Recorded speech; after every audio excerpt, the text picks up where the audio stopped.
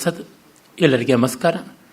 ಪಂಚತಂತ್ರ ಪರಿಚಯಾತ್ಮಕವಾದ ಸರಣಿಯ 3ನೇ ಕಂತಿನಲ್ಲಿ ನಾವಿದ್ದೀವಿ. ಮೊದಲ 3 ತಂತ್ರಗಳು ಮುಗಿದು ನಿನ್ನೆ ದಿವಸ ಲಬ್ಧಪ್ರಣಾಶ ಅನ್ನುವ 4ನೇ ತಂತ್ರವನ್ನು ಆರಂಭ ಮಾಡಿದ್ವಿ. ಅಲ್ಲಿ ಒಂದು ಬಹಳ ಆಕರ್ಷಕವಾದ ರೋಚಕವಾದ ಒಂದು ಕಥೆ. ಸಿಂಹ ಒಂದು ಮತ್ತ ಗಜದೊಂದಿಗೆ ಸೆಣಸಾಡ್ತಾ ಅದಕ್ಕೆ ಘಾಸಿಯಾಗಿ ಗುಹೆಯಲ್ಲಿ ವಿಶ್ರಾಂತಿ ಪಡೀತಿತ್ತು. ಕರಾಲ ಕೇಸರ ಅನ್ನುವ ಸಿಂಹ, ಅದಕ್ಕೆ ಧೂಸರಕ ಅನ್ನುವ ಒಂದು ನರ್ಮಸಚಿವ ನರಿ ಇರುತ್ತದೆ. ಅದು ಪದಾತ್ ಪದಮಪಿ ಚಲಿತುಂ ನ ಕ್ಷಮಃ, ಹೆಜ್ಜೆಡಕ್ಕೂ ಆಗದ ಸ್ಥಿತಿಯಲ್ಲಿದ್ದಾಗ ಆಹಾರ ಬೇಕು. ಅದಕ್ಕಾಗಿ ಒಂದು ಊರ ಕತ್ತೆಯನ್ನು ಪುಸಲಾಯಿಸಿ ಪ್ರಲೋಭನೆ ಏರ್ಪಡಿಸಿ, ನೀನು ಸೊರಗಿದ್ದೀಯಾ, ನೀನು ಮೈ ಪುಷ್ಟಿಯಾಗೋದಕ್ಕೆ ಹಸಿರು ಹುಲ್ಲು ಕಾಡಲ್ಲಿ ತುಂಬ ಇದೆ, ಅದು ಮಾತ್ರವಲ್ಲದೆ 3 ಹೆಣ್ಣು ಕತ್ತೆಗಳೂ ಇವೆ, ರಾಸಭೀಯರು ಗರ್ಧಭೀಯರಿವೆ, ಹಾಗಾಗಿ ನೀನು ಬರಲೇಬೇಕು ಅಂತ ಪ್ರಲೋಭನೆ ಮಾಡಿ ಕರೆದುಕೊಂಡು ಬಂದು ಅದರ ಮೇಲೆ ಆಯ ನೋಡಿ ಹೊಂಚಿ ಸರಿಯಾಗಿ ಬೀಳೋಕ್ಕಾಗದೆ ಸಿಂಹ ಜಾರಿದಾಗ ಕತ್ತೆ ಅದು ಹೇಗೋ ಅದರಿಂದ ಬಚಾವಾಗಿ ಬಂದದ್ದು. ಮತ್ತೆ ತಿರ್ಗಾ ವ್ಯರ್ಥವಾಯಿತಲ್ಲ ಪ್ರಯತ್ನ ಅಂತ ಹೇಗಾದರೂ ಆಗಲಿ ಮತ್ತೆ ಅದನ್ನು ಕರೆದುಕೊಂಡು ಬರ್ತೀನಿ ಅಂತ ನರಿ ಹೇಳಿಕೊಂಡು ಹೋಗುತ್ತದೆ. ಆ ಸಂದರ್ಭದಲ್ಲಿ ನಾವಿದ್ವಿ. ತಥಾ ಅನುಷ್ಠಿತೆ ಶೃಗಾಲೇನ ಸಹ ಸಿಂಹಾಂತಿಕಂ ಆಗತಃ ಸಿಂಹೋಪಿ ವ್ಯಥಾಕುಲಿತಃ ತಂ ದೃಷ್ಟ್ವಾ ಯಾವತ್ ಸಮುತ್ತಿಷ್ಠತಿ ತಾವದ್ರಾಸಭ ಪಲಾಯಿತು ಆರಬ್ಧವಾನ್. ಸಿಂಹ ಹೊಂಚಿ ಮೇಲೆ ಬೀಳೋದ್ರೊಳಗಾಗಿ ಕತ್ತೆ ಓಡ್ತು. ಅಥ ಪಲಾಯಮಾನಸ್ಯ ಸಿಂಹೇನ ತಲಪ್ರಹಾರೋ ದತ್ತಃ. ಸಿಂಹ ಪಂಜ ಏಟಾಕಿದ್ರೂ ಅದು ತಪ್ಪಿಸಿಕೊಳ್ತು. ಸಚ ಮಂದಭಾಗ್ಯಸ್ಯ ವ್ಯವಸಾಯ ಇವ ವ್ಯರ್ಥತಾಂ ಗತಃ. ಎಷ್ಟು ಒಳ್ಳೆಯ ಚಮತ್ಕಾರದ ಹೋಲಿಕೆ. ಅದೃಷ್ಟಹೀನನ ಕೆಲಸದಂತೆ ಸಿಂಹದ ಪಂಜ ಏಟು ವ್ಯರ್ಥವಾಯಿತು ಅಂತ ಪಂಚತಂತ್ರ ಕವಿ ಹೇಳ್ತಾನೆ. ಆಮೇಲೆ ನರಿಗೆ ಕೋಪ ಬಂತು, ಸಿಂಹವನ್ನು ದಬಾಯಿಸುತ್ತೆ ನೋಡಿ. ಶೃಗಾಲ ಕೋಪಾವಿಷ್ಟಸ್ತ ಮುವಾಚ ಭೋ ಕಿಮೇವಂ ವಿಧ ಪ್ರಹಾರಸ್ತೆ ಯದ್ ಗರ್ಧಬೋಪಿ ತವ ಪುರತವ ಬಲಾದ್ ಗಚ್ಚತಿ. ಅಯ್ಯೋ, ನಿನ್ನ ಏಟಿಗೆ ಏನು ಮಹಾಬಲ ಇದೆ, ಏನು ತಾಕತ್ತಿದೆ, ಒಂದು ಕತ್ತೆ ಕೂಡ ನಿನ್ನ ಏಟಿನ ಲತ್ತೆಯನ್ನು ತಪ್ಪಿಸಿಕೊಂಡು ಹೋಗುತ್ತದೆ ಅಂತಂದರೆ ಇನ್ನೇನಾಗಬೇಕು ನಿನ್ನ ಪೌರುಷಹೀನತೆ ಅಂತ ಬೈಯುತ್ತೆ. ನೋಡಿ, ದುರ್ಬಲರಾದಾಗ ಎಂಥವರನ್ನೂ ಕೂಡ ಎಂಥವರು ಗೇಲಿ ಮಾಡ್ತಾರೆ ಅನ್ನೋದಕ್ಕೆ ಈ ಸಣ್ಣ ಒಂದು ಸೂಚನೆಯೇ ನಮಗೆ ಸಾಕ್ಷಿಯಾಗುತ್ತದೆ. ಹಾಗೆ ಅದನ್ನು ಉಪೇಕ್ಷೆ ಮಾಡುತ್ತದೆ, ತಿರಸ್ಕಾರ ಮಾಡುತ್ತದೆ, ಕೋಪ ಬೇರೆ ಮಾಡಿಕೊಂಡು ಬೈದಿದೆ. ಅದು ಮಾತ್ರವಲ್ಲ, ತತ್ ಕಥಂ ಗಜೇನ ಸಹ ಯುದ್ಧಂ ಕರಿಷ್ಯಸಿ. ನೀನು ಹೇಗೆ ತಾನೇ ಆನೆ ಜೊತೆ ಯುದ್ಧ ಮಾಡೋಕ್ಕೆ ಸಾಧ್ಯ, ಈ ಥರ ಒಂದು ಕತ್ತೇನೂ ಕೊಲ್ಲೋಕ್ಕಾಗದೆ ಇದ್ಮೇಲೆ. ತತ್ ದೃಷ್ಟಂತೆ ಬಲಂ, ನೋಡದನಲ್ಲ ನಿನ್ನ ನಿರ್ವಾಹಕವಿಲ್ಲದಂಥ ಪರಾಕ್ರಮ ಅಂತ ತಿರಸ್ಕಾರ ಮಾಡುತ್ತದೆ. ಸಿಂಹ ಪಾಪ ತೆಪ್ಪಗಾಗುತ್ತೆ. ಅತ ವಿಲಕ್ಷಸ್ಮಿತಂ ಸಿಂಹ ಆಹಾ, ಪಾಪ ಪೆಚ್ಚು ನಗೆ ನಗುತ್ತಾ ಸಿಂಹ ಹೇಳ್ತು ಅಂತ.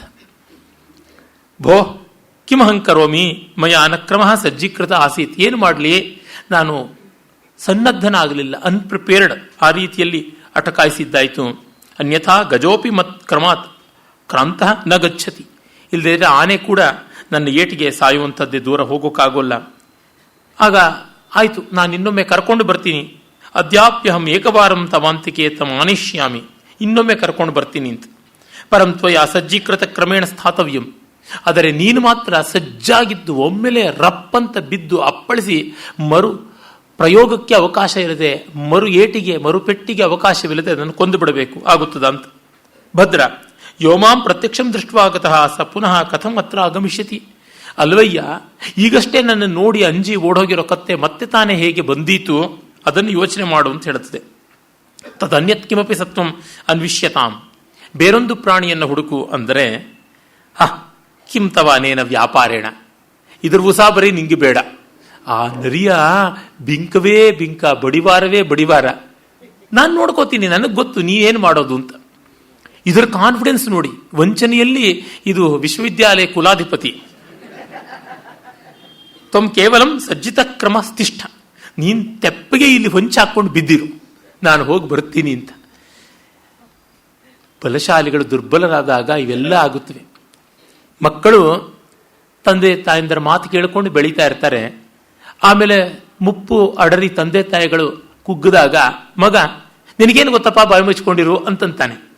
ಆ ಮಾತನ್ನು ಒಂದು 25 ವರ್ಷದ ಕೆಳಗೆ ಮಗ ಅನ್ನಿಸ್ಕೊಂಡಿರ್ತಾನೆ, ಈಗ ಅವನಂತಾನೆ. ಆ ರೀತಿಯಾಗಿ ಬಂದಿರುತ್ತದೆ. ನಿಮಗಿದು ಅರ್ಥ ಆಗೋದಿಲ್ಲ. ನಿಮಗೆ ಗೊತ್ತಾಗೋದಿಲ್ಲ.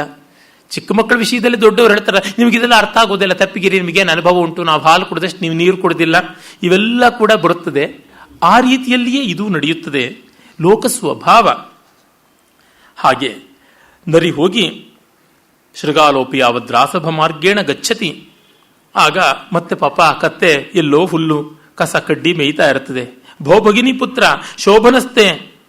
ಶೋಭನಸ್ಥಾನೆ ತ್ವಯಾಹಂ ನೀತಃ ದ್ರಾಂಗ್ ಮೃತ್ಯುವಶಂಗತಃ. ಅಯ್ಯೋ ಏನಪ್ಪಾ ಸೋದರಳಿಯ, ಇಂಥದ್ದಾಯ್ತು, ನೀನು ಎಂಥ ಕೆಟ್ಟ ಜಾಗಕ್ಕೆ ನಾನು ಕರ್ಕೊಂಡು ಹೋದೆ, ಒಳ್ಳೆ ಜಾಗ, ಶೋಭನ ಸ್ಥಾನೆ, ಎಂಥ ದಿವ್ಯವಾದ ಜಾಗ ಕರ್ಕೊಂಡು ಹೋಗ್ಬಿಟ್ಟೆ. ದ್ರಾಂಗ್ ಮೃತ್ಯುವಶಂಗತಃ, ಒಂದು ಹೆಚ್ಚು ಕಡಿಮೆ ಆಗಿದ್ರೆ ಸಾವೇ ಬಂದ್ಬಿಡ್ತಾ ಇತ್ತಲ್ಲ, ಏನು ಗತಿ? ತತ್ ಕಥೆಯ ಕಿಂ ತತ್ಸತ್ವಂ, ಅದೇನದು, ಅದು ಯಾವ ಪ್ರಾಣಿ? ಕತ್ತಲು ನನಗೆ ಗೊತ್ತಾಗಲಿಲ್ಲ, ಯಾವುದೋ ಮೈ ಮೇಲೆ ಅಡರಿಸ್ಕೊಂಡು ಬಿದ್ದುಬಿಡ್ತು. ಎಂಥದ್ದು? ಯಸ್ಯ ಅತಿ ರೌದ್ರ ವಜ್ರ ಸದೃಶ ಕರ ಪ್ರಹಾರಾದಹಂ ಮುಕ್ತ. ಅದು ಸಿಡಿಲಿನಂತ ತನ್ನ ಪೆಟ್ಟನ್ನು ಕೊಟ್ಟಾಗ ನಾನು ಹೇಗೋ ಬಚಾವಾಗಿ ಬಂದನಲ್ಲ ಅಂದಾಗ ಒಂದು ಸ್ವಲ್ಪವೂ ತೊಣಕದೆ ಬೆಣಕದೆ ಈ ನರಿ ನೋಡಿ ಹೇಳ್ತದೆ, ಸೀಸನ್ಡ್ ಕ್ರೂಕ್ ನರಿ, ಒಳ್ಳೆ ಸರಿಯಾಗಿ ಪಕ್ವಗೊಂಡ ಧೂರ್ತತೆ ಅದಕ್ಕೆ ಉಂಟು. ಅದರಿಂದ ಒಂದು ಸ್ವಲ್ಪ ಸಂಕೋಚ ಪಡೋದಿಲ್ಲ. ಅಯ್ಯಯ್ಯೋ ಏನು ಅಂತ ಪ್ರಹಸನ್ನ ಶೃಗಾಲಾಹ, ಪಕ ಪಕ ಪಕ ನಕ್ಕು ಹೇಳುತ್ತದೆ. ಭದ್ರ ರಾಸಭೀತ್ವಂ ಅತ್ಯಂತಂ ಆಯಾಂತಂ ದೃಷ್ಟ ಸಾನುರಾಗಂ ಆಲಿಂಗಿತುಂ ಸಮುತ್ಥಿತ ತ್ವಂಚ ಕಾತರಃ ತ್ವನ್ನ ಅದೃಷ್ಟ ಸ ಪುನರ್ನ ಶಕ್ತ ತ್ವಾಂ ವಿನಾ ಸ್ಥಾತುಂ ತಯಾತು ನಶ್ಯತಃ ತೇ ಅವಲಂಬನಾರ್ಥಂ ಹಸ್ತಾಕ್ಷಿಪ್ತಃ ನಾಣ್ಯ ಕಾರಣೇನ ತದಾಗಚ್ಚ ಸ ತ್ವತ್ಕೃತೆ ಪ್ರಾಯೋಪವೇಶನೋಪವಿಷ್ಟಾ ತಿಷ್ಠತಿ ಏತದ್ವದತಿ ಲಂಬಕರ್ಣೋ ಯದಿ ಮೇ ಭರ್ತ ನ ಭವತಿ ತದ್ ಅಹಂ ಅಗ್ನೌ ಜಲೇ ವಾ ಪ್ರವಿಶಾಮಿ ನ ಪುನಸ್ತದಸ್ಯ ವಿಯೋಗಂ ಸೋಢುಂ ಶಕ್ನೋಮೀತಿ ತತ್ಪ್ರಸಾದಂ ಕೃತ್ವಾ ತತ್ರಾಪ್ಯಾಗಮ್ಯತಾಂ ನೋ ಚೇತ್ ತವ ಸ್ತ್ರೀಹತ್ಯಾ ಭವಿಷ್ಯತಿ. ವಿಸ್ತಾರವಾದದ್ದು ಹೇಳ್ತಾ ಇದೆ. ಅಯ್ಯೋ ಏನಪ್ಪ, ಅದು ಒಳ್ಳೆ ಹೆಣ್ಣು ಕತ್ತೆ ರಾಸಭಿ, ಆ ಹೆಣ್ಣು ಕತ್ತೆ ನಿನ್ನ ಮೇಲೆ ಬೀಳೋಕೆ ನೋಡಿದ್ದು. ತ್ವಾಂ ಆಯಾಂತಂ ದೃಷ್ಟ, ನೋಡ್ತಾ ಇದ್ದಂತೆ ನೀನು ಬರುವುದು ಅದೇನು ಮಂಥರ ಮನೋಹರವಾದ ನಡಿಗೆ. ಸಾನುರಾಗಂ ಆಲಿಂಗಿತು ಸಮುತ್ಥಿತ, ನೀನು ಅಪ್ಪಿಕೊಳ್ಬೇಕು ಅಂತ ಎದ್ದು ನಿಂತುಕೊಳ್ತು. ನಿನಗೆ ಏನೋ ಹೊರಗಡೆಯಿಂದ ಬಂದ ಬಿಸಿಲು, ಒಳಗಡೆ ಗುಹೆ ಮಂಜು ಕಾಣಿಸಲಿಲ್ಲ, ನಿನಗಿನ್ನೇನೋ ಆಂಗ್ಸೈಟಿ ಇತ್ತು, ಕಾತರತ್ವ ಅನ್ನ ದೃಷ್ಟ. ಆದರೆ ಅವಳಿಗೆ ನಿನ್ನನ್ನು ನೋಡಿ ತಡ್ಕೊಳಕ್ಕಾಗಲಿಲ್ಲ ಪ್ರೀತಿಯನ್ನ, ನೀನಿಲ್ಲದೆ ಒಂದು ಕ್ಷಣವೂ ಬದುಕೋಕ್ಕಾಗೋಲ್ಲ ಅಂತ ಅವಲಂಬನಾರ್ಥಂ ಹಸ್ತಾಕ್ಷಿಪ್ತ, ನಿನ್ನ ಹಿಡ್ಕೊಳ್ಬೇಕು ಅಂತ ಕೈ ಚಾಚಿದಳು. ಇನ್ನೇನು ಅಲ್ಲ, ಅವಳ ಕೈ ನಿನ್ನ ಮೇಲೆ ಬೆನ್ನ ಮೇಲೆ ಹಾಕಿದ್ದಷ್ಟೇನೆ, ಅದು ಪ್ರೀತಿಯ ಉದ್ರೇಕದಿಂದ ಬಂದದ್ದು. ಬಾ, ನೀನಿಲ್ಲದೆ ಬದುಕೋದಿಲ್ಲ ಅಂತ ಪ್ರಾಯೋಪವೇಶ ಮಾಡ್ತೀನಿ ಅಂತ ಅಂದುಕೊಂಡಿದ್ದಾಳೆ, ಉಪವಾಸ ಮಾಡ್ತೀನಿ ಇದ್ದಾಳೆ. ಲಂಬಕರ್ಣ ನನ್ನ ಗಂಡನಾಗದೆ ಇದ್ರೆ ನಾನು ಬೆಂಕಿಯಲ್ಲೋ ನೀರಲ್ಲೋ ಬಿದ್ದು ಸಾಯ್ತೀನಿ ಅಂತ ಹೇಳ್ತಾ ಇದ್ದಾಳೆ. ನಿನ್ನ ವಿಯೋಗ ಬಿಡೋಕ್ಕಾಗದೆ ಅವಳು ಈಗಲೋ ಆಗಲೋ ಅಂತಿದ್ದಾಳೆ. ಬಾ ಅಂತ ತತ್ಪ್ರಸಾದಂ ಕೃತ್ವ ಆಗಮ್ಯತಾಂ ನೋಚೇತವ ಸ್ತ್ರೀಹತ್ಯಾ ದೋಷ ಸಮುತ್ಪದ್ಯತೆ. ನೀನು ಒಪ್ಪೋದಿಲ್ಲ ಅಂದರೆ ನಿನಗೆ ಸ್ತ್ರೀ ಹತ್ಯಾ ದೋಷ ಬರುತ್ತದೆ. ಅಪರಂ ಭಗವಾನ್ ಕಾಮಃ ಕೋಪಂ ತವೋಪರಿ ಕರಿಷ್ಯತಿ. ಅಷ್ಟು ಮಾತ್ರವಲ್ಲದೆ ಕಾಮದೇವತೆ ಮನ್ಮಥ ನಿನ್ನ ಮೇಲೆ ಕೋಪ ಮಾಡಿಕೊಂಡು ಯಾವ ನರಕಕ್ಕೆ ನಿನ್ನ ಕಳಿಸ್ತಾನೆ. ಉಕ್ತಂಚ ಗೊತ್ತೇ ಇದೆಯಲ್ಲ, ಸ್ತ್ರೀಮುದ್ರಾಂ ಮಕರಧ್ವಜಸ್ಯ ಜೈನೀಂ ಸರ್ವಾರ್ಥ ಸಂಪತ್ಕರೀಂ ಯೇ ಮೂಢಾ ಪ್ರವಿಹಾಯ ಯಾಂತಿ ಕುಧಿಯ ಮಿಥ್ಯಾಫಲಾನ್ ವೇಷಿಣಃ ತೇ ತೇನೈವ ನಿಹತ್ಯ ನಿರ್ದಯತರಂ ನಗ್ನೀಕೃತಾ ಮುಂಡಿತಾಃ ಕೇಚಿತ್ ರಕ್ತಪಟೀಕೃತಾಶ್ಚ ಜಟಿಲಾಃ ಕಾಪಾಲಿಕಾಶ್ಚಾಪರೆ. ಇಂಥದ್ದು ಸ್ತ್ರೀಮುದ್ರಂ ಮಕರಧ್ವಜಂಗೆ ವಿಜಯಂ ಸರ್ವಾರ್ಥ ಸಂಪತ್ಕರಂ ಮೂಢರ್ ಸಂತ್ಯಜಿಪರ್ ಕುಬುದ್ಧಿಗಳಿದಂ ಮಿಥ್ಯಾಫಲಾನ್ ವೇಷಿಗಳ್ ಮೂರ್ಖರ್ ಕಾಮಹತರ್ ಜನರ್ ಚರಿಸುವರ್ ನಗ್ನೀಕೃತರ್ ಮುಂಡಿತರ್ ನಿಷ್ಪ್ರೇಬರ್ ಜಟಿಲರ್ ಸುರಕ್ತ ವಸನರ್ ಕಾಪಾಲಿಕರ್ ಮೇಣ್ಕೆಲರ್. ಹೆಣ್ಣು ಮನ್ಮಥನ ರಾಜಮುದ್ರೆ, ಅದನ್ನ ಯಾರು ತಿರಸ್ಕರಿಸಿ ಹೋಗ್ತಾರೋ ಅಂತಹ ಮೂರ್ಖರಿಗೆ, ಅವಿವೇಕಿಗಳಿಗೆ, ಮಿಥ್ಯಾ ಫಲಾನ್ವೇಷಗಳಿಗೆ, ಸುಳ್ಳು ಸುಳ್ಳಾದ ಇನ್ಯಾವುದೋ ಫಲ ಸಿದ್ಧಿ ಇದೆ ಅಂತ ಹೋಗ್ತಕ್ಕಂಥ ಜನರು ತಲೆ ಬೋಳಿಸ್ಕೊಳ್ತಾರೆ, ಕಾವಿ ಹಾಕ್ಕೊಳ್ತಾರೆ, ಇಲ್ಲ ಅದು ಬಿಚ್ಚಿ ಬೆತ್ತಲೇ ತಿರುಗುತ್ತಾರೆ. ಜೈನ ಮುನಿಗಳು, ಬೌದ್ಧರು, ವೈದಿಕ ಸನ್ಯಾಸಿಗಳು ಇವರೆಲ್ಲರೂ ಕೂಡ ಕಡೆಗೆ ಕಾಪಾಲಿಕರು. ಎಲ್ಲೆಲ್ಲೋ ಸ್ಮಶಾನಗಳಲ್ಲಿ ಇದ್ದುಕೊಂಡು ಏನೇನೋ ಸಾಧನೆ ಮಾಡ್ತೀವಿ ಅಂತಾರಲ್ಲ, ಇವರೆಲ್ಲ ಹೀಗೆ ಡಿಸಪಾಯಿಂಟೆಡ್ ಲವರ್ಸ್ ಅಷ್ಟೇನೆ, ಇನ್ನೇನು ಅಲ್ಲ. ಅಥವಾ ಹೆಣ್ಣನ್ನು ತಿರಸ್ಕರಿಸಿದ್ದಕ್ಕೆ ಅವರಿಗೆ ಬಿಕ್ಕನಾಸಿ ಸ್ಥಿತಿ ಬಂದಿದೆ, ಅದಕ್ಕಾಗಿ ನಿನಗೂ ಅಂತ ಗತಿ ಆದೀತು, ಎಚ್ಚರೆಚ್ಚರ ಅಂತ ಹೇಳುತ್ತದೆ. ಅಥಾಸವು ತದ್ವಚನಂ ಶ್ರದ್ಧೇಯತೆಯ ಶ್ರುತ್ವ ಇದನ್ನು ತುಂಬ ಶ್ರದ್ಧೆಯಿಂದ ಕೇಳಿ ಭೂಯೋಪಿತೇನ ಸಹ ಪ್ರಸ್ಥಿತ, ಮತ್ತೆ ತಿರುಗಾ ಅದರ ಹಿಂದೆ ಹೋಗುತ್ತದೆ. ಅಥವಾ ಸಾಧ್ವಿದ ಮುಚ್ಯತೆ ಜಾನನ್ನಪಿ ನರೋ ದೈವಾತ್ ಪ್ರಕರೋತಿ ವಿಗರ್ಹಿತಂ ಕರ್ಮ ಕಿಂ ಕಸ್ಯ ಚಿಲ್ಲೋಕೆ ಗರ್ಹಿತಂ ರೋಚತೆ ಕಥಂ. ದುರ್ದೈವ ಬಾರಿಸಲು ತಿಳಿದು ತುಳಿಯುವರು ದುರ್ಮಾರ್ಗವನ್ನು, ಅಲ್ಲದಿರೆ ಕರ್ಮಗರ್ಹಿತವೆಂತು ರುಚಿಸುವುದು ಲೋಕಜನಕ್ಕೆ. ಅವಿವೇಕ ಬಂದು ಬಡಿತಾ ಇರೋದ್ರಿಂದ, ಈ ದುರದೃಷ್ಟ ಬಂದು ಬಾಗಿಲು ತಟ್ತಾ ಇರೋದ್ರಿಂದ ಅವರು ಎಲ್ಲ ಅನರ್ಥ ಕಾರ್ಯಗಳನ್ನು ಮಾಡ್ತಾರೆ. ಹಾಗಲ್ಲದೆ ಇದ್ರೆ ಲೋಕಕ್ಕೆ ಸರಿ ಮಾಡದೇ ಇರೋದಕ್ಕೆ ಹೇಗೆ ಸಾಧ್ಯವಾಗ್ತಾ ಇತ್ತು ಅಂತ ಕವಿ ಹೇಳ್ತಾರೆ. ಆಮೇಲೆ ಅಲ್ಲಿ ಹೋದೊಡನೆ ಯಥಾ ರೀತಿಯಾಗಿ ಸಿಂಹ ಸಜ್ಜಾಗಿ ಒಂದೇ ಏಟಿಗೆ ಅದನ್ನು ಕೊಂದು ಬಿಡುತ್ತೆ. ಕೊಂದು ನೋಡಿ, ಸಿಂಹಕ್ಕೂ ಮಡಿ ಉಂಟು. ಅದು ಪಾಂಕ್ತವಾಗಿ ಸ್ನಾನ ಸಂಧ್ಯಾ ವಂದನೆ ಮಾಡಿಕೊಂಡು ಬಂದು ತಿನ್ನೋದು ಅಂತ. ಶೃಗಾಲೇನಾಪಿ ತತಃ ಹತ್ವಾ ರಕ್ಷಕಂ ನಿರೂಪ್ಯ ಸ್ವಯಂ ಸ್ನಾನಾರ್ಥಂ ನದ್ಯಾಂ ಗತಃ. ಸಿಂಹ ನದಿಗೆ ಹೋಗುತ್ತದೆ. ಈ ನರಿ ಅಷ್ಟರೊಳಗೆ ಲೌಲ್ಯಾತ್ ಉತ್ಸುಕತೆಯಾಚ ಕರ್ಣಹೃದಯಂ ಭಕ್ಷಿತಂ, ತಸ್ಯ ಕರ್ಣಹೃದಯಂ ಭಕ್ಷಿತಂ. ಆ ಕತ್ತೆ, ಲಂಬಕರ್ಣ ಕತ್ತೆಯ ಕಿವಿಗಳನ್ನ ಮತ್ತು ಹೃದಯವನ್ನು ತಿಂದುಬಿಡುತ್ತದೆ ನರಿಯ ಆಸೆಯಿಂದ, ಲಾಲಸೆಯಿಂದ. ಜೊತೆಗೆ ಅದಕ್ಕೊಂದು ಮೆಂಡು, ಒಂದು ಬಿಂಕ ಬೇರೆ. ನಾನೆಲ್ಲ ಮಾಡಿಕೊಟ್ಟದ್ದು, ಈ ಸಿಂಹ ಏನು ಕಿಸ್ತಿದ್ದು, ಹಾಗಾಗಿ ಉತ್ತಮೋತ್ತಮವಾದ ಈ ಪದಾರ್ಥಗಳನ್ನು ನಾನು ತಿಂತೀನಿ ಅಂತ ಅದೇನೋ ತಿಂದಿದೆ. ಅತ್ರಾಂತರೇ ಸಿಂಹ ಯಾವತ್ ಸ್ನಾತ್ವಾ ಕೃತ ದೇವಾರ್ಚನ ಪ್ರತರ್ಪಿತ ಪಿತೃತರ್ಪಣ.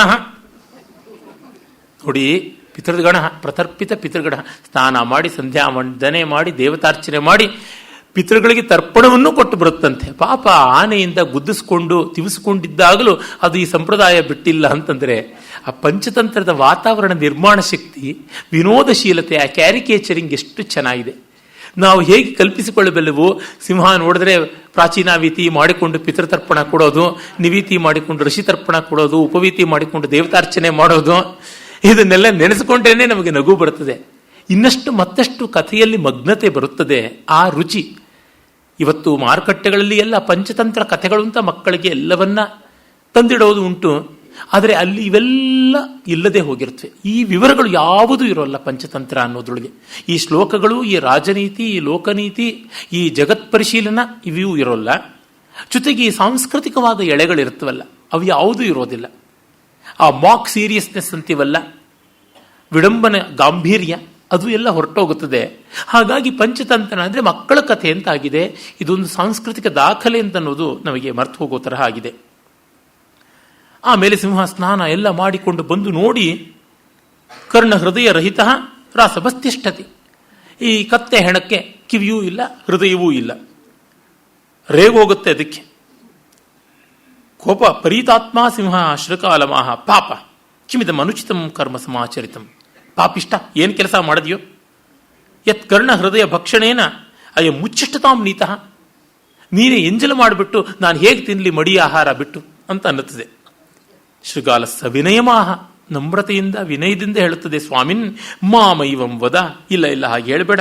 ಕರ್ಣ ಹೃದಯ ರಹಿತೋಯಂ ರಾಸಭಾಸೀತ್. ಈ ಕತ್ತೆ ಇದ್ದದ್ದೇ ಹಾಗೆ, ಕಿವಿಯೂ ಇಲ್ಲ, ಹೃದಯವೂ ಇಲ್ಲ. ಯಾಕೆಂದ್ರೆ ಏನೈಹ ಅಗತ್ಯ ತ್ವಾಂ ಆಲೋಕ್ಯ ಭೂಯೋಪಿ ಆಗತಃ. ಇಲ್ಲಿಗೆ ಬಂದು ನಿನ್ನಿಂದ ಹೊಡೆಸಿಕೊಂಡು ಬೆಚ್ಚಿ ಬಿದ್ದು ಓಡಿ ಹೋಗಿ ಮತ್ತೆ ಇಲ್ಲಿಗೆ ಬಂದಿದೆ ಅಂದರೆ ನಿನ್ನ ಗರ್ಜನೆ ಕೇಳಿಸಿಲ್ಲ, ಅದಕ್ಕೆ ಹೃದಯದಲ್ಲಿ ಭಯ ಹುಟ್ಟಿಲ್ಲ. ಅಂದರೆ ಗರ್ಜನೆ ಕೇಳುವ ಕಿವಿಯೂ ಇಲ್ಲ, ಭಯ ಹುಟ್ಟುವ ಹೃದಯವೂ ಇಲ್ಲ ಅಂತ ಆಯಿತು. ಅದರ ಹುಟ್ಟೇ ಈ ಥರದ್ದು, ಹಾಗಾಗಿ ಅದು ಇಲ್ಲ ಅಂತ.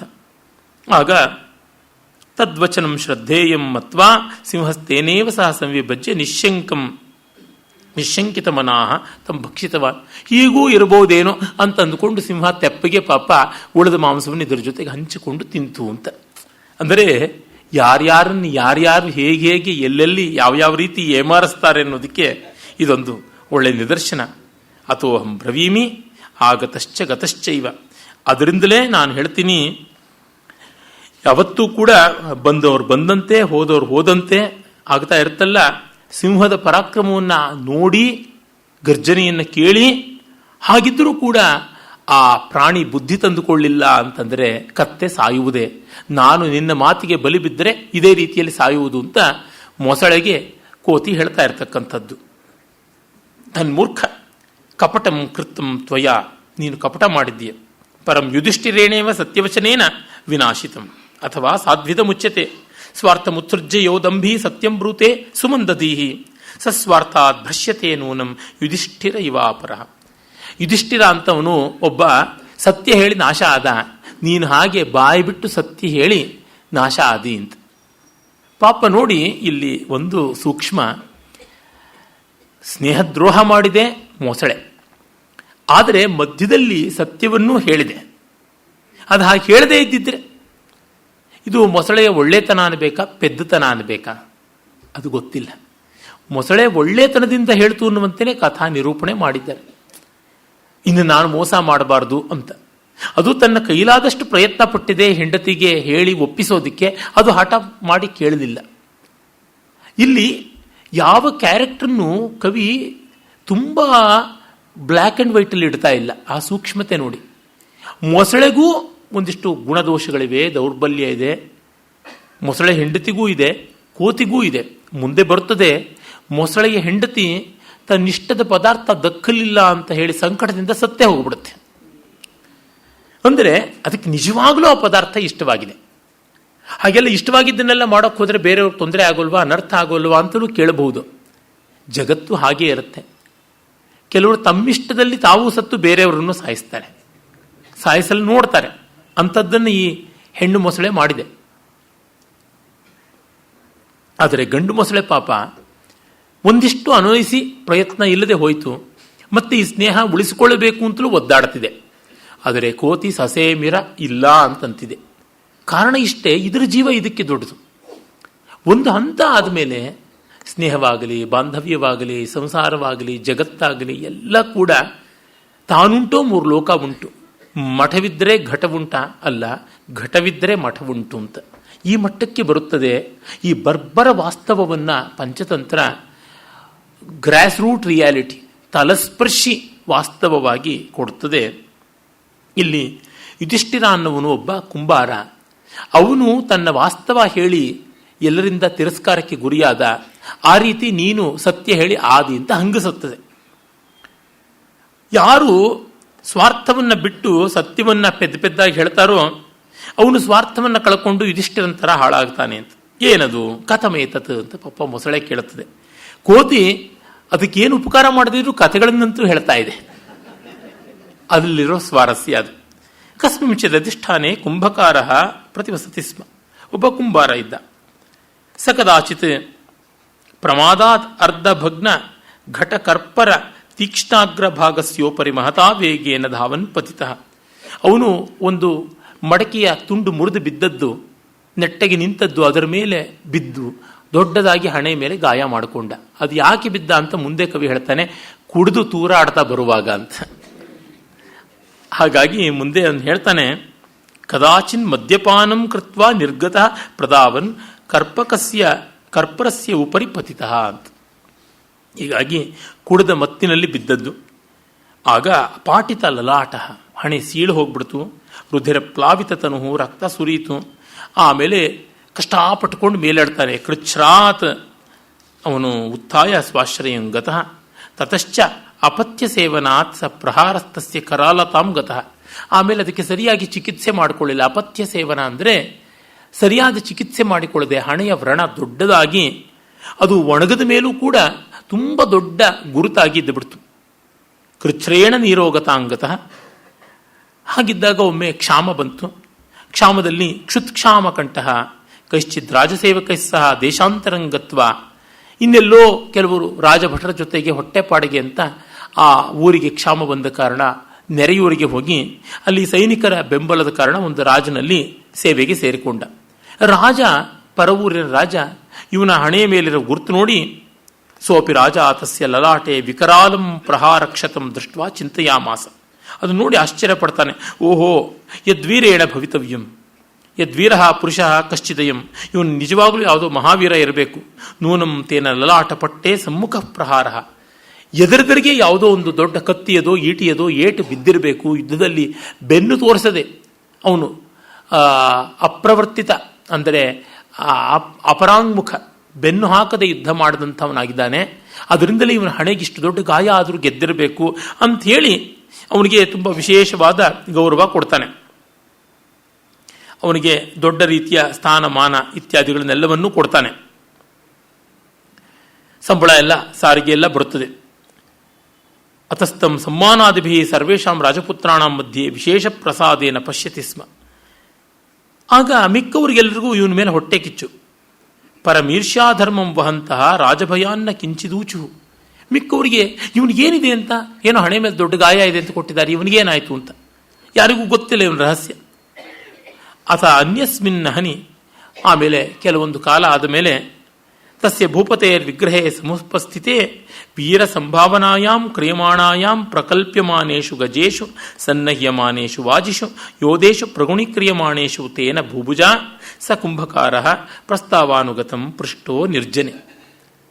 ಇಲ್ಲಿ ಸತಿಸಪ್ತಮಿ ಅಂತ ಸಂಸ್ಕೃತದಲ್ಲಿ ಹೇಳ್ತೀವಿ. ಆ ಪ್ರಯೋಗಗಳು ತುಂಬ ಚೆನ್ನಾಗಿ ಬಂದಿವೆ. ಅದನ್ನು ಅನುವಾದ ಮಾಡಿಯೇ ಹೇಳುವುದಾದರೆ, ಮತ್ತೊಂದು ದಿನ ಆ ರಾಜನಿಗೆ ಯುದ್ಧವು ಬಂದಿರಲಾಗಿ ಇವನು ವೀರ ಅಂತ ಭಾವಿಸಿಕೊಂಡು ಎಲ್ಲರನ್ನೂ ಕೂಡ ಸೇರಿಸಿಕೊಂಡ ಜಾಗದಲ್ಲಿ ಇವನು ಕರೆಸಿರಲಾಗಿ, ಆನೆಗಳು, ಕುದುರೆಗಳು, ಮಿಕ್ಕ ಯೋಧರು ಎಲ್ಲರೂ ಸಜ್ಜಾಗಿರಲಾಗಿ ಮಹಾರಾಜ ಪ್ರತ್ಯೇಕವಾಗಿ ಕರೆದು ಇವನಲ್ಲಿ ಮಾತು ಹೇಳ್ತಾನೆ. ಭೋ ರಾಜಪುತ್ರ ಕಿಂತೆ ನಾಮ ಕಾತೆ ಜಾತಿ ಕಸ್ಮಿನ್ ಸಂಗ್ರಾಮೆ ಪ್ರಹಾರೋಯಂತೆ ಲಲಾಟೆ ಲಗ್ನ. ನಿನ್ನ ಹೆಸರೇನಪ್ಪ, ನಿನ್ನ ಕುಲಗೋತ್ರ ಏನು, ನಿನ್ನ ಪರಾಕ್ರಮದ ಪಟ್ಟಿಕೆ ಏನು, ಹಣೆ ಮೇಲಿನ ಗಾಯ ಏನು ಎಲ್ಲ ಹೇಳು ಅಂತ ಕೇಳ್ತಾನೆ.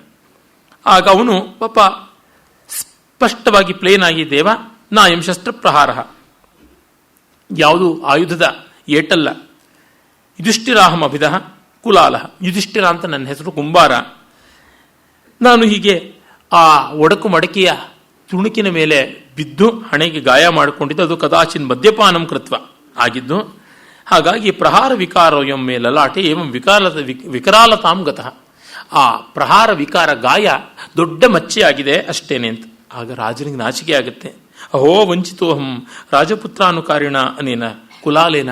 ಅಯ್ಯೋ ಮಹಾವೀರ ಅಂತ ನಾನು ಭ್ರಮಿಸಿಕೊಂಡು ಇವನಿಗೆ ದೊಡ್ಡದಾಗಿ ಸನ್ಮಾನ ಮಾಡಿ ಇಷ್ಟು ದಿವಸ ಇಟ್ಕೊಂಡಲ್ಲ. ತದ್ದೀಯತಾಂ ದ್ರಾಗ್ ಏತಸ್ಯ ಚಂದ್ರಾರ್ಧ ಕೊಡಿ ಇವನಿಗೆ ಅಂತಂತಾನೆ. ಅಂದರೆ ಅರ್ಧಚಂದ್ರ ಪ್ರಯೋಗ ಮಾಡಿ ಕುತ್ತಿಗೆ ಹಿಡಿದು ದಬ್ರಿ ಅಂತ. ಅರ್ಧಚಂದ್ರ ಪ್ರಯೋಗ ಅಂತ ಸಂಸ್ಕೃತದಲ್ಲಿ ಚಂದ್ರಾರ್ಧ ಯೋಗ ಅಂತೆಲ್ಲ ಉಂಟು. ಇಲ್ಲ ಹಾಗೆ ಮಾಡಬೇಡಿ, ನಾನು ಮಹಾವೀರನೇ ಆಗ್ತೀನಿ. ಮಾಮೈವಂ ಕುರು ಪಶ್ಯಮೇ ರಣೆ ಹಸ್ತಲಾಘವಂ. ನೋಡಿ ಯುದ್ಧದಲ್ಲಿ ನನ್ನ ಹಸ್ತಕೌಶಲ ಹೇಗಿರುತ್ತದೆ ನೋಡಿ, ಒಂದು ಅವಕಾಶ ಕೊಡಿ ಅಂತ ಕೇಳ್ತಾನೆ. ಆದರೆ ಇದು ಹೇಗೆ ಸಾಧ್ಯವಾಗುತ್ತದೆ? ಕುಂಬಾರ ಪ್ರಾಮಾಣಿಕ ರಾಜ, ಇವನನ್ನು ಕೇಳಲಿಲ್ಲ, ಅವನು ಹೇಳಲಿಲ್ಲ. ಆದರೆ ಅವನಲ್ಲಿ ಒಂದು ಎಳೆಯ ಅಪ್ರಾಮಾಣಿಕತೆಯೂ ಇದೆ. ನೀನು ನಮ್ಮ ಸೈನ್ಯದಲ್ಲಿ ಇರು ಅಂತಂದರೆ ನನಗೆ ಸೈನಿಕ ವೃತ್ತಿ ಗೊತ್ತಿಲ್ಲ ಅಂತ ಮೊದಲೇ ಹೇಳಲಿಲ್ಲ, ನೀನು ಕೇಳಲಿಲ್ಲ, ನಾನು ಹೇಳಲಿಲ್ಲ. ಕಾನೂನು ಪ್ರಕಾರ ತಪ್ಪಲ್ಲ, it is legally right but morally wrong. ಇಂಥದ್ದು ಎಷ್ಟೆಷ್ಟೋ ನಡೆಯುತ್ತದೆ. ಅಂದರೆ ಕ್ರಮ ತಪ್ಪದಂತೆ ನಾವು ಎಷ್ಟೋ ಬಾರಿ ವ್ಯವಸ್ಥೆಗಳನ್ನು ಮಾಡ್ತೀವಿ. ಅಲ್ಲಿ ಸತ್ಯಾಸತ್ಯತೆಗಳನ್ನು ತೀರ್ಮಾನಿಸಿ ಹೇಳುವುದು ಹೇಗೆ? ಈಗ ಕೇಳಿದ್ದಕ್ಕೆ ಹೇಳಿದ್ದೀನಿ, ನೀನು ತಿಳ್ಕೊಳ್ಬೇಕಾದವನು, ಅಪಾಯಿಂಟ್ಮೆಂಟ್ ಮಾಡ್ಕೊಳ್ಬೇಕಾದವನು ಮಾರ್ಕ್ಸ್ ಕಾರ್ಡ್ ಕೇಳಬೇಕು. ಸುಮ್ಮನೆ ನಾವು ಯಾಕೆ ತೋರಿಸ್ತೀವಿ ಅಂತ. ಆದರೆ ನಿನ್ನ ವಾಸ್ತವ ಏನು ಅಂತ ಗೊತ್ತಾದ ಮೇಲೆ ಕಳಿಸ್ತೀನಿ ಅಂತ ರಾಜ ಹೇಳಿದ್ರೆ, ಇಲ್ಲ ನನ್ನ ಪರಾಕ್ರಮ ನೋಡಿ, ನನಗೊಂದು ಅವಕಾಶ ಕೊಡಿ ಅಂತ ಕೇಳ್ತಾನೆ. ಈ ಕಾಲದ ಸಮಾನತೆಯ, ಸಮಾನ ಅವಕಾಶ ಇತ್ಯಾದಿ ಆದಂಥ ಚಿಂತನೆಗಳ ಹಿನ್ನೆಲೆಯಲ್ಲಿ ಅವನು ಕೊಡಬೇಕಾಗಿತ್ತು ಅಂತ. ಆದರೆ ನಾಳೆ ಯುದ್ಧ ಇದೆ ಎನ್ನುವಾಗ ಈಗ ಇವನಿಗೊಂದು ಅವಕಾಶ ಕೊಡ್ತೀವಿ ಅಂತ ಹೇಳಿ ಹೇಗೆ ಮುಂದುವರಿಯೋದು? ಯುದ್ಧ ಕಾಲದಲ್ಲಿ ಸಂಗ್ರಾಮವ? ಇವನು ಯಾವುದೇ ಅಭ್ಯಾಸವನ್ನು ಮಾಡಿಲ್ಲ. ಇಷ್ಟು ದಿವಸದಲ್ಲಿ ಸಂಬಳ ತಗೊಂಡು ಸುಮ್ಮನೆ ಇದ್ದ, ಕೆಲಸ ಇಲ್ಲ ಅಂತ ಸುಮ್ಮನೆ ಇದ್ದ, ಸಂಬಳ ಬರ್ತಾ ಇತ್ತು ಅಂತ ತೆಪ್ಪಗಿದ್ದ. ಈ ಕಾರಣದಿಂದ ಅವನದಕ್ಕೆ ಸನ್ನದ್ಧನಾಗಿಲ್ಲ. ನಾವು ಎಷ್ಟೋ ಬಾರಿ ಈ ಥರದ ಕಾರುಣ್ಯವನ್ನು ಮಾಡ್ತೀವಿ. ಅಯ್ಯೋ ಪರವಾಗಿಲ್ಲ, ಅವ್ರಿಗೇನು ಬರದೇ ಇದ್ರೂ ತೊಂದರೆ ಇಲ್ಲ, ಡಿಸ್ಪಾಯಿಂಟ್ ಮಾಡಬಾರ್ದು, ಹರ್ಟ್ ಮಾಡಬಾರ್ದು ಅಂತ. ಯಾವುದಕ್ಕೂ ಆದೀತು, ಯುದ್ಧಕ್ಕೆ ಆದೀತಾ? ಒಂದು ಕವಿತೆ ಬರೆಯೋದಿಕ್ಕೋ ಒಂದು ಸಂಗೀತ ಹಾಡೋದಿಕ್ಕೋ ಬೇಕಾದ್ರೆ ಸೇರಿಸಿಕೊಳ್ಳೋಣ. ಶಬ್ದ ಸ್ವರೂಪ ಸಾಮಾನ್ಯವೂ ಗೊತ್ತಿಲ್ಲದೆ ಇದ್ದವರು, ಛಂದೋಲಂಕಾರ ವ್ಯಾಕರಣಾದಿಗಳನ್ನು ತಿಳಿದೇ ಇದ್ದವರು, ಭಾವಕಲ್ಪನೆ ಇಲ್ಲದೆ ಇದ್ದವರು ಏನೋ ಒಂದು ಬರೀರಿ ಅಂತ ಹೇಳೋಣ. ಯಾಕೆಂದರೆ ಕವಿತೆ ಓದಿ ಸತ್ತವರು ಯಾರೂ ಇಲ್ಲ. ಕೆಟ್ಟ ಕವಿತೆ ಓದಿ ಹಾರ್ಟ್ ಫೇಲ್ ಆದಂಥದ್ದು ಅಥವಾ ಕೈಕಾಲು ಹಂಗೆ ಬಿದ್ದಂಥದ್ದು ಇವೆಲ್ಲ ಇಲ್ಲ. ಆದರೆ ಕೆಟ್ಟ ಸಂಗೀತ ಕೇಳಿ ದೊರೆಸ್ವಾಮಿಂಗಾರವ್ರು ಹೇಳ್ತಾ ಇದ್ರು, ಅಯ್ಯೋ ಬಿಡಿ ಅವಧಾನಿಗಳೇ, ನಮ್ಮ ಪ್ರೊಫೆಷನ್ನೇ ತುಂಬ ಸುಖ, ಅಪಶ್ರುತಿ ಕೇಳಿದ್ರೆ ಯಾವ ಬ್ರಿಡ್ಜು ಕೂಡ ಬಿದ್ದೋಗೋದಿಲ್ಲ, ತಾಳ ಬಿಟ್ಟೇನಾದ್ರು ಆದರೆ ಯಾವ ಬಿಲ್ಡಿಂಗು ಕೂಡ ಕುಸಿದು ಬೀಳೋಲ್ಲ, ಹಾಗಾಗಿ ನಮ್ಮಲ್ಲಿ ತೊಂದರೆ ಇಲ್ಲ, ಇಂಜಿನಿಯರ್ಗಳು ಡಾಕ್ಟರ್ಗಳು ಹೀಗೆ ಮಾಡಿದ್ರೆ ಕಷ್ಟ ಅಷ್ಟೇನೆ ಅಂತಿದ್ರು. ಸೈನಿಕನಾದವನು ಯುದ್ಧದಲ್ಲಿ ತಯಾರಿ ಇಲ್ಲದೆ ಹೋದರೆ ಹೇಗೆ? ಅವನು ಸೈನಿಕನೇ ಆಗದೇ ಇದ್ದರೆ ಹೇಗೆ? ಇದನ್ನು ನಾವು ಗಮನಿಸಬೇಕಾಗುತ್ತದೆ. ಆ ಕಾರಣದಿಂದ ರಾಜ ಅವನಿಗೆ ಅವಕಾಶ ಕೊಡದೇ ಇದ್ದದ್ದು ಯುಕ್ತ. ಇದನ್ನು ನಾವು ಕಾಣ್ತೀವಿ. ಆಗ ಅವನು ಇಲ್ಲ, ನಾನು ಸರ್ವಸಂಪನ್ನೋಸ್ಮಿ, ನಾನೆಲ್ಲ ಸರ್ವಗುಣ ಸಂಪನ್ನನಾಗಿದ್ದೀನಿ, ಹೇಗಾದರೂ ಮಾಡ್ತೀನಿ ಅಂತಾನೆ. ಅಪ್ಪ, your intentions are good, but how to fruitify that? ನಿನ್ನ ಉದ್ದೇಶ ಚೆನ್ನಾಗಿದ್ದರೂ ಅದು ಮಾಡಲಾದೀತೆ. ನಾವು ಅದನ್ನು ಗಮನಿಸಿಕೊಳ್ಬೇಕು. ಎಷ್ಟೋ ಬಾರಿ ಇಂಗಿತಗಳು ಚೆನ್ನಾಗಿರುತ್ತವೆ, ಅದನ್ನು ಮುಟ್ಟಿಸುವ ಸಂಪನ್ಮೂಲ ಸೌಕರ್ಯ ನಮಗಿರಬೇಕಲ್ವ. ಕೆಲವರು ಮನೆಯಲ್ಲೇ ಚಿಕಿತ್ಸೆ ಇತ್ಯಾದಿಗಳಂತೂ ಮಾಡ್ತಾರೆ. ಈ ಹೋಮಿಯೋಪತಿ ಇತ್ಯಾದಿಗಳನ್ನು ಹೀಗೆ ಒಂದಿಷ್ಟು ಪುಸ್ತಕಗಳನ್ನು ಓದ್ಕೋತಾರೆ. ಮನೆ ಮದ್ದು, ಆಯುರ್ವೇದ ಅಂತನ್ನುವ ಹೆಸರಿನಲ್ಲಿ ಯಾವ್ಯಾವುದು ಓದ್ಕೊಂಡು ಮಾಡ್ತಾರೆ. ಆದರೆ ದೇಹದ ರಚನಾ ಸ್ವರೂಪ, ರೋಗ ನಿದಾನ, ಆ ಸೂಕ್ಷ್ಮತೆಗಳು ಒಂದು ಶಾಸ್ತ್ರವಾಗಿ ಓದಬೇಕು. ಓದಿದರೂ ದಕ್ಕದೇ ಇರತಕ್ಕಂಥದ್ದು ಅಷ್ಟು ಜಟಿಲವಾದದ್ದು. ಅದನ್ನು ದಕ್ಕಿಸಿಕೊಳ್ಳದೆ ಏನೋ ಒಂದು ಅಡ್ಡೇಟ್ ಮೇಲೊಂದು ಗುಡ್ಡೇಟು ಅಂತ ಮಾಡ್ತಾ ಇರ್ತಾರೆ. ಅದಕ್ಕೇನು ಗತಿ? ಹಾಗಿರೋ ಅರ್ಥ ತೆಗೆದುಕೊಳ್ಳಬಹುದಾ ಬೇಡವಾ? ಈ ಥರದ್ದು ಎಷ್ಟೆಷ್ಟೋ ಪ್ರಶ್ನೆಗಳು ಬರ್ತವಲ್ಲ, ಅಂಥದ್ದಿದು.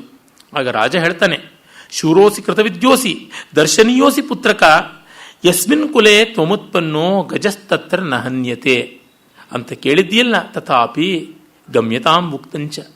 ನೀನೇನು ಹೇಳಿದ್ರು ನಾನು ಒಪ್ಪಲ್ಲ, ಹೋಗಪ್ಪ. ಯಾಕೆಂದರೆ ಹಿಂದೊಮ್ಮೆ ಒಂದು ಸಿಂಹಿ, ಹೆಣ್ಣು ಸಿಂಹ ಹೇಳಿತ್ತು, ಮಗು, ನೀನು ಶೂರ ಇರಬಹುದು, ವಿದ್ಯಾಸಂಪನ್ನ ಇರಬಹುದು, ನೋಡೋಕ್ಕೂ ಚೆನ್ನಾಗಿ ಆಳ್ತನ ಇರಬಹುದು, ಆದರೆ ನಿನ್ನ ಜಾತಿಯಲ್ಲಿ ಯಾರಿಗೂ ಆನೆಯನ್ನು ಕೊಲ್ಲುವ ತಾಕತ್ತಿಲ್ಲ ಅಂತ ಒಂದು ನರಿಗೆ ಹೇಳಿರುತ್ತೆ. ಅದೇನು ಕಥಮೇತತ್ ಅಂತ ಪ್ರಶ್ನೆ ಮಾಡಿದಾಗ ಕಥೆಯನ್ನು ವಿವರವಾಗಿ ಹೇಳೋದಕ್ಕೆ ಆರಂಭ ಮಾಡ್ತಾನೆ. ಕಸ್ಮಿಂಶ್ಚಿದುದ್ದೇಶೇ ಸಿಂಹದಂಪತಿ ಪ್ರತಿವಸತ ಸ್ಮಃ. ಯಾವುದೋ ಒಂದು ಕಾಡಲ್ಲಿ ಒಂದು ಸಿಂಹ ಮತ್ತು ಹೆಣ್ಣು ಸಿಂಹ ದಂಪತಿಗಳಿದ್ದರು. ಸಿಂಹಿ ಪುತ್ರದ್ವಯಂ ಅಜೀಜನತ್. ಅಜೀಜನತ್ ಅಂತಕ್ಕಂಥದ್ದು ಲುಂಗ್ಲಕಾರ,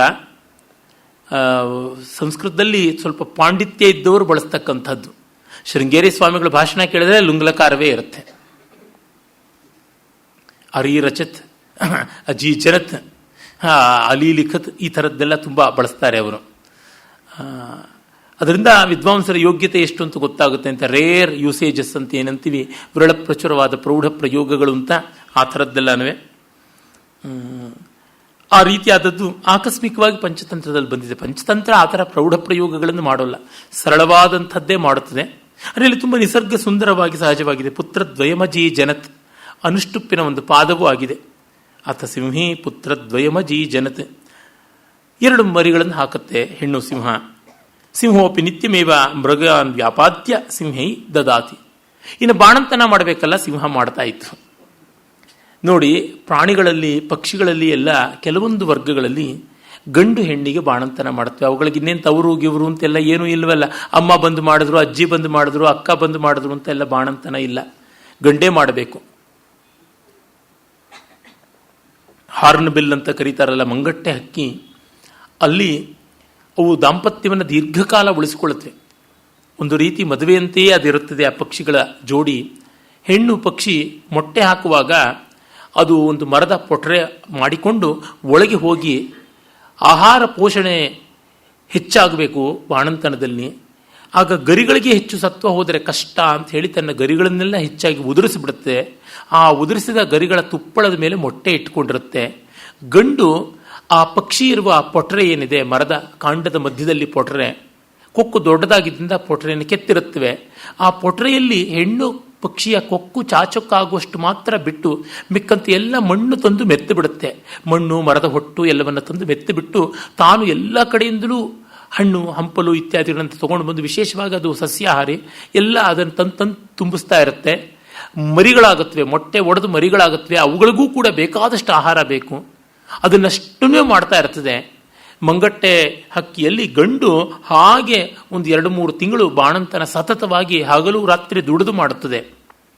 ಆ ಕಾಲದಲ್ಲಿ ಯಾರಾದರೂ ಗಂಡು ಪಕ್ಷಿಯನ್ನು ಕೊಂದು ಬಿಟ್ಟರೆ ಇಡೀ ಕುಟುಂಬ ಸತ್ತು ಹೋಗುತ್ತೆ. ಹೆಣ್ಣು ಪಕ್ಷಿಗೆ ಹಾರೋಕ್ಕೆ ಗರಿ ಇರೋಲ್ಲ, ಎಲ್ಲ ಹೆಚ್ಚು ಕಡಿಮೆ ಉದುರೋಗಿರ್ತದೆ. ಇನ್ನು ಮರಿಗಳಿಗಂತೂ ಕಣ್ಣು ರೆಪ್ಪೆಗಳು, ಕಣ್ರೆಪ್ಪೆನೂ ಸರಿಯಾಗಿ ತೆಗೆದಿರೋದಿಲ್ಲ, ರೆಕ್ಕೆಗಳು ಬಂದೇ ಇರೋದಿಲ್ಲ. ಮತ್ತು ಅವುಗಳು ಹೊರಗೆ ಬರೋಕ್ಕಾಗದಂತೆ ಗೂಡು ಬಾಯಲ್ಲೆಲ್ಲ ಸೀಲ್ ಮಾಡದಂತೆ ಆಗಿರುತ್ತದೆ. ಹೀಗಾಗಿ ಅವುಗಳ ಒಂದು ಈ ಸಂತಾನೋತ್ಪತ್ತಿ ಕಾಲದಲ್ಲಿ ಗಂಡು ಪಕ್ಷಿಯನ್ನು ಕೊಲ್ಲೋದು ಅಂದರೆ ಸರ್ವನಾಶವೇ ಆಗುತ್ತದೆ ಇಡೀ ಕುಟುಂಬಕ್ಕೆ ಅಂತ ಅದನ್ನು ಗಮನಿಸಿಕೊಂಡಂಥವರು ಆ ಥರದ ಕೆಲಸಗಳಿಗೆ ಕೈ ಹಾಕೋಲ್ಲ. ಹೀಗೆ ಆ ಪ್ರಾಣಿ ಪಕ್ಷಿ ಸೂಕ್ಷ್ಮಗಳು ಎಷ್ಟೊಂದು ಇರುತ್ತವೆ. ನಮ್ಮ ಕಾವ್ಯಗಳಲ್ಲಿ ಹೆಣ್ಣು ಸಿಂಹ ಮರಿ ಹಾಕಿದ್ದಾಗ ಗಂಡು ಎಲ್ಲ ಕಡೆಗೂ ಹೋಗಿ ಬೇಟೆ ಆಡಿಕೊಂಡು ಬರುತ್ತದೆ. ಸಾಮಾನ್ಯ ಸಿಂಹ ಗಂಡು ಬೇಟೆ ಆಡೋಲ್ಲ, ಹೆಣ್ಣು ಸಿಂಹವೇ ಬೇಟೆ ಆಡುತ್ತೆ. ನೋಡೋಕ್ಕೆ ನಮ್ಮ ಮಹಾಸಿಂಹ ಅಂತಂತೀವಿ. ಅದರ ಮುಖ ವಿಶಾಲವಾಗಿ ಪಂಚಾಸ್ಯ ಅಥವಾ ಪಂಚಮುಖ ಅಂತ ಕರಿತೀವಿ. ಪಚ ವಿಸ್ತಾರೆ ಅನ್ನುವ ಧಾತುವಿನಿಂದ ಅಗಲವಾದ ಮುಖ. ಅದರ ಕೇಸರಗಳು ದೊಡ್ಡದಾಗಿರುತ್ತದೆ. ಮೃಗರಾಜ ಅಂತ ಮುಂಡಮೋಚಿತು. ಅದು ಒಂದು ತನ್ನ ಹಿಟ್ಟನ್ನು ತಾನು ಹುಟ್ಟಿಸ್ಕೊಳ್ಳೋದಿಲ್ಲ, ಹೆಂಡತಿ ಮಕ್ಕಳ ಮೇಲೆ ಬದುಕಿರುತ್ತೆ. ಹೆಣ್ಣು ಸಿಂಹ ಪರಾಕ್ರಮಶಾಲಿತೆಯಿಂದ ಅದು ಎಲ್ಲ ಪ್ರಾಣಿಗಳನ್ನು ಕೊಂದು ಮಾಂಸ ತಂದಿಟ್ಟರೆ ಅದು ತಿನ್ನುತ್ತದೆ. ಈಗಲೂ ನಾವು ನೋಡ್ತೀವಿ ಎಷ್ಟೋ ಕುಟುಂಬಗಳಲ್ಲಿ ಗಂಡು ದಂಡಪಿಂಡವಾಗಿ ಮನೆಯಲ್ಲಿ ಉಳಿದು ಬಿಟ್ಟರೆ ಹೆಣ್ಣು ಪಾಪ ಎಲ್ಲ ಕಡೆಗೂ ಹೋಗಿ ಯಾವುದೋ ಗಾರ್ಮೆಂಟ್ ಇಂಡಸ್ಟ್ರಿನಲ್ಲಿ, ಮತ್ತೊಂದು ಕಡೆ ಎಲ್ಲೋ ರಿಸೆಪ್ಷನಿಸ್ಟ್ ಆಗಿ, ಇನ್ನೊಂದು ಕಡೆ ಅಥವಾ ಒಂದು ಹೊಲಿಗೆ ಮಿಷನನ್ನೇ ಮನೆಯಲ್ಲಿ ಇಟ್ಟುಕೊಂಡು ಈ ದಂಡಪಿಂಡ ಪ್ರಾಣಿಯನ್ನು ಮಕ್ಕಳನ್ನ ಕಾಪಾಡಿಕೊಳ್ಬೇಕಾಗುತ್ತದೆ. ಚೆನ್ನಿಗರಾಯ ಜ್ಞಾಪಕ ಬರತಕ್ಕಂಥದ್ದು ಗಂಡು ಸಿಂಹ ಅಂತಂದರೆ ಗ್ರಾಮ ಸಿಂಹದಂತೆ. ಆದರೆ ಇಲ್ಲೇನೋ ಬಾಣಂತನ ಮಾಡ್ತಾ ಇದೆ ಆ ಸಿಂಹ ಪಾಪ. ಆಗ ಒಂದು ದಿನ ಏನೂ ಸಿಗಲಿಲ್ಲ. ಅನ್ಯಸ್ಮಿನ್ ಅಹನಿ ತೇನ ಕಿಮಪಿ ನ ಸಾಧಿತಂ ವನೇ ಭ್ರಮತೋಪಿ ತಸ್ಯ ರವಿರಸ್ತಂಗತ. ಕಾಡು ಸುತ್ತಿ ಸುತ್ತಿ ಸೂರ್ಯಾಸ್ತವಾಯಿತು, ಏನೂ ಸಿಗ್ತಿಲ್ಲ. ಆಗ ಸ್ವಗೃಹಂ ಆಗಚ್ಚತಾ ಶೃಗಾಲ ಶಿಶು ಪ್ರಾಪ್ತ. ಹಾಗೆ ಬರುವಾಗ ಒಂದು ಎಳೆ ನರಿಯ ಮರಿ ಕಾಣಿಸುತ್ತದೆ. ಬಾಲಕೋಯಂ ಇತ್ಯವಧಾರ್ಯ ಯತ್ತೇನ ದಂಷ್ಟ್ರಾಮಧ್ಯಗತಂ ಕೃತ್ವಾ ಸಿಂಹೈ ಜೀವಂತಮೇವ ಸಮರ್ಪಿತವಾನ್. ಅಯ್ಯೋ ಎಳೆ ಮಗು ಅಂತ ಬಾಯಲ್ಲಿ ಕಚ್ಚಿಕೊಂಡು ಬದುಕಿರುವಾಗೇನೆ ಆ ಸಿಂಹಿಗೆ ಕೊಟ್ಟು ಹೇಳುತ್ತದೆ. ಇದೇನು ಅಂತ ಅದು ಕೇಳುತ್ತದೆ. ಭೋಕಾಂತ ತ್ವಯಾನೀತಂ ಕಿಂಚಿತ್ ಅಸ್ಮಾಕಂ ಭೋಜನಂ. ನೀನೇನಾದ್ರು ನಮಗೆ ಆಹಾರ ತಂದ್ಯಾ ಅಂದರೆ ಪ್ರಿಯೇ ಮಯಾ ಅಧ್ಯಯನಂ ಶೃಗಾಲ ಶಿಶುಂ ಪರಿತ್ಯಜ್ಯನ ಕಿಂಚಿತ್ ಸತ್ವಂ ಆಸಾದಿತಂ. ಇದೊಂದು ಮರಿ ಬಿಟ್ಟರೆ ಇನ್ನೇನೂ ಸಿಗಲಿಲ್ಲ. ಮಯಾ ಬಾಲೋಯಮಿತಿ ಮತ್ವ ನ ವ್ಯಾಪಾದಿತ ವಿಶೇಷಾತ್ ಸ್ವಜಾತೀಯಶ್ಚ. ಇದು ನಮ್ಮಂತೆಯೇ ಮಾಂಸಾಹಾರಿ ಪ್ರಾಣಿ, ಉಗುರು ಕೋರೆಹಲ್ಲು ಇರತಕ್ಕಂಥದ್ದು. ಹಾಗಾಗಿ ಇದನ್ನು ಕೊಲ್ಲಲಾಗದೆ ನಾನು ಒಂದು ಜಿಂಕೆಯೋ ಕಾಡಮ್ಮಿಯೋ ಆಗಿದ್ರೆ ಸ್ವಜಾತಿಯಲ್ಲ ಅಂತನಬಹುದು. ಅಂದರೆ ಒಂದೇ ಸ್ಪೀಶೀಸ್ ಅಲ್ಲ, ತಕ್ಕ ಮಟ್ಟಿಗೆ ಹತ್ತಿರ ಬರತಕ್ಕಂಥದ್ದು.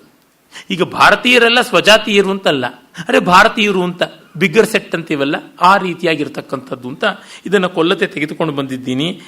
ಮರಿ ಬೇರೆ, ಶಿಶು ಹತ್ಯೆ ಮಾಡಬಾರದಲ್ವ, ಅದು ಬೇರೆ ಧರ್ಮ ಉಂಟು ಅಂತ ಹೇಳುತ್ತದೆ. ಉಕ್ತಂಚ ಸ್ತ್ರೀ ವಿಪ್ರಲಿಂಗಿ ಬಾಲೇಶು ಪ್ರಹರ್ತವ್ಯಂ ನ ಕರ್ಹಿಚಿತ್ ಪ್ರಾಣತ್ಯಾಗೇಪಿ ಸಂಜಾತೆ ವಿಶ್ವಸ್ತೇತು ವಿಶೇಷತಃ. ಹೆಣ್ಣನ್ನು, ಬ್ರಾಹ್ಮಣನನ್ನು, ಲಿಂಗಧಾರಣೆ ಮಾಡಿಕೊಂಡವನನ್ನು, ಅಂದರೆ ಯಾವುದೇ ಮತಲಾಂಛನಾದಿಗಳನ್ನು ಹಾಕ್ಕೊಂಡವನು ಲಿಂಗಿ ಅನ್ನೋದಕ್ಕೆ ಸನ್ಯಾಸಿ ಅಂತಲೂ ಅರ್ಥ ಉಂಟು. ಯತಿಪಾರ್ಥಿವ ಲಿಂಗಧಾರಿಣೋ ಎಲ್ಲ ಉಂಟಲ್ಲ. ಲಿಂಗ ಅಂದರೆ ಲಾಂಛನ, ಸನ್ಯಾಸಿ, ದಂಡ, ಕಮಂಡಲ ಇತ್ಯಾದಿ ಲಾಂಛನ. ಮಕ್ಕಳು, ಇವ್ರು ಯಾರನ್ನೂ ಕೊಲ್ಲಬಾರದು. ಮತ್ತೆ ವಿಶೇಷವಾಗಿ ನಮ್ಮನ್ನು ನಚ್ಚಿದವರನ್ನ, ನಂಬಿದವರನ್ನ ಕೊಲ್ಲಬಾರದು ಅಂತ ಉಂಟಲ್ಲ, ಅದಕ್ಕೆ ಅಂತ. ಆಗ ಹೇಳಿ, ನಿನಗೆ ತೊಂದರೆ ಇಲ್ಲ, ಇದಾನಿಂ ತ್ವಮೇನಂ ಭಕ್ಷಯಿತ್ವ ಪಥ್ಯಂಕುರು. ನೀನು ಹೊತ್ತೊತ್ತಿಗೆ ಪಥ್ಯ ಆಹಾರ ತೆಗೆದುಕೊಳ್ಬೇಕು, ಈ ಮರಿನೇ ತಿಂದುಬಿಟ್ಟು ಪಥ್ಯ ಮಾಡಕು ಅಂತ ಹೇಳುತ್ತೆ ಸಿಂಹ ಹೆಣ್ಣಿಗೆ. ಪ್ರಭಾತೆ ಅನ್ಯತ್ ಕಿಂಚಿತ್ ಉಪಾರ್ಜಯಿಷ್ಯಾಮಿ. ಬೆಳಗ್ಗೆ ಏನಾದರೂ ಸಂಪಾದಿಸಿ ಏನು ಅಂತ. ಪಾಪ ಸಿಂಹವೇ ಇರಬಹುದು, ಹುಲಿಯೇ ಇರಬಹುದು, ಅವುಗಳಿಗೆ ಆಯಾ ಹೊತ್ತೊತ್ತಿನ ಆಹಾರಕ್ಕೆ ಎಷ್ಟು ಅಲೆಯಬೇಕು ಅಂತ ನೋಡಿದಾಗ ಪ್ರಾಣಿ ಜೀವನ ಅದೆಷ್ಟು ದುರ್ಭರ, ಅದೆಷ್ಟು ಕಷ್ಟ, ಅದೆಷ್ಟು ಅನಿಶ್ಚಿತ ಅಂತ ಅನಿಸುತ್ತೆ. ಆಗ ಅದು ಭೋಕಾಂತ ತ್ವಯಾ ಬಾಲಕೋಯಮಿತಿ ವಿಚಿಂತ್ಯನ ಹತಃ ತತ್ ಕಥಂ ಅನೇನ ಏನಮಹಂ ಸೋದರಾರ್ಥೇ ವಿನಾಶಯಾಮಿ. ಅಲ್ಲ ಸ್ವಾಮಿ, ನೀನೇ ಇದು ಮರಿ ಕೊಲ್ಲಬಾರದ್ದು ಅಂತ ಬಿಟ್ಟು ಬಂದರೆ ತಾಯಿಯ ಹೃದಯ ನನ್ನದು. 2 ಮಕ್ಕಳನ್ನ ಈಗ ಹೆತ್ತಿದ್ದೀನಿ, ನಾನು ಈ ಮರಿನ ಹೇಗೆ ತಿನ್ನೋಕ್ಕಾಗತ್ತೆ? ಹಾಗಾಗಿ ಇಲ್ಲ. ಅಕೃತ್ಯಂ ನೈವ ಕರ್ತವ್ಯಂ ಪ್ರಾಣತ್ಯಾಗೇಪಿ ಉಪಸ್ಥಿತೆ ನಚ ಕೃತ್ಯಂ ಪರಿತ್ಯಾಜ್ಯಂ ಯೇಷ ಧರ್ಮ ಸನಾತನಃ. ಕೆಟ್ಟ ಕೆಲಸ ಅನ್ನೋದು ಪ್ರಾಣ ಹೋಗುವ ಕಾಲದಲ್ಲಿಯೂ ಮಾಡಬಾರದು, ನಂಬುದವ್ರನ್ನ ಬಿಡಬಾರದು, ಕರ್ತವ್ಯವನ್ನೇ ಮಾಡಬೇಕು. ಇದು ಸನಾತನ ಧರ್ಮ ಅಲ್ವಾ ಅಂತ ನೋಡಿ. ಈ ಕಥೆಗಳ ಮೂಲಕ ಎಷ್ಟು ಪ್ರೌಢೋದಾರವಾದ ರೀತಿಯಲ್ಲಿ ಮಹಾತತ್ವಗಳನ್ನು ತಿಳಿಸೋದಾಗ್ತಾ ಇದೆ. ಕಷ್ಟ ಬಂದಾಗಲೂ ನಾವು ಒಂದಿಷ್ಟು ವ್ಯಾಲ್ಯೂಸ್, ಒಂದಿಷ್ಟು ಮೌಲ್ಯಗಳು ಅಂತ ಏನಿರ್ತವೆ, ಅದರಿಂದ ಹಿಂದೆ ಸರಿಯಬಾರದು ಅನ್ನೋದು ತನ್ನಂತೆಯೇ ಬರುವಂತೆ ಮಾಡುವುದು. ನಮ್ಮ ಶಿಕ್ಷಣ ಪದ್ಧತಿಯಲ್ಲಿ ಇದರ ಕೊರತೆಯನ್ನು ತುಂಬ ಕಾಣ್ತಾ ಇದ್ದೀವಿ. ತಸ್ಮಾನ್ ಮಮ ಅಯಂ ತೃತೀಯ ಪುತ್ರೋ ಭವಿಷ್ಯತಿ.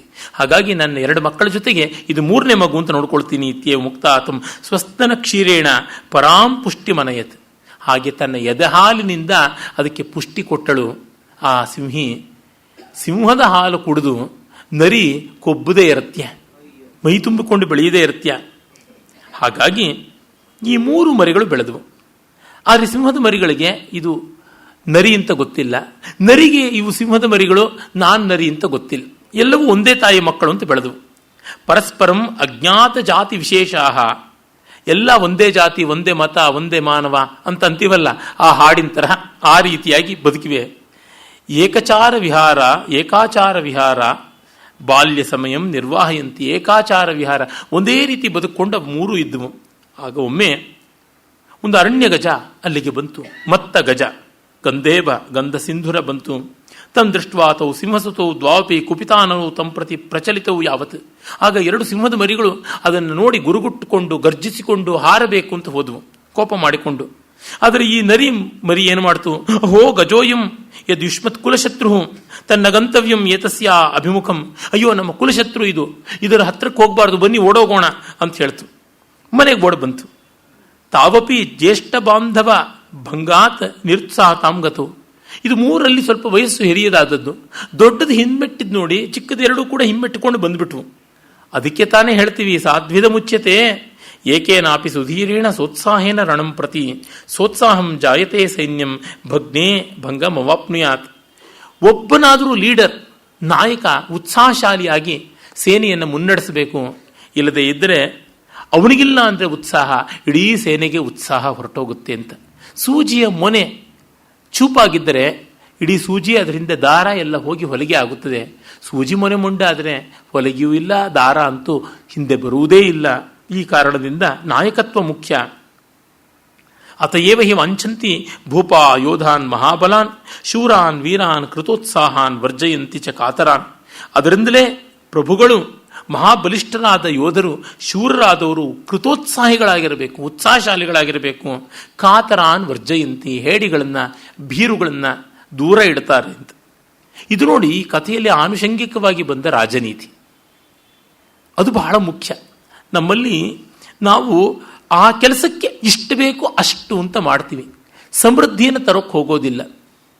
ಅಂದರೆ ಎಲ್ಲಿಯೂ ಒಂದು ಕೆಲಸದಲ್ಲಿ ಬೇರೆ ಎಷ್ಟೆಷ್ಟೋ ಎಳೆಗಳು 10 ಬರಬೇಕು. ನಮ್ಮಲ್ಲಿ ಇವತ್ತು ಓವರ್ ಸ್ಪೆಷಲೈಸೇಷನ್ ಆಗಿ ಅದಕ್ಕಷ್ಟೇ ಅನ್ನುವಂಥದ್ದಾಗಿದೆ. ಹಿಂದೆ ಸಮಗ್ರತೆಯ ಕಡೆಗೆ ಗಮನ ಇತ್ತು. ನೋಡಿ, ಒಂದು ಸಂಗೀತ ಕಚೇರಿಗೆ ಅಂತ ಹೋದರೆ ಆ ಸಂಗೀತ ಕೃತಿಗಳಲ್ಲಿ ಒಂದಿಷ್ಟು ಭಗವತ್ ಸ್ತುತಿರೂಪವಾಗಿ ಇರ್ತಾ ಇದ್ವು. ಕೆಲವು ದೈವನಾಮ ಸಂಕೀರ್ತನದ ಪುಣ್ಯವೋ ಅಥವಾ ಭಾವೋನ್ನತಿಯೋ ಆಗುತ್ತಿತ್ತು. ಇನ್ನೊಂದಷ್ಟು ಪದ ಜಾವಳಿ ಅಂತ ಶೃಂಗಾರದ ಮನೋಹರವಾದಂಥ ಭಾವೋಲ್ಲಾಸದ್ದು ಇರ್ತಾ ಇದ್ವು. ಮತ್ತೆ ಕೆಲವು ದಾಸರ ಪದಗಳಿರ್ಬೋದು, ತತ್ವ ಪದಗಳಿರ್ಬೋದು, ಈ ಥರದ್ದು ಲೋಕನೀತಿ ತತ್ವನೀತಿಗಳನ್ನು ಹೇಳ್ತಕ್ಕಂಥದ್ದು, ವೇದಾಂತ ದರ್ಶನಕ್ಕೆ ಸಂಬಂಧಪಟ್ಟದ್ದು, ಈ ಥರದ್ದು ಇರ್ತಾ ಇತ್ತು. ಮತ್ತೆ ಇನ್ನು ಕೆಲವು ಶುದ್ಧ ಸಂಗೀತ ಪರವಾದದ್ದು, ಶ್ರುತಲೆಯ ವಿಲಾಸ ಮಾತ್ರದ್ದು, ಸ್ವರಕಲ್ಪನೆ ಇರಬಹುದು, ಆಲಾಪನೆ ಇರಬಹುದು, ನೆರವಲ್ಲಿರಬಹುದು, ತನಿಯ ಆವರ್ತನ ಇರಬಹುದು, ಹೀಗೆಲ್ಲ ಇರ್ತಾ ಇತ್ತು. ಮತ್ತೆ ಬೇರೆ ಬೇರೆ ಸಾಹಿತ್ಯ ಇರ್ತಾ ಇತ್ತು. ಶ್ಲೋಕ ಗಾನ ಅಂತ ಲೀಲಾಶುಕನ ಕೃಷ್ಣ ಕರ್ಣಾಮೃತದಿಂದಲೋ ಅಥವಾ ಶ್ರೀರಾಮ ಕರ್ಣಾಮೃತ ರಾಮಭದ್ರ ದೀಕ್ಷಿತ ಬರೆದಿದ್ದಾನಲ್ಲ ಅದರಿಂದಲೋ, ಹೀಗೆ ಹಲವು ಮೂಲಗಳಿಂದ ಒಂದಿಷ್ಟು ಶ್ಲೋಕ, ಸ್ತೋತ್ರ ಇತ್ಯಾದಿ ಕಾವ್ಯ ಸ್ವರೂಪದ್ದು ಬರ್ತಾ ಇತ್ತು. ಗೀತಗೋವಿಂದದಂಥ ಅಷ್ಟಪದಿಯು ಕೂಡ ಮಿನಿಕೆಗೆ ಬರ್ತಾ ಇತ್ತು. ನಾರಾಯಣ ತೀರ್ಥರ ಕೃಷ್ಣಲೀಲಾ ತರಂಗಿಣಿ ಅಂಥವು ಬರ್ತಾ ಇದ್ದವು. ಹೀಗೆ ಒಂದಲ್ಲ ಇನ್ನೊಂದು ರೀತಿ ಹಲವು ಅಂಶಗಳ ಒಂದು ಸ್ವಾರಸ್ಯ ನಮಗೆ ಬರ್ತಾ ಇತ್ತು. ಈಗ ಹಾಗಲ್ಲ. ದೇವರನ್ನ ಸ್ಮರಣೆ ಯಾಕೆ ಮಾಡಬೇಕು, ಪದ ಜಾವಳಿ ಯಾಕೆ ಹಾಡಬೇಕು, ಇದು ಯಾಕೆ ಬೇಕು ಅಂತ ಹೇಳಿ ಸಂಗೀತ ಸಾಹಿತ್ಯವನ್ನು ದೂರ ಮಾಡ್ತಾ ಇದ್ದಂತೆ ನಾದ ಸಿಗಬಹುದೇನೋ, ಈ ಬೇರೆ ಬೇರೆ ಆಕ್ಸಿಲರಿ ಬೆನಿಫಿಟ್ಸ್ ಅಂತೀವಲ್ಲ, ಇನ್ಸಿಡೆಂಟಲ್ ಬೆನಿಫಿಟ್ಸ್ ಅಂತೀವಲ್ಲ, ಆನುಷಂಗಿ ಫಲ, ಆನುಷಂಗಿ ಪ್ರಯೋಜನ, ಅವು ತಪ್ಪುತ್ತಾ ಬಂತು. ಇಂದು ಎಷ್ಟೋ ಜನ ಪ್ರವಚನಕಾರರು ಹಾಳು ಮೂಳು ಕಾಳಿ ಗಂಗಾಳಿ ಕಥೆಗಳನ್ನು ಹೇಳ್ತಾರೆ. ಒಳ್ಳೆಯ ಸೂಕ್ತಿಗಳನ್ನು, ಒಳ್ಳೆಯ ಜೀವನಾನುಭವ ದ್ರವ್ಯವನ್ನು ಕೊಡುವುದನ್ನು ಮರೆತರೆ ಅಷ್ಟರ ಮಟ್ಟಿಗೆ ಸೊರಗುತ್ತವೆ. ನಾನೇ ಬಲ್ಲಂತೆ ಒಬ್ಬರು ಘನ ವಿದ್ವಾಂಸರಿದ್ದರು, ವ್ಯಾಕರಣಾದಿ ಬಹುಶಾಸ್ತ್ರಗಳಲ್ಲಿ ಕೋವಿದರಾದವರು. ಅವರು ರಾಮಾಯಣ ಮಹಾಭಾರತ ಭಾಗವತಾದಿ ಪ್ರವಚನಗಳನ್ನು ಮಾಡೋದ್ರೊಳಗೆ ತುಂಬ ದಿಗ್ಧಂತಿಗಳಾಗಿದ್ದರು. ಆದರೆ ಅವರ ಪ್ರವಚನಗಳಲ್ಲಿ ಒಂದು ಕಾಳಿದಾಸನ ಶ್ಲೋಕ, ಒಂದು ಭರ್ತೃಹರಿ ಶ್ಲೋಕ, ಒಂದು ಪಾಣಿನೀಯ ವಿದ್ಯಾ ಪ್ರಕರ್ಷ, ಅವರ ಪಾಠವೇ ಆಗಿತ್ತದು, ಅವರ ಪದ್ಧತಿಯೇ ಆಗಿದ್ದು, ಅದು ಬರ್ತಾ ಇರಲಿಲ್ಲ. ಈ ಜನಗಳಿಗೆ ಯಾಕೆ ಬೇಕು ಅನ್ನುವಂತೆ. ಆದರೆ ಈ ಆನುಷಂಗಿಯಾದದ್ದು ಬಂದರೆ ತುಂಬ ಪ್ರಯೋಜನ ಉಂಟು. ಆ ರೀತಿಯಲ್ಲಿ ಬರಬೇಕು. ಒಂದು ಊಟ ಅಂತ ಮಾಡಿದ್ರೆ ಆ ಊಟದಲ್ಲಿ ರುಚಿಗೊಂದಿಷ್ಟು, ಸ್ವಾಸ್ಥ್ಯಕ್ಕೊಂದಿಷ್ಟು, ಪುಷ್ಟಿಗೊಂದಿಷ್ಟು ಅಂತೆಲ್ಲ ಇರುತ್ತದಲ್ಲ, ಆ ಎಲ್ಲ ಪದಾರ್ಥಗಳು ಸೇರಬೇಕು. ಹಾಗಲ್ಲದೆ ರುಚಿಗೆ ಮಾತ್ರ ತಿಂತೀವಿ ಅಂತಕ್ಕಂಥ ಪದಾರ್ಥಗಳೇ ಇರುವ ಹೋಟೆಲ್, ಪುಷ್ಟಿಗೆ ಮಾತ್ರ ತಿನ್ನಬೇಕು ಅಂತ. ಈ ಕಾಲದಲ್ಲಿ ಕಿರುಧಾನ್ಯ ಸಿರಿಧಾನ್ಯ ಅಂತ ಅದು ಒಂದು ರಾಕೆಟ್ ಶುರು ಆಗಿಬಿಟ್ಟಿದೆ. ಎಲ್ಲೆಲ್ಲೂ ನವಣೆ ಸಜ್ಜೆ ತಿನ್ನೋರೇ ಆಗಿದ್ದಾನೆ. ಅದು ಜೀರ್ಣವಾಗುತ್ತಾ ಇಲ್ಲವಾ, ಮತ್ತೊಂದು ಮಗದೊಂದು ಎಂಥದ್ದೂ ಗೊತ್ತಿಲ್ಲ. ಜನಮರಳೋ ಜಾತ್ರೆ ಮರಳೋ ಅಂತ. ನಮ್ಮ ಅಜ್ಜಿ ತಾತ ಎಲ್ಲ ಇವನ್ನ ತಿಂದೇ ಬದುಕಿದ್ರಲ್ಲ, ಈ ಥರದ್ದು ಕಲ್ಪನೆ ಬರೋಲ್ಲ. ಅವುಗಳಿಗೆ ಅದೇ ಪ್ರಯೋಜನ ಉಂಟು. ಅದಕ್ಕೆ ಸೇರ್ಕೊಳ್ತಕ್ಕಂಥದ್ದು ರಾಗಿ ಇದೆ. ರಾಗಿ ಹಿಟ್ಟನ್ನು ತಿನ್ನೋದಕ್ಕೆ ಏನೋ ಬಿಂಕ ಹೋಗ್ಬಿಟ್ಟಿದ್ರೂ ಆಫ್ರಿಕಾಯಿಂದ ಇಂಪೋರ್ಟ್ ಮಾಡ್ಕೊಂಡಿರ್ತಕ್ಕಂಥದ್ದು ಯಾವುದೋ ಒಂದು ಕಿರುಧಾನ್ಯ ಅಂತಂತಾರೆ. ಅದೇನು ಪರಮಾತ್ಮನಿಗೆ ಗೊತ್ತು, ಧಾನ್ಯಲಕ್ಷ್ಮಿಗೆ ಅದು ತಿಳಿಯಬೇಕು. ಅಂದರೆ ಈ ತರಹ ಫ್ಯಾಷನಬಲ್ ಆಗಿ ಒಂದು ಪುಷ್ಟಿಗೆ ಮಾತ್ರ ಒಂದು, ಆರೋಗ್ಯಕ್ಕೆ ಮಾತ್ರ ಒಂದು, ರುಚಿಗೆ ಮಾತ್ರ ಒಂದು ಅಂತ ಕಂಪಾರ್ಟ್ಮೆಂಟಲ್ ಮಾಡಿಕೊಂಡ್ರೆ ಏನುಂಟು? ಈ ಪಂಚತಂತ್ರಾದಿ ಕಥಾ ವಸ್ತುಗಳಲ್ಲಿ ಇಷ್ಟೆಲ್ಲ ಒಟ್ಟಿಗೆ ಬರುತ್ತವೆ. ಆಗ ನಮ್ಮ ಮನಸ್ಸಿಗೆ ವೈವಿಧ್ಯ ಇದ್ದು ಎಲ್ಲ ಸಮೃದ್ಧವಾಗುತ್ತದೆ. ಈಗ ಚಲನಚಿತ್ರಗಳು ಹಾಗಾಗ್ಬಿಟ್ಟಿದೆ. ಹಿಂದೆಲ್ಲ ಚಲನಚಿತ್ರ ಅಂತಂದರೆ ಒಂದು ಚಲನಚಿತ್ರದಲ್ಲಿ ಏನೇ ಒಂದಿಷ್ಟು ತಮಾಷೆ ಇರ್ತಾ ಇತ್ತು, ಒಂದಿಷ್ಟು ಶೃಂಗಾರ ಇರ್ತಿತ್ತು, ಒಂದಿಷ್ಟು ಫೈಟ್ ಇರ್ತಾ ಇತ್ತು. ಇಲ್ಲಿ ಎಲ್ಲ ಎಕ್ಸ್ಕ್ಲೂಸಿವ್ ಸ್ಪೆಷಲೈಸ್ಡ್ ಅಂತಾಗಿ ಆ್ಯಕ್ಷನ್ ಸಿನಿಮಾಗಳೇ ಬೇರೆ, ಕಾಮಿಡಿಗಳೇ ಬೇರೆ, ರೊಮಾನ್ಸ್ಗಳೇ ಬೇರೆ, ಫಿಕ್ಷನ್ ಬೇರೆ, ಆಮೇಲೆ ಫ್ಯಾಂಟಸಿ ಬೇರೆ ಅಂತ ಏನೇನೇನೇನೋ ಮಾಡಿಕೊಂಡಿದ್ದಾರೆ. ಆದರೆ ಸಮಗ್ರತೆಯ ಸ್ವಾರಸ್ಯ ಹೊರಟೋಗುತ್ತಲ್ಲ, ಅಂಥವು ಬೇಡವೇ? ಇದನ್ನು ಕಂಡಾಗ ನಮ್ಮ ಕಾಲದ ಕೊರತೆ ಗೊತ್ತಾಗ್ತಾ ಇದೆ. ಮಕ್ಕಳಿಗೆ ಸಮಗ್ರತೆಯನ್ನು ಕೊಡಬೇಕು. ದೊಡ್ಡವರಾದ ಮೇಲೆ ಸ್ಪೆಷಲೈಸೇಷನ್ ಮಾಡಲಿ, ಮೊದಲಿಗೆ ಜನರಲ್ಲೇ ಬೇಕಾಗಿರ್ತಕ್ಕಂಥದ್ದು. ಈಗ ಯಾರು ಜನರಲ್ ಮೆಡಿಕಲ್ ಪ್ರಾಕ್ಟೀಷನರ್ ಹತ್ರಕ್ಕೆ ಹೋಗೋದೇ ಇಲ್ಲ, ಎತ್ಕೊಳ್ತಾನೆ ಸೂಪರ್ ಸ್ಪೆಷಲಿಸ್ಟ್ ಹತ್ರ ಹೋಗಿ ಅಂತ. ಸೂಪರ್ ಸ್ಪೆಷಲಿಸ್ಟು ಪಾಪರ್ ಮಾಡಿಸ್ತಾನಷ್ಟೇ, ಇವರನ್ನು ಇನ್ನೇನೂ ಇಲ್ಲ. ಮೊದಲು ದೇಹದ ಅವಯಗಳು, ಅವರ ಮನೆ, ಅವರ ವಂಶವಾಹಿ ಹಿನ್ನೆಲೆ ಇವೆಲ್ಲ ಬಲ್ಲಂತಹ ಒಬ್ಬ ಜನರಲ್ ಪ್ರಾಕ್ಟೀಷನರ್ ಬೇಕಲ್ವಾ, ಕುಟುಂಬ ವೈದ್ಯ ಅಂತ ಬೇಕಲ್ವಾ. ಆ ರೀತಿಯಾಗಿ ಹೀಗೆ ಪೌರೋಹಿತ್ಯದಲ್ಲೂ ಅಷ್ಟೇ, ನಾವು ಚಂಡಿಯಾಗ ಮಾತ್ರ ಮಾಡಿಸ್ತೀವಿ ಅಂತ ಮುಂಡನವೇ ಮಾಡಿಸೋದು ಅವ್ರ ಕಡೆಗೆ, ಕರ್ತವ್ಯಗೆ ಇನ್ನೇನೂ ಅಲ್ಲ. ಸಾಮಾನ್ಯವಾಗಿ ಒಂದು ತ್ರಿಸುಪರ್ಣ ಮಂತ್ರ ಬರೋದಿಲ್ಲ ಆತನಿಗೆ, ಸರಿಯಾಗಿರ್ತಕ್ಕಂಥ ಶ್ರೀ ಸೂಕ್ತ ಪುರುಷ ಸೂಕ್ತ ಬರೋಲ್ಲ, ಒಂದು ಷೋಡಶೋಪಚಾರ ಪೂಜೆ ಬರೋದಿಲ್ಲ, ಬರೀ ಜಟಾಪಾಠ ಹೇಳ್ತೀನಿ ಅಷ್ಟೇನೆ ಅಂತ. ಜಟಾಪಟಿಯೇ ಅಂದರೆ ಈ ಸ್ಪೆಷಲೈಸೇಷನಿನ ಮೋಹ ಯಾತಕ್ಕೆ ಬರುತ್ತೆ ಅಂದರೆ ಜನಗಳಿಂದ ತುಂಬ ಮರಳು ಮಾಡಬಹುದು ಅಂತ. ಹೀಗಾಗಿ ಎಲ್ಲವನ್ನ ಒಂದಿಷ್ಟು ತಿಳಿದಿದ್ದೀನಿ ಅಂತಂದರೆ ಅದೇನು ಅಗ್ಗ ಸವಕಲು ಅಂತ ಆಗಿ ಕೂತಿದೆ. ಪಂಚತಂತ್ರ ಆ ಪದ್ಧತಿಯದಲ್ಲ. ಆನುಷಂಗಿಕವಾಗಿ ಎಷ್ಟನ್ನೂ ಅದು ಹೇಳುತ್ತದೆ. ಅಥತೌ ದ್ವಾವಪಿ ಭ್ರಾತರೌ ಗೃಹಂ ಪ್ರಾಪ್ಯ ಪಿತ್ರೋಹೋ ಅಗ್ರತಃ ವಿಹಸಂತೌ ಜ್ಯೇಷ್ಠ ಭ್ರಾತೃಚೇಷ್ಟಿತಂ ಊಚತು. ಆದರೆ ಓಡ್ ಬಂದ್ಬಿಟ್ವಲ್ಲ ಸಿಂಹದ ಮರಿಗಳು, ಅವು ಬಂದು ತಮ್ಮ ತಂದೆ ತಾಯಿ ಎದುರಿಗೆ ನಗ್ತಾ, ನೋಡು ಅಣ್ಣ ಹೆದರ್ಕೊಂಡು ಓಡ್ ಬಂದ್ಬಿಟ್ಟ, ನಾವು ಇನ್ನೇನು ಮಾಡೋಣ ಅಂತ ಬಂದ್ವಿ, ಇಷ್ಟು ಎತ್ತರ ಬೆಳೆದಿದೆ, ಗಾತ್ರ ಬೆಳೆದಿದೆ ಅಣ್ಣನ ಮೈ, ಆದರೆ ಅದು ಮಾತ್ರ ಓಡ್ ಬಂತು ಅಂತ ನಗ್ತಾ ಇದ್ವು. ಆಗ ಈ ನರಿಮರಿಗೆ ಕೋಪ ಬಂದುಬಿಡುತ್ತೆ. ಸೋಪಿ ತದಾಕರ್ಣ್ಯ ಕೋಪಾವಿಷ್ಟಮನಾಹ ಪ್ರಸ್ಫುರಿತ ಅಧರ ಪಲ್ಲವ ತಾಮ್ರಲೋಚನ ತ್ರಿಶಿಖಾಂ ಭ್ರುಕುಟೀಂ ಕೃತ್ವಾ ತೌ ನಿರ್ಭರ್ತ್ಸಯನ್ ಪರುಷತರ ವಚನಾನಿ ಉವಾಚ. ಆ ಓಜಸ್ವಿಯಾದ ಶೈಲಿ ನೋಡಿ ಹೇಗೆ ಕೋಪ ಬಂತು ಆ ನರಿಮರಿಗೆ. ತುಟಿ ಕಂಪಿಸೋಕ್ಕೆ ಆರಂಭವಾಯ್ತಂತೆ, ಕಣ್ಣು ಕೆಂಪಾಯ್ತಂತೆ, ಹುಬ್ಬು 3 ಗಂಟೆ ಹಾಕ್ಕೊಳ್ತಂತೆ. ತ್ರಿಶಿಖಾಂ ಭ್ರುಕುಟೀಂ ಬದ್ವ. ಇಷ್ಟು ಪ್ರಗಲ್ಭವಾಗಿ ಕೋಪ ಮಾಡಿಕೊಂಡಿದೆ. ಕೆಟ್ಟ ಕೆಟ್ಟ ಮಾತುಗಳನ್ನು ಒರಟೊರಟಾಗೆಲ್ಲ ಆಡುತ್ತಂತೆ. ಆಗ ಆ ಹೆಣ್ಣು ಸಿಂಹ ಅದನ್ನು ಏಕಾಂತಕ್ಕೆ ಕರೆದುಕೊಂಡು ಹೋಗಿ ಏಕಾಂತೆ ನಿತ್ವ ಪ್ರಬೋದಿತ ವತ್ಸ ಮೈವಂ ಕಾಚಿಜ್ಜಲ್ಪ ಮೈವಂ ಕದಾಚಿಜ್ಜಲ್ಪ. ಹೀಗೆ ಎಂದೂ ಹೇಳಬೇಡಪ್ಪ, ಹರಟಬೇಡ, ಗಳಹಬೇಡ, ಭವದೀಯ ಲಘುಭ್ರಾತರಾವೇದು, ನಿನ್ನ ತಮ್ಮಂದ್ರಿಬ್ಬರು ತಾನೆ ಅಂತ. ಇದಕ್ಕಿನ್ನೂ ಕೋಪ ಬಂತು. ಪ್ರಭೂತತರ ಕೋಪ ವಿಷ್ಟ ತಾಂ ಉವಾಚ. ಇನ್ನೂ ಕೋಪ ಮಾಡಿಕೊಂಡು ಅದು ಕೇಳುತ್ತದೆ. ಕಿಮಹಂ ಏತಾಭ್ಯಾಂ ಶೌರ್ಯೇಣ ರೂಪೇಣ ವಿದ್ಯಾಭ್ಯಾಸೇನ ಕೌಶಲೇನ ವಾ ಹೀನೋ ಏನ ಮಾಂ ಉಪಹಸತಃ. ಈ ಇಬ್ಬರು ತಮ್ಮಂದರಿಗಿಂತ ನನಗೆ ರೂಪದಲ್ಲಾಗಲಿ, ಶೌರ್ಯದಲ್ಲಾಗಲಿ, ವಿದ್ಯೆಯಲ್ಲಾಗಲಿ, ಪರಾಕ್ರಮದಲ್ಲಾಗಲಿ, ಕೌಶಲದಲ್ಲಿ ಆಗಲಿ, ಯಾವುದ್ರೊಳಗಾಗಲಿ ಕಡಿಮೆ ಅನ್ನೋದಿದೆಯಾ ಅಂತ ವಿರಾಲಾಪ ಉತ್ತರ ಕುಮಾರ ಮಾಡಿದಂತೆ ಮಾಡ್ತಾ ಇದೆ. ತನ್ಮಯ ಅವಶ್ಯಮೇತೋ ವ್ಯಾಪಾದಯಿತು, ಹಾಗಾಗಿ ನಾನು ಈ ತಮ್ಮಂದಿರನ್ನು ಕೊಂದೇ ಬಿಡ್ತೀನಿ, ನನ್ನ ಅವಮಾನ ಮಾಡ್ತಿದ್ದಾರೆ ಅಂತ. ಆಗ ಸಿಂಹಿ ನಕ್ಕು ಹೇಳುತ್ತದೆ, ತಸ್ಯ ಜೀವಿತಂ ಇಚ್ಛಂತಿ ಅಂತರ್ವಿಹಸ್ಯ ಪ್ರಾಹ. ಒಳಗೆ ನಕ್ಕೊಂಡು ಪಾಪ ಬಡಪಾಯಿ ಗೊತ್ತಾಗ್ತಾ ಇಲ್ಲ ಅಂತ ಹೇಳುತ್ತದೆ. ನಿನಗ್ಯಾರು ಅಂತ ಗೊತ್ತಾಗ್ತಾ ಇಲ್ಲ, ಪ್ರತ್ಯಭಿಜ್ಞಾನ ಆಗಿಲ್ಲಪ್ಪ. ಶೂರೋಸಿ ಕೃತವಿದ್ಯೋಸಿ ದರ್ಶನೀಯೋಸಿ ಪುತ್ರಕ ಯಸ್ಮಿನ್ ಕುಲೇ ತ್ವಮುತ್ಪನ್ನೋ ಗಜಸ್ತತ್ರ ಹನ್ಯತೆ. ನೀನು ಶೂರ, ನೀನು ಧೀರ, ನೀನು ವೀರ, ನೀನು ವಿದ್ಯಾವಾನ್, ನೀನು ರೂಪವಾನ್ ಎಲ್ಲ ಹೌದು. ಆದರೆ ನರಿಯ ಕುಲದಲ್ಲಿ ಹುಟ್ಟಿದ ನಿನಗೆ ಎಂದೆಂದೂ ಕೂಡ ಸಿಂಹವನ್ನು ಕೊಲ್ಲುವ ಶಕ್ತಿ ಬರೋದಿಲ್ಲ. ತತ್ಸಮ್ಯಕ್ ಶೃಣು ವತ್ಸ ತ್ವಂ ಶೃಗಾಲೀಸುತಃ ಕೃಪಯಾಮಯ ಸ್ವಸ್ತನ ಕ್ಷೀರೇಣ ಪುಷ್ಟಿಂ ನೀತಃ. ನೀನು ಹೆಣ್ಣು ನರಿಯ ಮಗು, ನಾನು ಕೃಪೆಯಿಂದ ಎದೆಹಾಲು ಕೊಟ್ಟು ಬೆಳೆಸಿದೆ. ಈ ಎರಡು ಮಕ್ಕಳು ನಿನ್ನನ್ನು ನರಿ ಅಂತ ತಿಳ್ಕೊಳ್ಳೋಕೆ ಮುಂಚೆನೆ ನೀನು ದೂರ ಹೋಗಬೇಕು. ಮತ್ಪುತ್ರವು ಶಿಶುತ್ವಾತ್ ತ್ವಾಂ ಶೃಗಾಲಂ ನ ಜಾನೀತಃ ತಾವತ್ ದ್ರುತತರಂ ಗತ್ವಾ ಸ್ವಜಾತೀಯಾನಾಂ ಮಧ್ಯೆ ಮಿಲಿತೋಭವ. ಹಾಗಾಗಿ ಇವುಗಳಿಗೆ ಗೊತ್ತಾಗೋಕೆ ಮುಂಚೆ ದೂರ ಹೋಗು. ಮತ್ತೆ ನನಗೆ ನಿನ್ನ ಮೇಲಿರುವ ಪ್ರೀತಿ, ನನ್ನ ಗಂಡಂಗೆ ನಿನ್ನ ಮೇಲಿರುವ ವಾತ್ಸಲ್ಯ ಇವುಗಳಿಗಿರೋಲ್ಲ. ಹಾಗಾಗಿ ಇವುಗಳ ಕೊಲ್ಲಕ್ಕೆ ಮುಂಚೆ ದೂರ ಹೋಗು ಅಂತ. ಅದನ್ನು ಕೇಳಿ ಇದು ಬದುಕಿದೆಯಾ ಬಡಜೀವ ಅಂತ ಜಂಗಾಬಲ ಹುಡುಗೋಗಿ ಅದು ಓಡಿ ಹೋಗುತ್ತದೆ. ನೋಚೇತ್ ಏತೇಷಾಂ ಸಕಾಶಾತ್ ವಿಡಂಬನಾಂ ಪ್ರಾಪ್ಯ ಮರಿಷ್ಯಸಿ. ಗೇಲಿ ಮಾಡಿಸ್ಕೊಳ್ತೀಯ ಅಂತ. ಕುಲಾಲೋಪಿ ತದಾಕರ್ಣ್ಯ ಸತ್ವರಂ ಪ್ರಣಷ್ಟ. ಆ ರಾಜ ಹೇಳಿದ ಮಾತನ್ನು ಕೇಳಿ ಯುಧಿಷ್ಠಿರ ಕುಂಬಾರ ಕೂಡ ಅರ್ಥ ಮಾಡಿಕೊಂಡು ದೂರ ಹೋದ.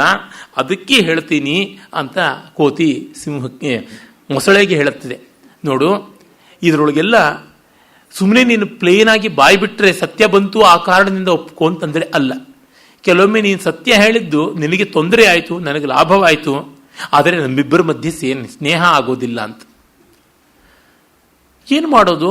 ಕೆಲವೊಮ್ಮೆ ಮುರಿಯುವ ಹಂತಕ್ಕೆ ಹೋದ ಮೇಲೆ ಎಷ್ಟು ಮರಳಿ ಬಂದರೂ ಆಗುವುದಿಲ್ಲ.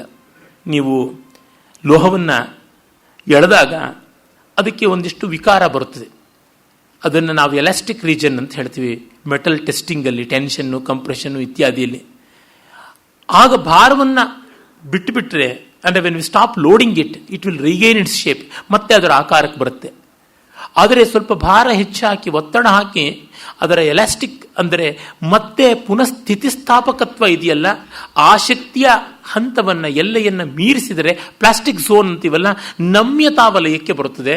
ಪ್ಲಾಸ್ಟಿಕ್ ಝೋನ್ಗೆ ಬಂದ ಮೇಲೆ ಅದು ಎಂದೂ ಸ್ವಾಕಾರವನ್ನು ಪಡ್ಕೊಳ್ಳಲ್ಲ. ಸ್ನೇಹವಾಗಲಿ, ಬಾಂಧವ್ಯವಾಗಲಿ, ಪ್ರೀತಿಯಾಗಲಿ ಈ ಅಳತೆಯನ್ನು ಮೀರಿಬಿಟ್ರೆ, ಸರಿ ಮಾಡಿಕೊಳ್ಳುವ ಹಂತ ಹೋದರೆ ಮತ್ತೆ ಅದು ಹಾಳಾಗುವುದೇ ಸರಿ. ಎಂದೆಂದೂ ಮಾಯದ ವಿಕಾರ ಉಳಿದೇ ಬಿಡುತ್ತದೆ. ನಾವು ಕೆಲವನ್ನ ಸರಿ ಮಾಡಬಹುದು, ಎಲ್ಲವನ್ನ ಸರಿ ಮಾಡೋಕ್ಕಾಗಲ್ಲ. ಕನ್ನಡಿ ಒಡೆದರೆ ಮತ್ತೆಂದಿಗೂ ಅದನ್ನು ಅಂಟಿಸೋಕ್ಕಾಗೋಲ್ಲ, ಅಂಟಿಸಿದ್ರೂ ಅದು ಉಳಿಯೋದಿಲ್ಲ. ಆದರೆ ಲೋಹಪಾತ್ರೆ ಸೀಳಿದ್ರೆ ಮತ್ತೆ ಬೆಸೆಯಬಹುದು.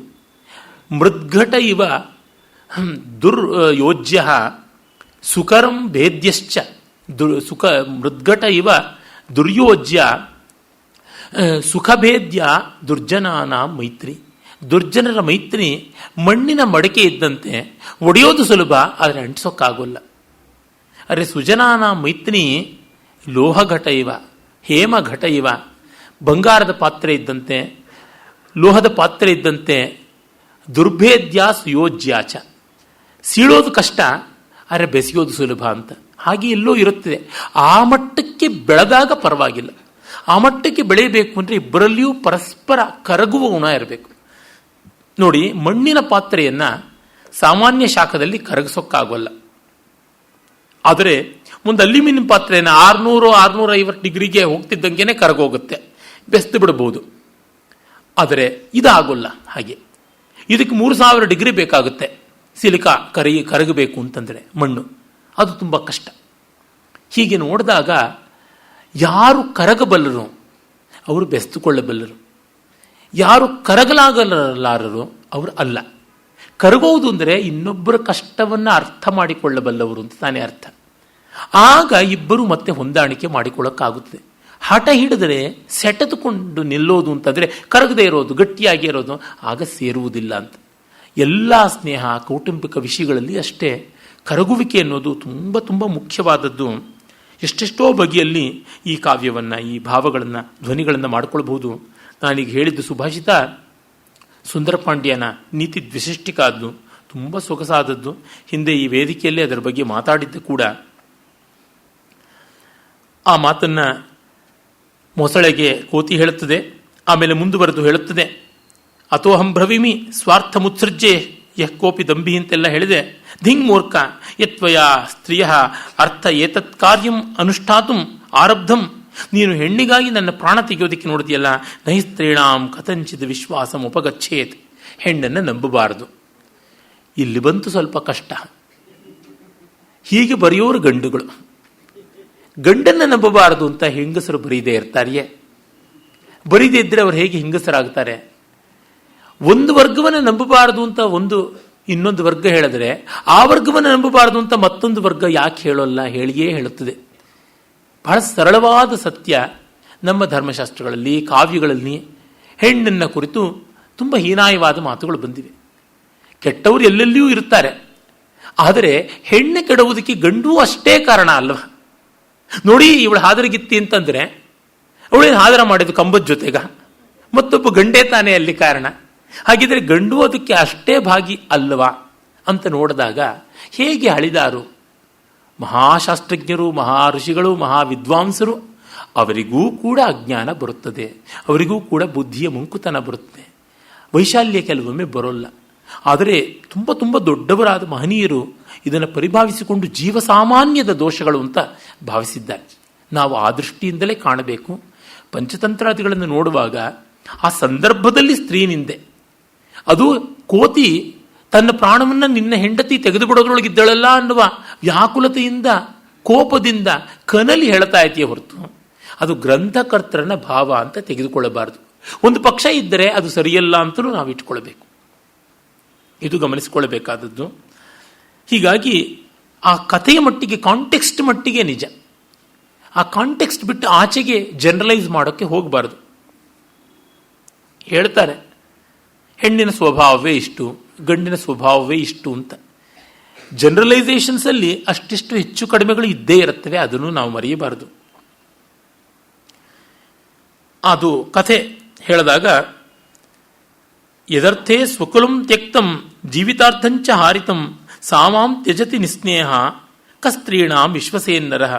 ಯಾವಳಿಗಾಗಿ ಕುಟುಂಬವನ್ನು ಬಿಟ್ಟೆ, ಯಾವಳಿಗಾಗಿ ಪ್ರಾಣಾರ್ಧವನ್ನೇ ಬಿಟ್ಟೆ, ಅಂಥವಳು ನನ್ನನ್ನು ಬಿಡ್ತಾಳೆ, ಈ ಹೆಣ್ಣನ್ನು ಯಾರು ನಂಬೋಕ್ಕೆ ಸಾಧ್ಯ ಅಂತ ಒಬ್ಬ ಹೇಳದನಲ್ಲ ಅಂತ ಒಂದು ಕಥೆಯ ಉಪಕ್ರಮ.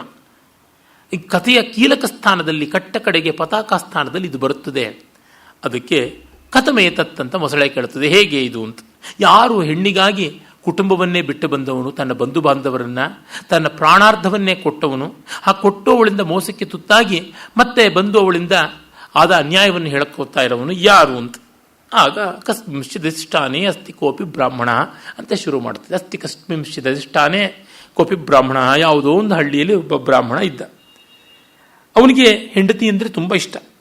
ಭಾರ್ಯ ಪ್ರಾಣೇಭ್ಯೋಪಿ ಅತಿಪ್ರಿಯ ಆಸೀತ್. ತುಂಬ ತುಂಬ ಪ್ರೀತಿಪಾತ್ರಳಾಗಿದ್ದಳು ಹೆಂಡತಿ. ಸಾಪಿ ಪ್ರತಿದಿನ ಕುಟುಂಬೇನ ಸಹ ಕಲಹಂಕುರ್ವಾಣ ನ ವಿಶ್ರಾಮ್ಯತಿ.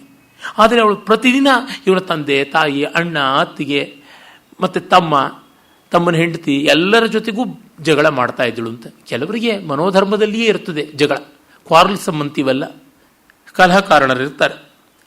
ಪಾಪ ಅವನು ನೋಡ್ದ, ರಾಜಿ ಮಾಡೋಕ್ಕಾಗಲಿಲ್ಲ. ಏನು ಮಾಡೋದು? ಸೋಪಿ ಬ್ರಾಹ್ಮಣ ಕಲಹಂ ಅಸಹಮಾನ ಭಾರ್ಯಾ ವಾತ್ಸಲ್ಯಾತ್ ಸ್ವಕುಟುಂಬಂ ಪರಿತ್ಯಜ್ಯ ಬ್ರಾಹ್ಮಣ್ಯಾಸ ವಿಪ್ರಕೃಷ್ಟಂ ದೇಶಾಂತರಂ ಗತಃ. ಆಗ ಅವನು ಈ ಕುಟುಂಬ ಕಲಹವನ್ನು ಸರಿ ಮಾಡೋಕ್ಕೆ ಆಗದೆ, ನೇರ್ಪುಗೊಳಿಸಲಾಗದೆ ಸುದೂರ ಪ್ರದೇಶಕ್ಕೆ, ವಿಪ್ರಕೃಷ್ಟಂ ಪ್ರದೇಶಂ, ತುಂಬ ದೂರದ ಪ್ರದೇಶಕ್ಕೆ ವಲಸೆ ಹೋಗ್ತಾನೆ. ಹೆಂಡತಿಯ ಮೇಲಿನ ಪ್ರೀತಿಯಿಂದ ಕುಟುಂಬದ ಮೇಲಿನ ಪ್ರೀತಿಯನ್ನು ತ್ಯಾಗ ಮಾಡಿ ದೂರ ಹೋಗ್ತಾನೆ. ಆಗುತ್ತೆ, ನಮ್ಮಲ್ಲಿ ಸಾಮಾನ್ಯವಾಗಿ ನೋಡ್ತಲೇ ಇರ್ತೀವಿ, ಒಟ್ಟು ಕುಟುಂಬ, ಜಾಯಿಂಟ್ ಫ್ಯಾಮಿಲಿ ಅನ್ನೋದು ಆಗೋಲ್ಲ, ಬಿಟ್ಟು ಹೋಗಲೇಬೇಕಾಗುತ್ತದೆ. ಕಾಲವೂ ಅದೇ ಥರ ಇದೆ. ಮುಂಚೆ ಆದರೆ ಮನುಷ್ಯರು ಬೇಕಾಗ್ತಾ ಇದ್ರು ಕೆಲಸಕ್ಕೆ, ಆದರೆ ಈಗ ಯಂತ್ರಗಳು ಬೇಕಾಗಿವೆ, ವ್ಯವಸ್ಥೆಗಳು ಬೇಕಾಗಿವೆ. ಹಿಂದೆ ಯಾವುದೂ ಕೂಡ ಸಿದ್ಧವಾಗಿ ಪದಾರ್ಥಗಳು ದೊರಕ್ತಾ ಇರಲಿಲ್ವಲ್ಲ. ನಾವು ಸಾಧ್ಯ ಮಾಡಿಕೊಳ್ಳಬೇಕಾಗಿತ್ತು, ಅವನ್ನೆಲ್ಲ ನಾವು ಸಜ್ಜೀಕರಣ ಮಾಡಿಕೊಳ್ಳಬೇಕಾಗಿತ್ತು. ಹೀಗಾಗಿ ಎಲ್ಲರೂ ಬೇಕಾಗ್ತಾ ಇದ್ರು. ಒಂದು ಮನೆ ಅಂದರೆ ನೀರಿಸೋದಕ್ಕೊಬ್ಬರು ಬೇಕಾಗ್ತಿದ್ರು, ಭತ್ತ ಕುಟ್ಟಕ್ಕೊಬ್ಬರು ಬೇಕಾಗೋರು, ರಾಗಿ ಬೀಸೋಕ್ಕೆ ಬೇಕಾಗೋರು, ಅಡಿಗೆ ಮಾಡೋಕ್ಕೊಬ್ಬರು ಬೇಕಾಗೋರು, ಹಾಲು ಕರಿಯೋಕ್ಕೊಬ್ಬರು ಬೇಕಾಗೋರು, ಮನೆ ಅಂಗಳ ಒಳಗೆ ಹೊರಗೆ ಚೊಕ್ಕಟ ಮಾಡಿಕೊಂಡು ಸಗಣಿ ಸಾರಿಸಿ ಒಪ್ಪ ಮಾಡ್ಕೊಳ್ಳೋಕೆ ಬೇಕಾಗೋರು. ಹೀಗಾಗಿ ಹಲವು ಜನ ಅವಶ್ಯಕತೆ ಇತ್ತು. ಹೊಲ ಗದ್ದೆಗಳಲ್ಲಿ ದುಡಿಬೇಕಾಗ್ತಿತ್ತು. ಹೀಗೆ ಒಂದು ಉದ್ಯಮವೇ ಗೃಹ ಕೇಂದ್ರೀಕೃತವಾಗಿದ್ದು ಹೆಣ್ಣು ಗಂಡು ಒಟ್ಟಿಗೆ ಮಾಡಬೇಕಾಗ್ತಿತ್ತು. ಗಂಡ ಹೆಂಡತಿ ಇಬ್ಬರೂ ಸೇರಿ ಇವತ್ತಿನ ಕುಟುಂಬಗಳಿಗಿಂತ ಹೆಚ್ಚು ಜೊತೆಯಲ್ಲಿ ದುಡಿಯುವ ಸಂಭವನೀಯತೆ ಇತ್ತು. ಅದರೊಳಗೂ ಯಾವುದನ್ನು ನಾವು ಕ್ರಾಫ್ಟ್ಸ್ ಅಂತ ಕರಿತೀವಿ, ಒಕೇಶನಲ್ ಜಾಬ್ಸ್ ಅಂತ ಕರಿತೀವಿ, ಅಲ್ಲಿ ನಮಗೆ ಗೊತ್ತಾಗುತ್ತೆ. ಒಬ್ಬ ನೇಕಾರ ಇರ್ಬೋದು, ಕಮ್ಮಾರ ಇರ್ಬೋದು, ಕುಂಬಾರ ಇರ್ಬೋದು, ಅಕ್ಕಸಾಲಿಗ ಇರ್ಬೋದು, ಅಲ್ಲಿ ಗಂಡು ಹೆಣ್ಣು ಒಟ್ಟೊಟ್ಟಿಗೆ ದುಡಿಯುವಂಥದ್ದು ನೋಡ್ತೀವಿ. ಒಂದು ಹೊಲ ಗದ್ದೆಗಳಲ್ಲಿ ನೋಡಿ ನಮಗೆ ಗೊತ್ತಾಗುತ್ತದೆ. ಮೊದಲಿಗೆ ಉಳುಮೆ ಮಾಡ್ತಾನೆ ಅಂತಂದರೆ, ಗಂಡ ಉಳುಮೆ ಮಾಡ್ತಾ ಇದ್ದರೆ ಹೆಂಡತಿ ಅಡಿಗೆ ಮಾಡಿಕೊಂಡು ಅಲ್ಲಿಗೆ ಹೋಗಿ ಬುತ್ತಿ ಕೊಡುವುದು ಒಂದು ಉಂಟು. ಅವನು ತಿಂತಾ ಕೂತ್ಕೊಳ್ಳುವಾಗ ಆ ಹಸುಗಳನ್ನು ದನಗಳನ್ನು ನೋಡಿಕೊಳ್ಬೇಕಾಗ್ತಾ ಇತ್ತು. ಬೇರೆಯವರ ಹೊಲಕ್ಕೆ ಹೋಗಿ ಬಾಯಿ ಹಾಕದೇ ಇರೋ ಹತ್ರ ಅವುಗಳನ್ನು ಗಮನಿಸ್ಕೊಳ್ಳೋದು, ಅಥವಾ ಅಲ್ಲಿ ಪರಿಸರದಲ್ಲಿ ಬೆಳೆದಿರ್ತಕ್ಕಂಥ ಸೊಪ್ಪೋ ಸದೆಯೋ ತರಕಾರಿಯೋ ಕಿತ್ತುಕೊಂಡು ನಾಳಿನ ಭೋಜನಕ್ಕೆ ಏನು ಅನ್ನೋ ವ್ಯವಸ್ಥೆ ಮಾಡಿಕೊಳ್ಬೇಕಾಗಿತ್ತು. ಉತ್ತದ್ದಾಯಿತು ಅಂತಂದರೆ ಈಗ ಅಲ್ಲಿ ನೀರು ಹಾಯಿಸಬೇಕು ಅಂದರೆ ಇಲ್ಲಿಯ ಜನಕ್ಕೆ ಗೊತ್ತಿರಬಹುದೋ ಇಲ್ಲವೋ ತಿಳಿಯದು, ಒಂದು ಸಣ್ಣ ಬಾವಿಯಿಂದಲೋ ಕೆರೆಯಿಂದಲೋ ಕಾಲುವೆಗೆ ನೀರು ಹಾಯಿಸೋಕ್ಕಾಗೋಲ್ಲ ಅಂತಂದರೆ ಎತ್ತಿ ಹಾಕಬೇಕು ಅಂತಂದರೆ ಹಿಂದೆ ಒಂದು ಕೋಣಾಕಾರದ ಬಿದಿರಿನ ಬುಟ್ಟಿ ಥರದ್ದಿರ್ತಿತ್ತು. ಅದರ ಆ ಕಡೆಗೆ ಈ ಕಡೆಗೆ ಹಗ್ಗ ಕಟ್ಟಿ ಅದನ್ನು ನೀರಿಂದ ಮುಳುಗಿಸಿ ಒಬ್ಬರು ಇನ್ನೊಬ್ಬರು ಆ ಕಡೆ ಈ ಕಡೆ ಇಟ್ಕೊಂಡು ಮುಳುಗಿಸಿ ಎತ್ತೆತ್ತಿ ಸುರಿತಕ್ಕಂಥದ್ದು ಮಾಡ್ತಾ ಇದ್ರು. ಸರಸರ ಅಂತ ಬೇಗ ಮಾಡಬಹುದಾಗಿತ್ತು. ಅದಕ್ಕೆ ಗಂಡ ಹೆಂಡತಿ ಒಟ್ಟು ದುಡಿಬೇಕಾಗ್ತಿತ್ತು. ಇನ್ನು ಹೊಲದಲ್ಲಿ ಗದ್ದೆಯಲ್ಲಿ ನಾಟಿ ಮಾಡೋದು, ಹೊಲದಲ್ಲಿ ನಾಟಿ ಮಾಡೋದು ಅಂದರೆ ಹೆಂಗಸರೇ ಮಾಡ್ತಾ ಇದ್ದಿದ್ದು. ಭತ್ತದ ಗದ್ದೆಯಲ್ಲಿ ಮಂಡಿಗಿಂತ ಒಂದು ಗೇಣ ಕೆಳಗಿನವರೆಗೂ ಕೆಸರಿರುವ ಗದ್ದೆಯಲ್ಲಿ ಯಾವ ಪೈರನ್ನು ಒಂದೊಂದು ಗೇಣಿನ ದೂರಕ್ಕೆ ನೆಡಬೇಕು ಅಂತ ಇದೆಯಲ್ಲ, ಸಾಲಿನಲ್ಲಿ ನೆಡಬೇಕು ಅಂತಂದರೆ ಬೆನ್ನು ಬಗ್ಗಿಸಿ ಕೆಲಸ ಮಾಡ್ತಾ ಇದ್ದವರು ಹೆಂಗಸರೇ. ನಾಟಿಯನ್ನು ಗಂಡಸರು ಮಾಡಿದ್ದು ನಾನು ನೋಡಿಯೇ ಇಲ್ಲ. ನೇಜಿ ಹಾಡು ಅಂತಲೇ ನಮ್ಮ ತುಳುನಾಡಿನ ಕಡೆಯಲ್ಲೆಲ್ಲ ಉಂಟು. ಹಾಗೆ ನಾಟಿ ಮಾಡ್ತಾ ಇದ್ರು. ಆಮೇಲೆ ಕಳೆ ಕೀಳುವ ಕೆಲಸ ಹೊಲದಲ್ಲಿ ಹೆಂಗಸರೇ ಮಾಡ್ತಾ ಇದ್ದಿತ್ತು. ಅದಾದ ಮೇಲೆ ಕುಯ್ಲಿನ ಕೆಲಸ ಎಷ್ಟೋ ಬಾರಿ ಹೆಂಗಸರೇ. ಅದರೊಳಗೂ ತರಕಾರಿ ಹಣ್ಣು ಇತ್ಯಾದಿ ಬಿಡಿಸಿಕೊಂಡು ಬರ್ತಕ್ಕಂಥದ್ದು ಅವರೇ ಮಾಡ್ತಾ ಇದ್ದಿತ್ತು. ಅದಾದ ಮೇಲೆ ನೀವೆಲ್ಲ ನೋಡಿರಬಹುದು, ಆ ತೆನೆಯನ್ನು ಬಂಡೆಯ ಮೇಲೆ ಬಡಿಯುವ ಕೆಲಸವನ್ನು ಗಂಡಸು ಮಾಡಿದ್ರೆ ಮೊರದಲ್ಲಿ ಆ ಕಾಳನ್ನು ತುಂಬಿಕೊಂಡು ಜಳ್ಳನ್ನು ಗಟ್ಟಿ ಕಾಳನ್ನು ಬೇರ್ಪಡಿಸೋದಕ್ಕೆ ತೂರ್ಪೆತ್ತುವುದು ಅಂತಾರಲ್ಲ, ಗಾಳಿಗೆ ಒಡ್ಡಿ ಅದನ್ನು ಮೊರಗಳಲ್ಲಿ ಅಲ್ಲಾಡಿಸಿ ಎತ್ತರದಲ್ಲಿ ನಿಂತು ಮಾಡಿ ಅದನ್ನು ಕಾಳು ಜಳ್ಳು ಬೇರ್ಪಡಿಸ್ತಕ್ಕಂಥ ಕೆಲಸ ಹೆಂಗಸರು ಮಾಡ್ತಾ ಇದ್ರು. ಆಮೇಲೆ ಅದನ್ನು ಗಂಡಸರೆಲ್ಲ ಚೀಲದಲ್ಲಿ ತುಂಬಿಸಿ ಹೊಡೆದುಕೊಂಡು ಮನೆಗೆ ಬಂದರೆ ಅದನ್ನು ಮತ್ತೆ ಕುಟ್ಟಿ ಧಾನ್ಯವಾಗಿ ಮಾಡ್ತಾ ಇದ್ದವರು. ಒಂದು ಬೇಳೆ ಇರಬಹುದು, ತೊಗರಿ ಬೇಳೆ ಅಂತಂದರೆ ತೊಗರಿ ಕಾಳನ್ನು ತೆಗೆದುಕೊಂಡು ಕೆಮ್ಮಣ್ಣಿನ ಕೆಸರಿನಲ್ಲಿ ಅದನ್ನು ನೆನೆಸಿ ಮತ್ತೆ ಅದನ್ನು ಒಣಗಿಸಿ, ಆಮೇಲೆ ಅದು ಒಣಗಿದ ಮೇಲೆ ಅದನ್ನು ಲಘುವಾದ ಹಗುರವಾದ ಬೀಸೋ ಕಲ್ಲುಗಳಲ್ಲಿ ಬೀಸಿ ಸಿಪ್ಪೆ ಬಿಟ್ಟುಕೊಳ್ಳುವಂತೆ ಮಾಡಿ, ಬೇಳೆ ನುಚ್ಚಾಗಬಾರದು, ಆದರೆ ಕಾಳು ಬೇಳೆ ಆಗಬೇಕು, ಕಾಳು ಕಡಿ ಆಗಬೇಕು, ಹಾಗೆ ಮಾಡಿ ಅದನ್ನು ಮತ್ತೆ ತಿರುಗಾ ನೀರಲ್ಲಿ ನೆನೆಸಿ ಆ ಕೆಮ್ಮಣ್ಣೆಲ್ಲ ಹೋಗುವಂತೆ ಜಾಲಿಸಿ ಮತ್ತೆ ಒಣಗಿಸಿ ಒಂದು ಬೇಳೆಯನ್ನು ತಯಾರು ಮಾಡಿಕೊಡ್ತಾ ಇದ್ರು. ಇಂದ ಎಷ್ಟೊಂದು ಕೆಲಸ ಹೆಣ್ಣುಗಳೇ ಮಾಡ್ತಾ ಇದ್ದಿದ್ದು ಅಂತಂದರೆ ಗಂಡು ಹೆಣ್ಣು ಒಟ್ಟೊಟ್ಟಾಗಿ ದುಡಿಯುವಂಥದ್ದು ಅದು ಎಷ್ಟು ಇತ್ತು. ಸೇರಿಗೆ ಸವಾ ಸೇರು ಅನ್ನುವಂತೆ ದುಡಿತಾ ಇದ್ರು. ಅದು ನಮಗೆ ಈ ಹೊತ್ತು ಗಮನಕ್ಕೆ ಬರದಂತೆ ಆಗಿದೆ. ಆ ಕಾರಣದಿಂದ ದಾಂಪತ್ಯ, ಗೃಹಕರ್ಮ ಇತ್ಯಾದಿಗಳಲ್ಲಿ ಪರಾವಲಂಬನೆ, ಅನ್ಯೋನ್ಯಾವಲಂಬನೆ ತುಂಬ ಹೆಚ್ಚಾಗ್ತಾ ಇತ್ತು. ಇರಲಿ, ಇತರ ಯಾರೂ ಇರ್ತಾರೆ ಮನೆಹಾಳಿಯರು, ಎಲ್ಲ ಕಾಲದಲ್ಲೂ ಮನೆಹಾಳರು ಮನೆಹಾಳಿಯರು ಇರ್ತಾರೆ. ಹಾಗಾಗಿ ಆ ಹೆಂಡತಿಗಾಗಿ ಕುಟುಂಬವನ್ನು ಬಿಟ್ಟುಕೊಂಡು ಬರ್ತಾನೆ. ಬ್ರಾಹ್ಮಣರಲ್ಲಿ ವ್ಯವಸಾಯದ್ದು ಹೆಚ್ಚಿಲ್ಲವಾದ್ದರಿಂದ ಎಲ್ಲೋ ಬಿಟ್ಟುಕೊಂಡು ಬರಬಹುದಾಗಿತ್ತು, ಬಂದ. ಆಗ ಕಾಡಿನ ದಾರಿಯಲ್ಲಿ ಬರುವಾಗ ಅವಳಿಗೆ ತುಂಬ ಬಾಯಾರಿಕೆ ಆಯಿತು. ನೀರು ತರಬೇಕು ಅಂತ ಹೋದ. ಆರ್ಯಪುತ್ರ ತೃಷ್ಣಾಂಬಾಂ ಬಾಧತೆ ತದುದುಕಂ ಕ್ವಾಪಿ ಅನ್ವೇಷಯ ಅಂತ ಕೂಗಾಡಿದಳು.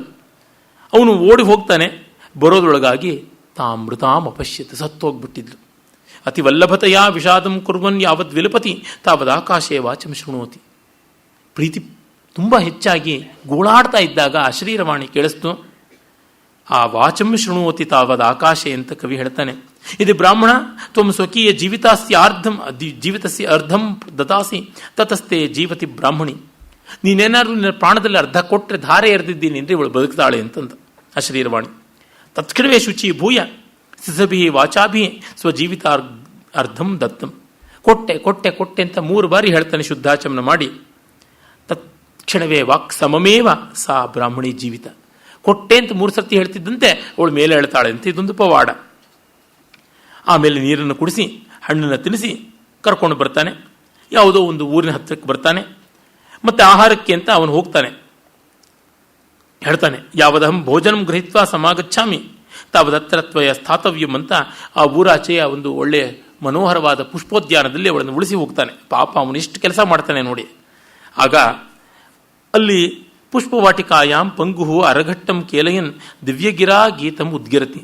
ಅಲ್ಲೊಬ್ಬ ಕುಂಟ ಒಂದು ರಾಟೆಯಿಂದ ಚರಕ ನೂಲನ್ನು ನೇಯ್ತಾ, ಅವನು ನೂಲನ್ನು ಎಳೀತಾ ಒಂದು ಸುಂದರವಾದ ಹಾಡು ಹೇಳ್ತಾ ಇದ್ದ. ಅದನ್ನು ನೋಡಿ ಅವಳಿಗೆ ಸಿಕ್ಕಾಪಟ್ಟೆ ಸಂತೋಷವಾಯಿತು. ಇದು ಒಳ್ಳೆ ಅಮೃತಮತಿ ಮತ್ತು ಅಷ್ಟವಂಕರ ಕಥೆಯಂತೆ ಆಯಿತು. ವಾದಿರಾಜ ಸಂಸ್ಕೃತದಲ್ಲಿ ಯಶೋಧರ ಚರಿತ ಅಂತ ಕಾವ್ಯ ಬರೆದ. ಅದನ್ನೇ ಕನ್ನಡದಲ್ಲಿ ಜನ್ನ ಅದೇ ಶೀರ್ಷಿಕೆಯಲ್ಲಿ ಯಶೋಧರ ಚರಿತೆ ಅಂತ ಬರೆದನಲ್ಲ, ಆ ರೀತಿಯಾದದ್ದು. ಕುರೂಪಿಯಾದ ಕುಂಟನೊಬ್ಬ ಮಧುರಾತಿ ಮಧುರವಾಗಿ ಹಾಡಿದ್ರಿಂದ ಇವಳಿಗೆ ಅವನ ಮೇಲೆ ಪ್ರೀತಿ ಕಾಮ ಹುಟ್ಟಿ ತಚ್ಛುತ್ವಾ ಕುಸುಮೇಶು ಹತ ಬ್ರಾಹ್ಮಣಿ ತತ್ಸಕಾಶಂ ಗತ್ವಾ ವ್ಯಾಚಚಕ್ಷೆ. ಹೇಳ್ತಾಳೆ, ಭದ್ರ ಯದಿ ಮಾಂ ನ ಕಾಮಯಸೆ ತನ್ ಮತ್ಸಕ್ತಾ ಸ್ತ್ರೀಹತ್ಯಾ ತವ ಭವಿಷ್ಯತಿ. ಭದ್ರ ಮಿಸ್ಟರ್ ಅಂತ ಅರ್ಥ. ಸಂಸ್ಕೃತದಲ್ಲಿ ಭದ್ರ ಅಂದರೆ ಮಿಸ್ಟರ್ ಅಂತ. ನೀನು ನನ್ನನ್ನು ಇಷ್ಟಪಡಲಿಲ್ಲ, ನನ್ನನ್ನು ನೀನು ಪ್ರೀತಿಸಲಿಲ್ಲ ಅಂದರೆ ನಾನು ಸತ್ಯ, ಅದರಿಂದ ನಿನಗೆ ಸ್ತ್ರೀ ಹತ್ಯೆ ಬಂತು ಅಂತ.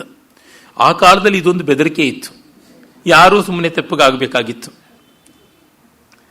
ಆಗ ಅವನು ಹೇಳ್ತಾನೆ, ಕಿಂ ವ್ಯಾಘ್ರಿಹಸ್ತೇನ ಮಯ ಕರಿಷ್ಯಸಿ.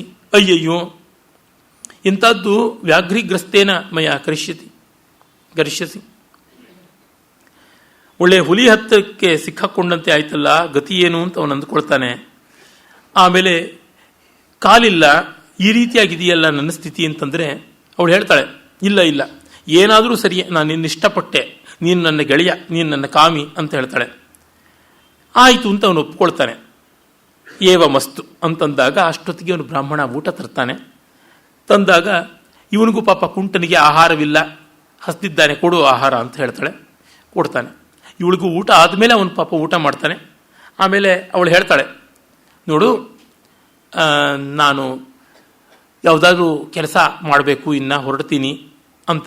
ಆಗ ಅವಳು, ಹೌದು, ಆದರೆ ಸಹಾಯಹೀನ ತ್ವಂ ಯದಾ ಗ್ರಾಮಾಂತರಂ ಗಚ್ಚಸಿ. ನಿನಗೆ ಯಾರೂ ಇಲ್ಲ ಈಗ ಇಲ್ಲಿ, ಹೊಟ್ಟೆಪಾಡಿಗೆ ಎಲ್ಲೋ ಪೌರೋಹಿತ್ಯಕ್ಕೆ ಅಂತ ಹೋಗ್ತೀಯ. ಆಗ ತದಾ ಮಮ ವಚನ ಸಹಾಯೋ ನಾಸ್ತಿ. ನನಗೆ ಕೂಗಿದ್ರೆ ಓನ್ನೋರಿಲ್ಲ ಅಂತ. ಈ ವಚನ ಸಹಾಯ ಅನ್ನೋ ಶಬ್ದ ನೋಡಿ, ಮನೆಯಲ್ಲಿ ಕೂಗಿದ್ರೆ ಓನ್ನೋಕ್ಕೊಬ್ಬರು ಇರಬೇಕು, ನೀರು ಕೊಡೋಕ್ಕೊಬ್ಬರು ಇರಬೇಕು ಅಂತೀವಲ್ಲ, ಆ ರೀತಿಯಾದ ಇಡಿಯಂ. ವಚನ ಸಹಾಯೋ ನಾಸ್ತಿ ಕ್ವಾಪಿ. ಹಾಗಾಗಿ ತದೇನಂ ಪಂಗುಂ ಗೃಹೀತ್ವ ಗಚ್ಚಾವ. ಈ ಕುಂಟನ್ನು ನಾವು ಕರ್ಕೊಂಡು ಹೋಗೋಣ, ನನಗೊಂದು ಸಹಾಯ ಮಾಡ್ತಾನೆ ಅಂತ ಇಂಥ ಚಾಲಾಕಿ ಮಾತಾಡ್ತಾಳೆ.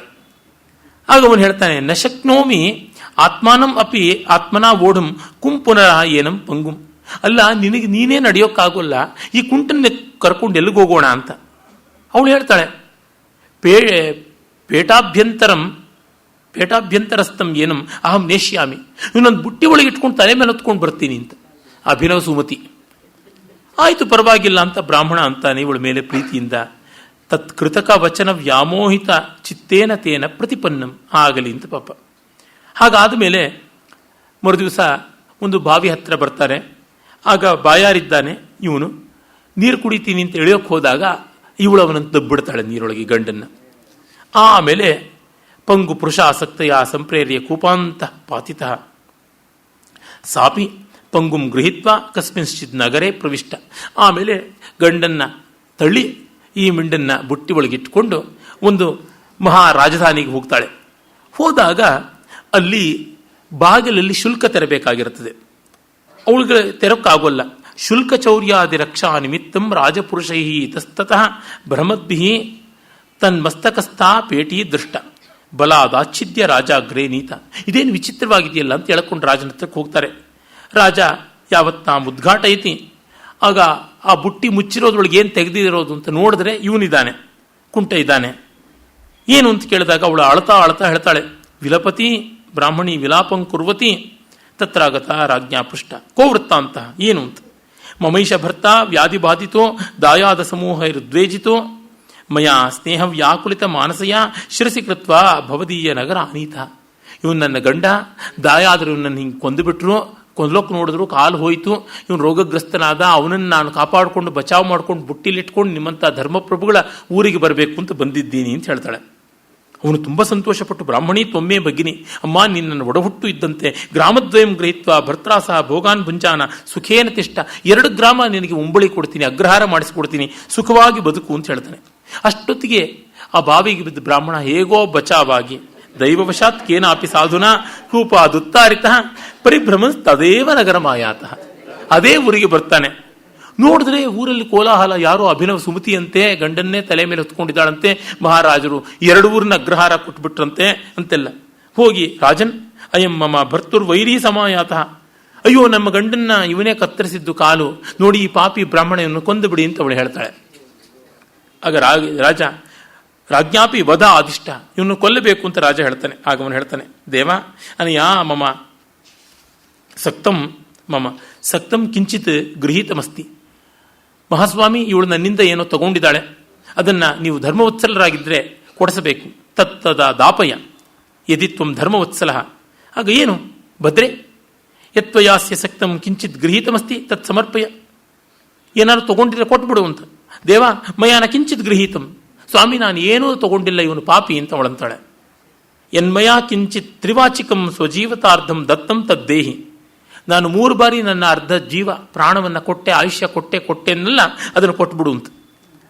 ಆಗ ರಾಜ ಭಯದಿಂದ ಮತ್ತೆ ಇದೆಲ್ಲ ಎಲ್ಲಿ ನಡೆಯುತ್ತೆ, ನಾನು ಸತ್ತೋಗಿದ್ದಲ್ಲಿ, ಇವನ ಆಯುಷ್ಯ ಕೊಟ್ಟು ಬದುಕಿಸಿದ್ದಲ್ಲಿ ಅಂತ ಅಂದ್ಕೊಂಡು ಕೊಟ್ಟೆ. ತ್ರಿವಾಚಿಕಮೇವ ಜೀವಿತಾರ್ಧಮನೇನ ದತ್ತಂ ಇತಿ ಜಲ್ಪಂತಿ ಪ್ರಾಣೈರ್ ವಿಮುಕ್ತ ಹೇಳ್ತಿದ್ದಂತೆ ಅವಳು ಸತ್ತೋಗ್ತಾಳೆ. ತಥಾ ಸವಿಸ್ಮಯಂ ರಾಜ ಅಬ್ರವೀತಿ ಕಥಮೈತತ್ ಕಿಮೇತತ್ ಅಂತ. ಆಗ ಎಲ್ಲ ಕಥೆ ಹೇಳ್ತಾನೆ. ಅದರಿಂದ ನೋಡಿ, ಹೀಗೆಲ್ಲ ಇರುವ ಕಾರಣ ನೀನು ಯದರ್ಥೇ ಸ್ವಕುಲಂ ತ್ಯಕ್ತಂ ಜೀವಿತಾರ್ಧಂಚ ಹಾರಿತಂ ಸಾಮಾಂ ತ್ಯಜತಿ ನಿಸ್ನೇಹ ಕಸ್ತ್ರೀಣಾಂ ವಿಶ್ವಸೇನ್ನರ, ಹೆಣ್ಣನ್ನು ನಂಬೋರು ಯಾರು ಅಂತ ನೀತಿ ಅಂತ. ಇದು ಆ ಸನ್ನಿವೇಶಕ್ಕೆ ಸರಿ. ಆದರೆ ಎಷ್ಟು ಜನ ಹೆಣ್ಣು ಮಕ್ಕಳು ಗಂಡಸರನ್ನು ನಂಬಿ ಹಾಳಾದರು, ಗಂಡಸರನ್ನು ನಂಬಿ ತೊಂದರೆಗೊಳಗಾದರು, ಇದನ್ನೂ ಕಂಡಿದ್ದೀವಿ. ಜಯದ್ರಥ ದ್ರೌಪದಿಯನ್ನು ಅಪಹರಣ ಮಾಡಿದ್ದಿರಬಹುದು, ದುಶ್ಯಾಸನ ದ್ರೌಪದಿಗೆ ಅಪಚಾರ ಮಾಡೋಕ್ಕೆ ನೋಡಿದ್ದಿರಬಹುದು, ಕೀಚಕಂದು ನೋಡಬಹುದು, ರಾವಣ ಸೀತೆಗೆ ಮಾಡಿದ್ದೇನು ಅಂತ ನೋಡಬಹುದು. ಇದ್ದದ್ದೇ, ಇಲ್ಲಿ ಯಾವ ವ್ಯತ್ಯಾಸ ಇಲ್ಲ. ಆಮೇಲೆ ಹೇಳುತ್ತೆ, ಸಾಧು ಚೇತ್ ಇದಂ ಉಪಾಖ್ಯಾನಕಂ ಶ್ರೂಯತೆ. ಮತ್ತೆ ಕಪಿ ಹೇಳುತ್ತೆ, ಮತ್ತೂ ಒಂದು ಕಥೆ ಇದೆಯಾ, ನಕಿಂ ದದ್ಯಾನ್ ನಕಿಂ ಕುರ್ಯಾತ್ ಸ್ತ್ರೀಭಿರಭ್ಯರ್ಥಿತೋ ನರಃ ಅನಶ್ವಾ ಯತ್ರ ಹೆರೇಶಂತೆ ಶಿರ ಪರ್ವಣಿ ಮುಂಡಿತಂ. ಒಂದು ಸ್ವಾರಸ್ಯಕಾರಿಯಾದ ಮತ್ತೊಂದು ಕಥೆಯನ್ನು ಹೇಳುತ್ತದೆ. ಅದೇನೆಂದರೆ, ಹೆಂಗಸರು ಎಷ್ಟು ಏನು ಕೇಳಿದ್ರೂ ಗಂಡಸರು ಬಿಟ್ಟುಕೊಡಬಾರದು, ಕೊಡಬಾರದು. ಯಾಕೆಂದರೆ ಇಲ್ಲದ ಕುದುರೆಗಳು ಕೆನೆಯುತ್ತವೆ, ಅಮಾವಾಸ್ಯೆ ದಿವಸ ತಲೆ ಬೋಳಿಸ್ಕೋತಾರೆ, ಹೀಗಾಗುತ್ತವೆ ಹೆಂಗಸರಿಂದ ಅಂತ. ಒಳ್ಳೆ ಚಮತ್ಕಾರಕವಾಗಿದೆ ಈ ಶ್ಲೋಕ, ಕಥಾ ಸೂಚಕ ಶ್ಲೋಕ. ಅದು ಏನು ಅಂತ ಕೇಳುವುದಾಗುತ್ತದೆ.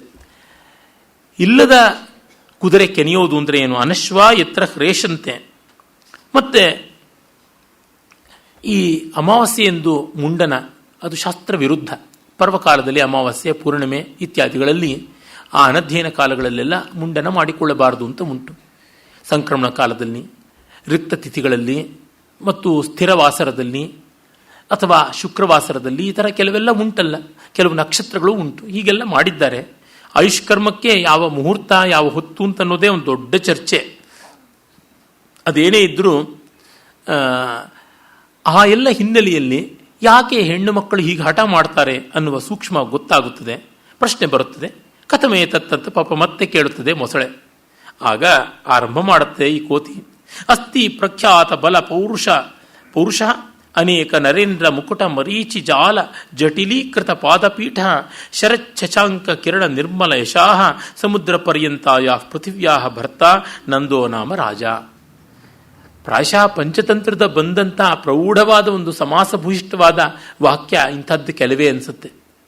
ಅಸ್ತಿ ಇದಾನೆ, ಅದು ಆರಂಭ ಮಾಡುವುದೇ ಹಾಗೆ. ಸಂಸ್ಕೃತದ ಓಜಸ್ವಿಯಾದ ಗದ್ಯಶೈಲಿ ಅಸ್ತಿ ಅಂತ ಶುರು ಮಾಡಿಕೊಂಡು, ಅಥವಾ ಆಸೀತ್ ಅಂತ ಶುರು ಮಾಡಿಕೊಂಡು, ಆಸೀತ್ ಸಮಸ್ತ ಸಾಮಂತ ಸಮಭ್ಯರ್ಚಿತ ಶಾಸನ ಪಾಕಶಾಸನ ಇವ ಅಪರಃ ಚತುರ್ಧತಿ ಮೇಲ ಮಾಖಲ ಮೇಲ ವೇಲ ಮೇಖಲ ಭೂವ ಭರ್ತ ಪ್ರತಾಪಾವನತ ಅಂತ ಆರಂಭ ಮಾಡಿಕೊಂಡು ದೊಡ್ಡದಾಗಿ ಹೋಗುತ್ತದೆ. ರಾಜ ಶೂದ್ರಕೋ ನಾಮ ಅಂತ ಬಾಣಭಟ್ಟನ ವಾಣಿ. ಅದೇ ರೀತಿಯಲ್ಲಿ ಇದು ಕೂಡ ಅಸ್ತಿ ಪ್ರಖ್ಯಾತ ಬಲ ಪೌರುಷ ಅನೇಕ ನರೇಂದ್ರ ಮುಕುಟ ಮರೀಚಿ ಜಾಲ ಜಟಿಲ ಪಾದಪೀಠ ಅಂತೆಲ್ಲ ಅನೇಕ ರಾಜರು ಸಾಮಂತರು ತಮ್ಮ ಕಿರೀಟದ ಮಾಣಿಕ್ಯ ಮಣಿಗಳಿಂದ ಪಾದ ಪಂಕಜಗಳನ್ನು ನೀರಾಜನ ಮಾಡ್ತಾ ಇದ್ರಲ್ಲ. ಬೆಳ್ಗೊಡೆಯ ಕೆಳಗೆ ಅವನ ಕಿರೀಟ, ಆ ಬೆಳ್ಗೊಡೆಗಿಂತಲೂ ಮಿಗಿಲಾಗಿ ಬೆಳ್ಪಿನಿಂದ ಕಂಗೊಳಿಸುವ ಚಂದ್ರನ ಕಾಂತಿಯನ್ನೂ ಮಸಳಿಸ್ತಕ್ಕಂಥ ಶ್ವೇತಕೀರ್ತಿಯವನದು. ಶಶಾಂಕ ಕಿರಣ ನಿರ್ಮಲ ಯಶಾಹ ಅಂಥವನು ಸಮುದ್ರ ಪರ್ಯಂತ ಭೂಮಿಯ ಮಹಾರಾಜ. ಚತುಸ್ಸಮುದ್ರ ಮುದ್ದೇತ ವಸುಮತಿ ಯುವತಿ ನಾಥ. ಅವನು ನಂದ, ಅವನು ಧನನಂದ ಮಹಾರಾಜ. ಅವನಿಗೆ ಸರ್ವಶಾಸ್ತ್ರಾಧಿಗತ ಸಮಸ್ತ ತತ್ವ ಸಚಿವೋ ವರರುಚಿರ್ನಾಮ. ಅವನಿಗೆ ಸಕಲಶಾಸ್ತ್ರ ಕೋವಿದನಾದ ವರರುಚಿ ಅಂತ ಮಂತ್ರಿ. ಈ ವರರುಚಿಯೇ ಪಾಣಿನಿಯ ಸೂತ್ರಗಳಿಗೆ ವಾರ್ತಿಕ ಬರೆದ ಕಾತ್ಯಾಯನ ವರರುಚಿ ಅಂತ ಹೇಳ್ತಾರೆ. ಇವನೇ ರಾಕ್ಷಸ ಮಂತ್ರಿ ಅಂತ ಕೂಡ ಹೇಳ್ತೀವಿ. ಹೀಗಾಗಿ ರಾಕ್ಷಸ ಅನ್ನುವುದು ಅಧಿಕಾರದ ಒಂದು ಜರ್ಬಿನಿಂದ ಬಂದದ್ದು. ಇವನು ಕತ್ಯಗೋತ್ರದವನಾಗಿ ಕಾತ್ಯಾಯನ ಅಂತ, ಅಂಕಿತ ನಾಮ ವರರುಚಿ ಅಂತ. ಅವನು ಸಕಲಶಾಸ್ತ್ರ ಕೋವಿದ. ಒಮ್ಮೆ ಅವನ ಹೆಂಡತಿ ಪ್ರಣಯ ಕಲಹದಲ್ಲಿ ಕೋಪಗೊಂಡಳು. ಪ್ರಣಯ ಕಲಹೇನ ಜಾಯ ಕುಪಿತ. ಮತ್ತೆ ಸಾಚ ಅತೀವ ವಲ್ಲಭ. ಇವಳು ಅವನಿಗೆ ತುಂಬ ಪ್ರೀತಿಪಾತ್ರಳಾದವಳು ವರರುಚಿಗೆ. ಹಾಗಾಗಿ ಪರಿತೋಷ್ಯಮಾಣಾಪಿ ನ ಪ್ರಸೀದತಿ. ಎಷ್ಟೆಷ್ಟು ಒಲಿಸಿಕೊಳ್ಳಕ್ಕೆ ನೋಡಿದ್ರು ಒಲಿಯಲಿಲ್ಲ. ಕಡೆಗೆ ಅವನು ಕೇಳ್ತಾನೆ, ಬ್ರವೀತಿ ಚ ಭರ್ತ ಭದ್ರೇ ಏನ ಪ್ರಕಾರೇಣ ತುಷ್ಯಸಿ ತಂ ವದ ಅನಿಶ್ಚಿತಂ ಕರೋಮಿ. ಏನು ಮಾಡಿದ್ರೆ ನಿಂಗೆ ಸಮಾಧಾನ ಆಗುತ್ತೆ ಅದು ಮಾಡ್ತೀನಿ ಅಂದರೆ, ಕಥಂಚಿತ್ತಯಾ ಉಕ್ತಂ ಯದಿ ಶಿರೋ ಮುಂಡಯಿತ್ವ ಮಮ ಪಾದಯೋರ್ ನಿಪತಸಿ ತದಾ ಪ್ರಸಾದಾಭಿಮುಖಿ ಭವಾಮಿ.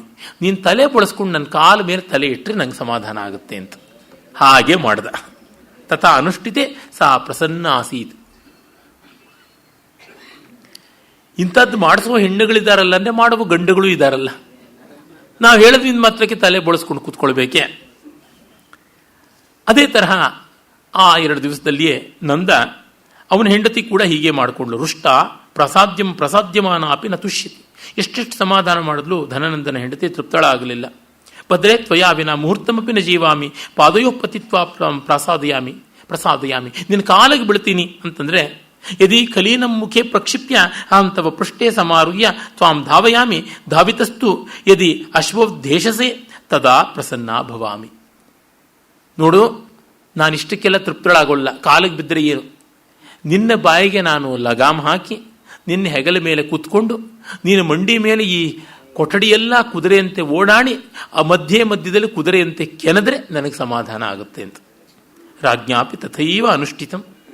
ಹಾಗೆ ಮಾಡಿದ ಮಹಾರಾಜ. ಮರುದಿನ ಇಬ್ಬರ ಮನೆಯಲ್ಲೂ ರಾತ್ರಿ ನಡೆದದ್ದು ಇದು ಕೆಲಸ. ಹಗಲು ಸಭೆ ನಡೆದಿದೆ. ಪ್ರಭಾತ ಸಮಯೇ ಸಭಾಯಾಮ್ ಉಪವಿಷ್ಟಸ್ಯ ರಾಜ್ಞ ಸಮೀಪೆ ವರರುಚಿರಾಯಾತ. ಬೆಳಿಗ್ಗೆ ರಾಜನ ಹತ್ರಕ್ಕೆ ವರರುಚಿ ಬರ್ತಾನೆ. ಆಗ ಕೇಳಿ ರಾಜ ನೋಡಿ ಹೇಳ್ತಾನೆ, ಭೋ ವರರುಚೆ ಕಿಂ ಪರ್ವಣಿ ಮುಂಡಿತಂ ಶಿರಸ್ತ್ವಯ. ಇದೇನಪ್ಪ ಅಮಾವಾಸ್ಯ ದಿವಸ ತಲೆ ಬಳಸ್ಕೊಂಡಿಯಲ್ಲ? ಶಾಸ್ತ್ರ ಕೋವಿದ ನೀನು, ವ್ಯಾಕರಣ ವಿದ್ವಾಂಸ, ಅರ್ಥಶಾಸ್ತ್ರ ನಿಸ್ಸೀಮ, ಯಾಕೆ ಹೀಗೆ ಮಾಡಿದೆ ಅಂತ. ಅವನು ಸೂಕ್ಷ್ಮಜ್ಞ. ಅರಮನೆ ಸುದ್ದಿ ಏನು ಅಂತ ಪ್ರಾಯಶಃ ಅವನಿಗೆ ಗೊತ್ತಾಗಿರಬೇಕು. ಅರಮನೆಯಲ್ಲಿ ಕೆಮ್ಮಿದ್ರು ಸೀನಿದ್ರು ಮಿಕ್ಕವ್ರಿಗೆ ಗೊತ್ತಾಗುತ್ತೆ. ಗೋಡೆಯೆಲ್ಲ ಕಿವಿಗಳು. ನಕಿಂದದ್ಯಾನ್ ನಕಿಂ ಕುರ್ಯಾ ಸ್ತ್ರೀಭಿರಭ್ಯರ್ಥಿತೋ ನರಃ ಅನಶ್ವಾ ಯತ್ರ ಹರಿಷಂತೆ ಶಿರಃ ಪರ್ವಣಿ ಮುಂಡಿತಂ. ಹೆಂಗಸರು ಕೇಳಿದ್ರೆ ಏನು ಕೊಡಬಾರ್ದು, ಏನು ಮಾಡಬಾರ್ದು, ಎಂಥದ್ದು, ಗಂಡು ಏನು ಮಾಡಬೇಕು? ಇಲ್ಲದ ಕುದುರೆ ಕೆನೆಯುತ್ತದೆ, ಅಮಾವಾಸ್ಯೆಯಲ್ಲಿ ತಲೆ ಬೋಳಾಗುತ್ತದೆ ಅಂತ. ರಾಜನಿಗೆ ಗೊತ್ತಾಯಿತು, ಇನ್ನು ಹೆಚ್ಚು ಕೇಳಿದ್ರೆ ತನ್ನನ್ನೇ ಬಯಲು ಮಾಡ್ತಾನೆ ಅಂತ ತೆಪ್ಪಗಾಗ್ತಾನೆ. ಹಾಗಾಗಿ ನೋಡು, ಅವರುಗಳು ಅಂಥ ರಾಜ, ಅಂಥ ಮಂತ್ರಿಗಳು ತಮ್ಮ ಹೆಂಡತಿಯರ ಮಾತು ಕೇಳಿಕೊಂಡು ಅವಮಾನಕ್ಕೆ ತುತ್ತಾದರು. ನೀನು ಹೆಂಡತಿ ಮಾತು ಕೇಳಿಕೊಂಡು ನನ್ನ ಪ್ರಾಣಕ್ಕೆ ಸಂಚಕಾರ ತರಕ್ಕೆ ನೋಡಿದೆ, ಅದರಿಂದ ನಿನ್ನ ನಂಬೋಲ್ಲ. ತತ್ವಮಪಿ ನಂದ ರುಚಿರವ ಸ್ತ್ರೀವಶಃ. ನೀನು ಹೆಣ್ಣಿಗೆ ವಶನಾಗಿದ್ದೀಯಾ.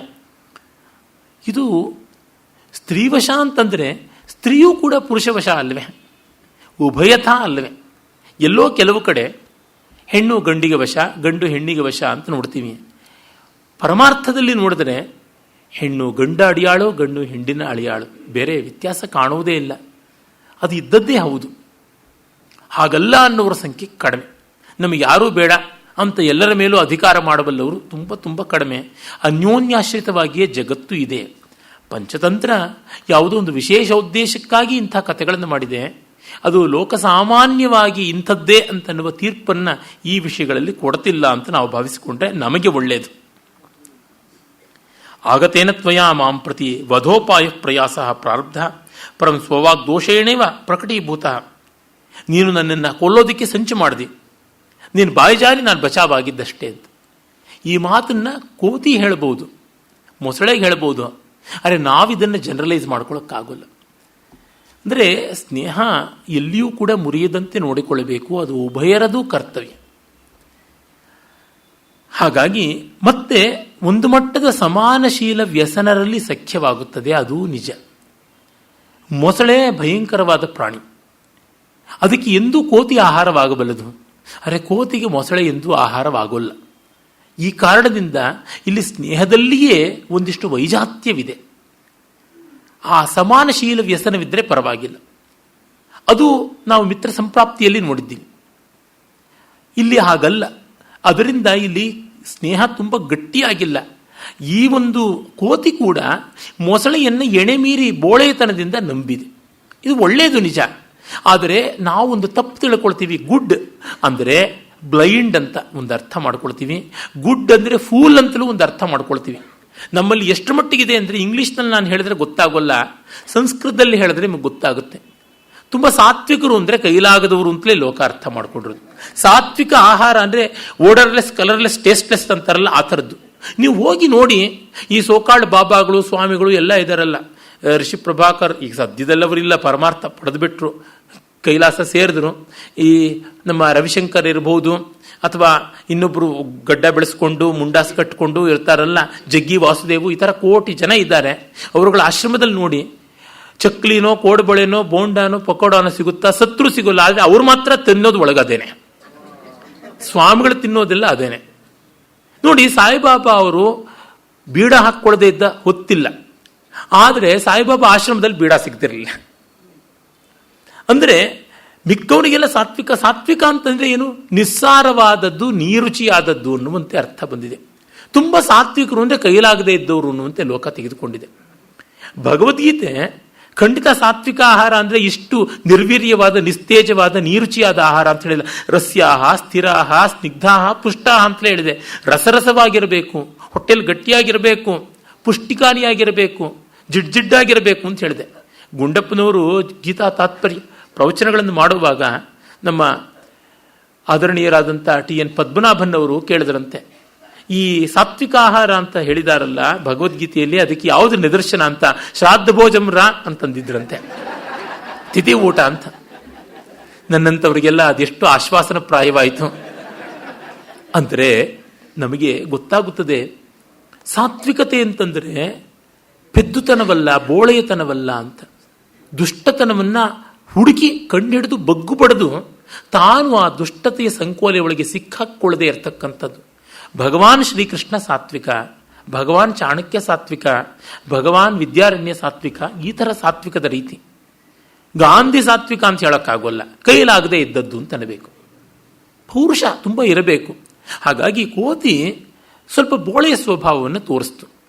ಇಲ್ಲಿ ಇಬ್ಬರೂ ಕೂಡ ತುಂಬ ತುಂಬ ಬುದ್ಧಿವಂತರಲ್ಲ. ಕೋತಿಗೆ ಒಂಚೂರು ಮೊಸಳೆಗಿಂತ ಬುದ್ಧಿ ಇದೆ ನಿಜ. ಆದರೆ ಮೊಸಳೆ ಕೆಟ್ಟ ಬುದ್ಧಿಯನ್ನೇನು ಮಾಡಿಕೊಂಡಿರಲಿಲ್ಲ. ಅವರವರ ಸ್ವಭಾವಗಳು ಅವರವ್ರಿಗೆ ಗೊತ್ತಿರಲಿಲ್ಲ. ಸ್ನೇಹ ಆಯಿತು.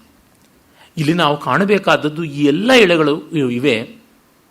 ಸ್ನೇಹ ಮಾಡಿಕೊಳ್ಳುವಾಗ ನೋಡಿಕೊಳ್ಳಬೇಕು ಒಂದಷ್ಟು. ನಮಗೆ ಒಗ್ಗೀತೆ ಅಂತ ಹೇಗೋ ಆಗಿಬಿಡುತ್ತೆ. ಆಗ ಇನ್ನಷ್ಟು ಪರಿಶೀಲನೆ ಮಾಡಬೇಕಾಗುತ್ತದೆ.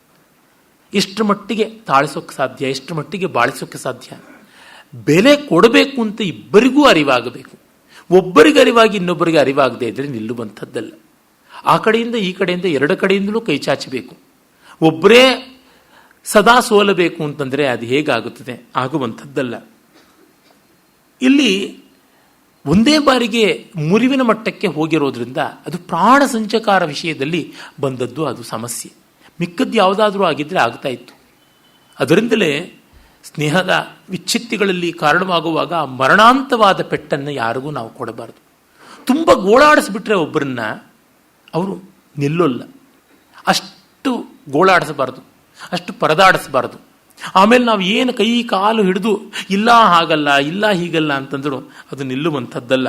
ಆ ಥರದ್ದು ಎಷ್ಟೆಷ್ಟೋ ಸಂದರ್ಭಗಳನ್ನು ನಿಕಟವಾಗಿ ನಾನು ಬಲ್ಲವನಾದ ಕಾರಣ ಹೇಳ್ತಾ ಇದ್ದೀನಿ. ಇಲ್ಲಿ ಸ್ನೇಹ ವಿಚ್ಛೇದವಾಗುವಲ್ಲಿ ಒಂದು ಮಟ್ಟಿಗೆ ಬೋಳೆತನ, ಇನ್ನೊಂದು ಮಟ್ಟಿಗೆ ಸ್ವಭಾವ ದರ್ಶನ ರಾಹಿತ್ಯ ಇವೆಲ್ಲ ಇದೆ. ಆದರೆ ತುಂಬ ತಿಳಿದು ಜಗತ್ತಿನಲ್ಲಿ ಮಾಡೋಕ್ಕಾಗೋಲ್ಲ. ಏನೋ ಒಂದಿಷ್ಟು ಕುರುಡು ನೆನಪಿನಿಂದ ಹೋಗ್ತೀವಿ.